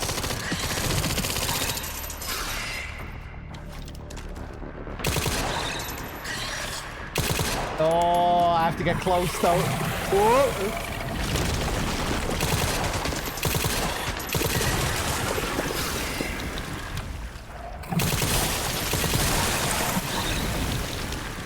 Nice.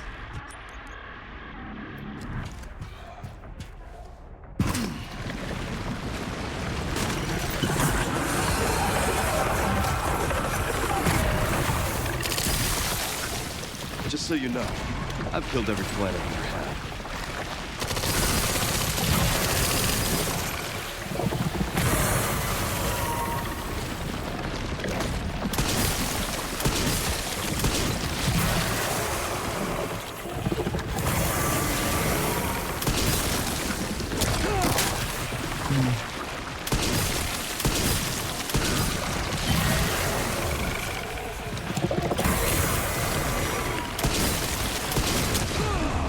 Ah, man, I'm just not seeing them sometimes.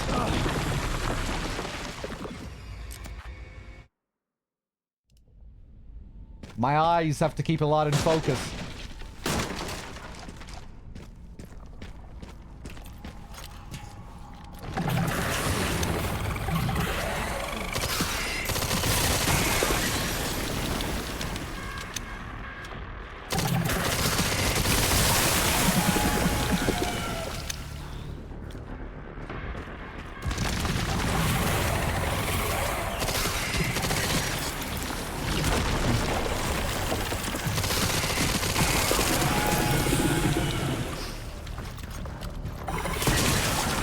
Yeah, it's kind of tricky. They're awkward, the frequency at which they attack. At first, I was under the impression that, you know, the one on the left could only attack down the left and the one on the right could only attack down the right, but they can track you across the screen fully, both of them. If you're on the right side, the left one can track you there, and vice versa. It seems. I'm not really sure what the deal is.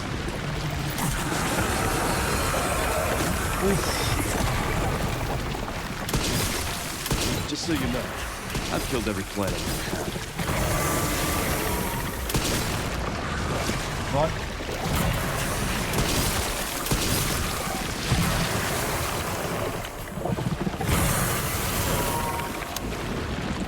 Yeah.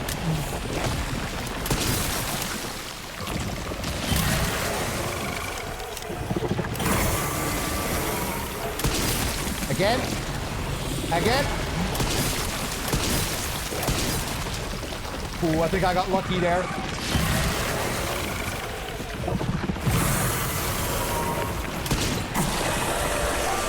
I don't know what you're doing. Yeah.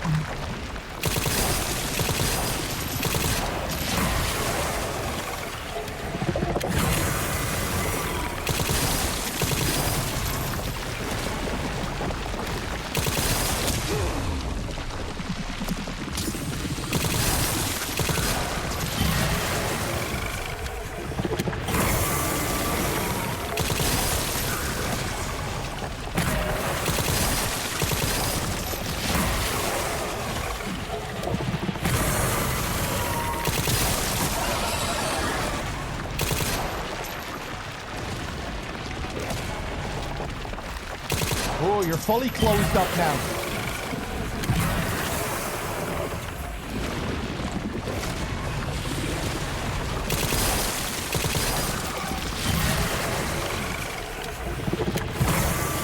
Okay. That one. Stubborn. Sorry to interrupt you there, Leon.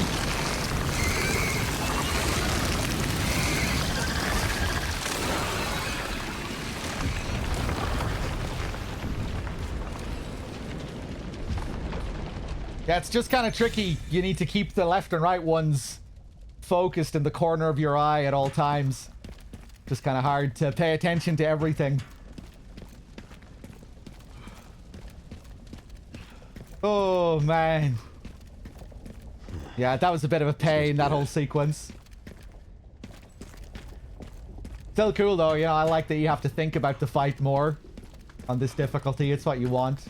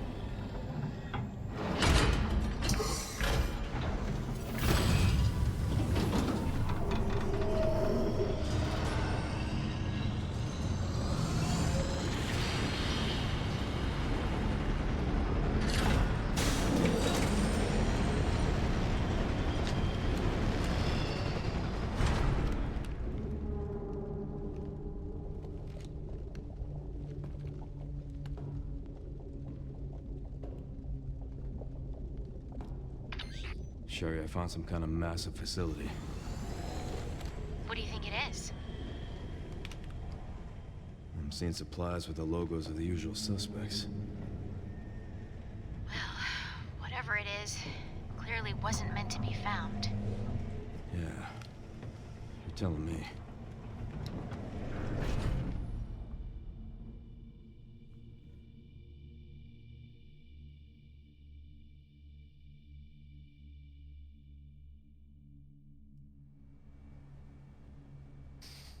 Cool. I forget this sequence. What the hell happens here?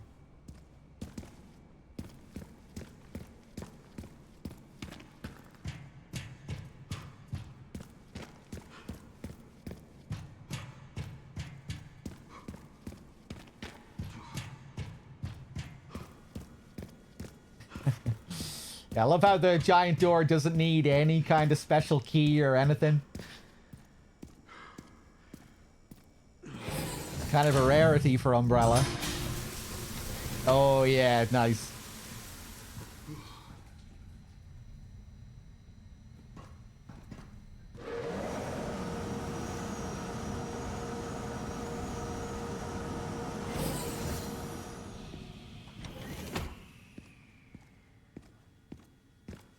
Oh! Oh, wait, do we have this sequence now with Leon? Oh!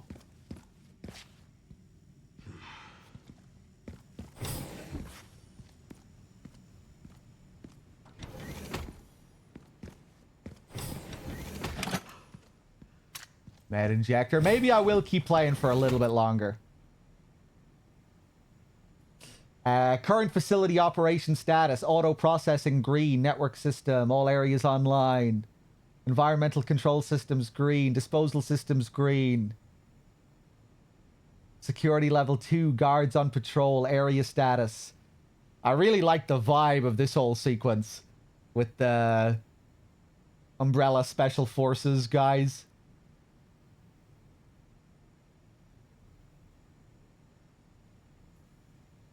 Where the game turns into like a different kind of shooter for a couple of sequences. Just kind of unique shooter set pieces.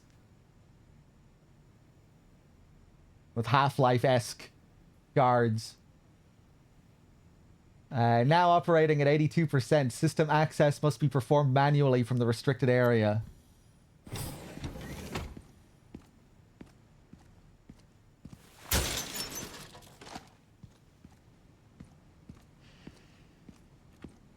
And it was just cool figuring out that I could use the liquor against them as well.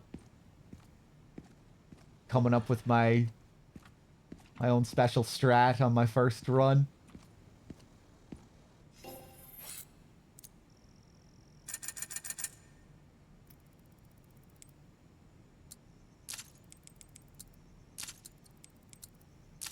Yes, give me all the herbs.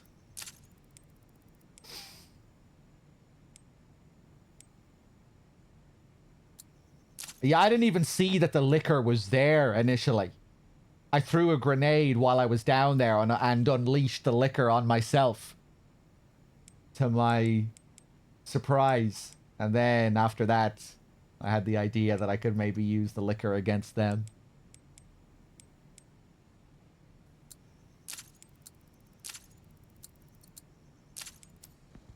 Oh, man.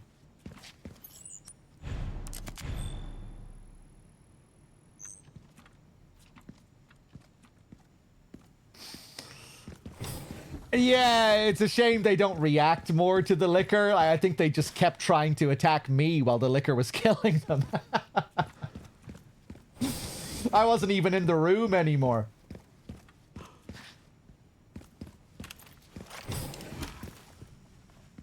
And maybe they do fight back, though. I didn't really get to see the fight because I ran all the way back.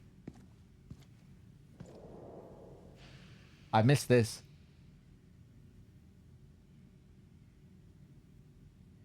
Cool.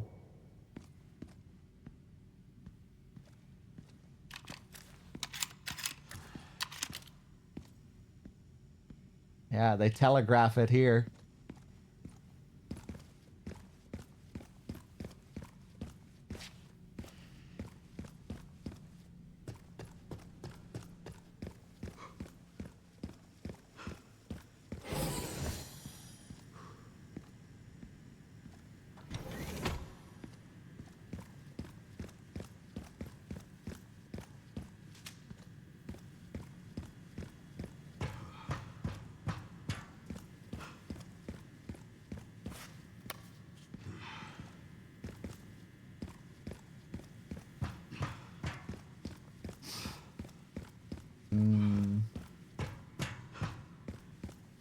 I might blue ball everyone.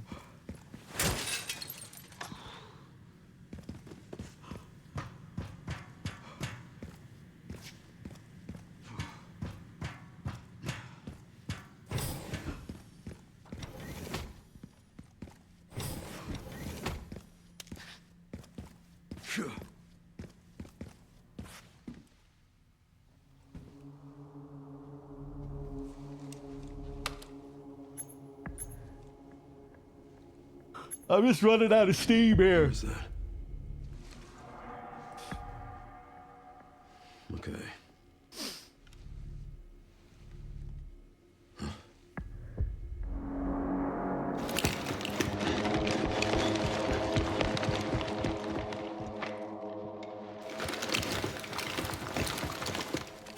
The models just look so good in these scenes too. Here we go.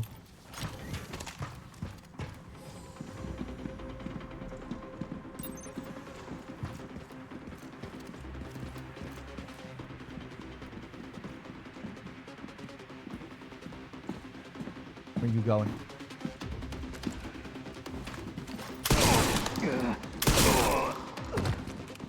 Dead?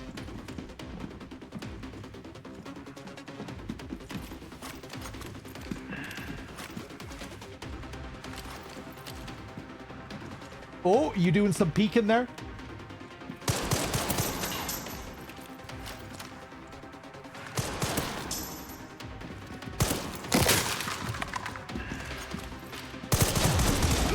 Wow.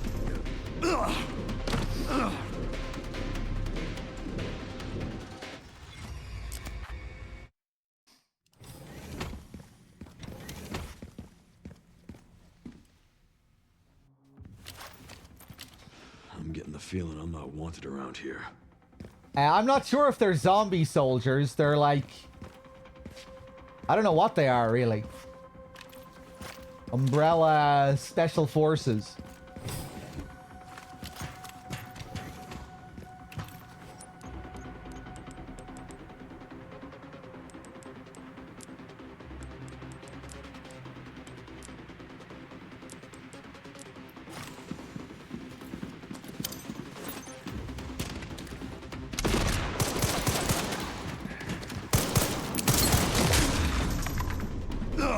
Okay.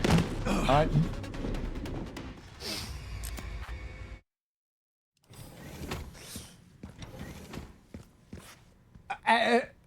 Give me the TLDR on the connections again. Who the fuck are the connections?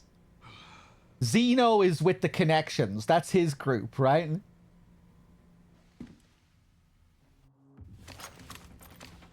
I'm getting the feeling I'm not wanted around here.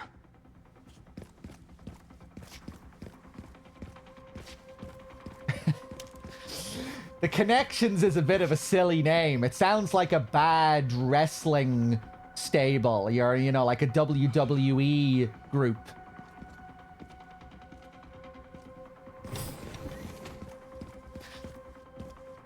You know, Roman Reigns and Zeno together form the Connections. Something like that. But that's the kind of vibe I get.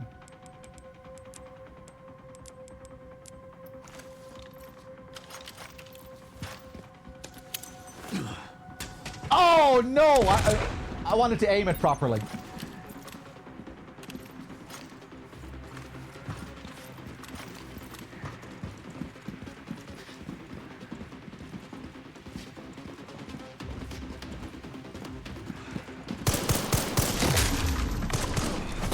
Jesus, get destroyed.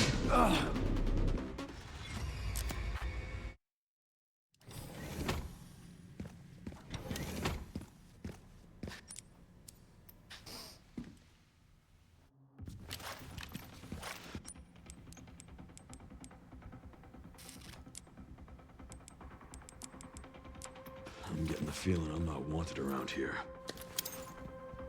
Alright. Watch this.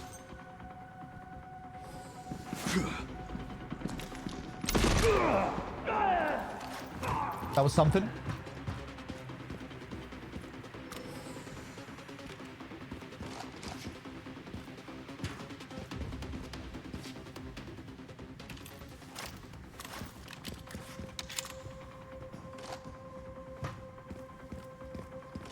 Oh my god, did I kill 3 of them? No way, I didn't kill all of them, did I?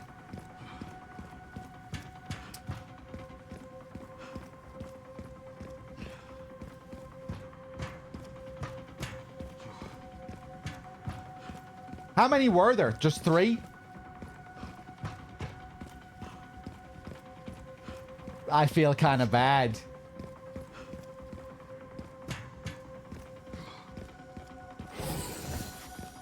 Here we go.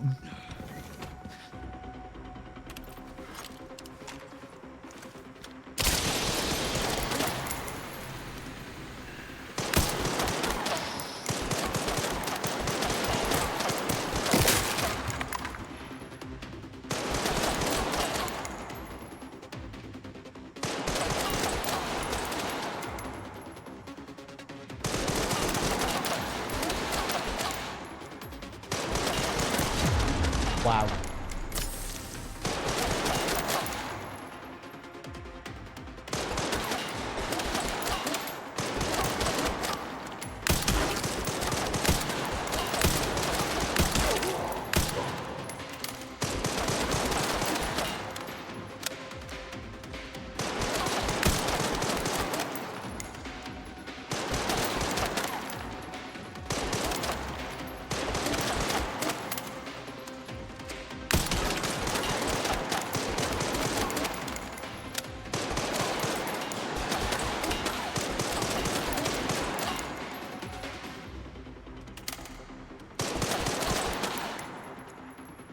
You're not going to poke his head out if I just stay like that? Oh!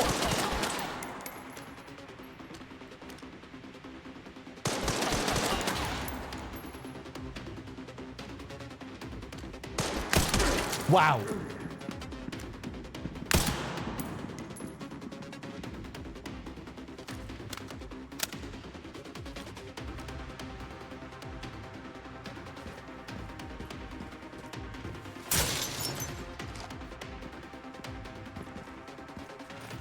Probably a bad idea coming up here.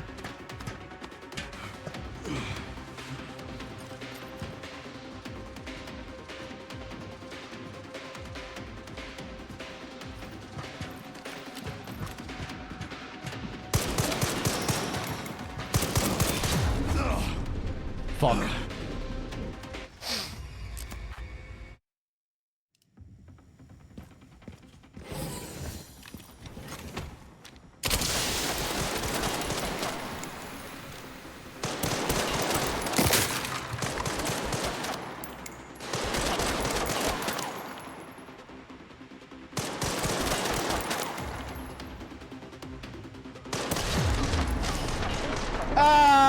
I think I'm done. I think we'll do this next time.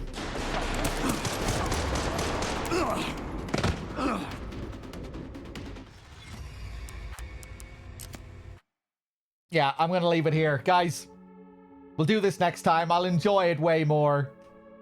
I'm just too exhausted now. Because I like this sequence. And I want to fully enjoy it. I'm really curious to see the hunk fight as well on this difficulty. Hopefully it's a bit more challenging. Maybe we'll add another little self-imposed challenge to spice it up a bit. We'll see how it goes. But yeah, I'd prefer to be fresher for this next segment. I'm just kind of going through the motions at the moment. But yeah, guys, thanks for being here. Thanks for watching. In all seriousness, Nog, it was fun talking shit about the story. And yeah, we'll see where this goes next time. Guys, thanks for being here. I'll see you soon. Take it easy.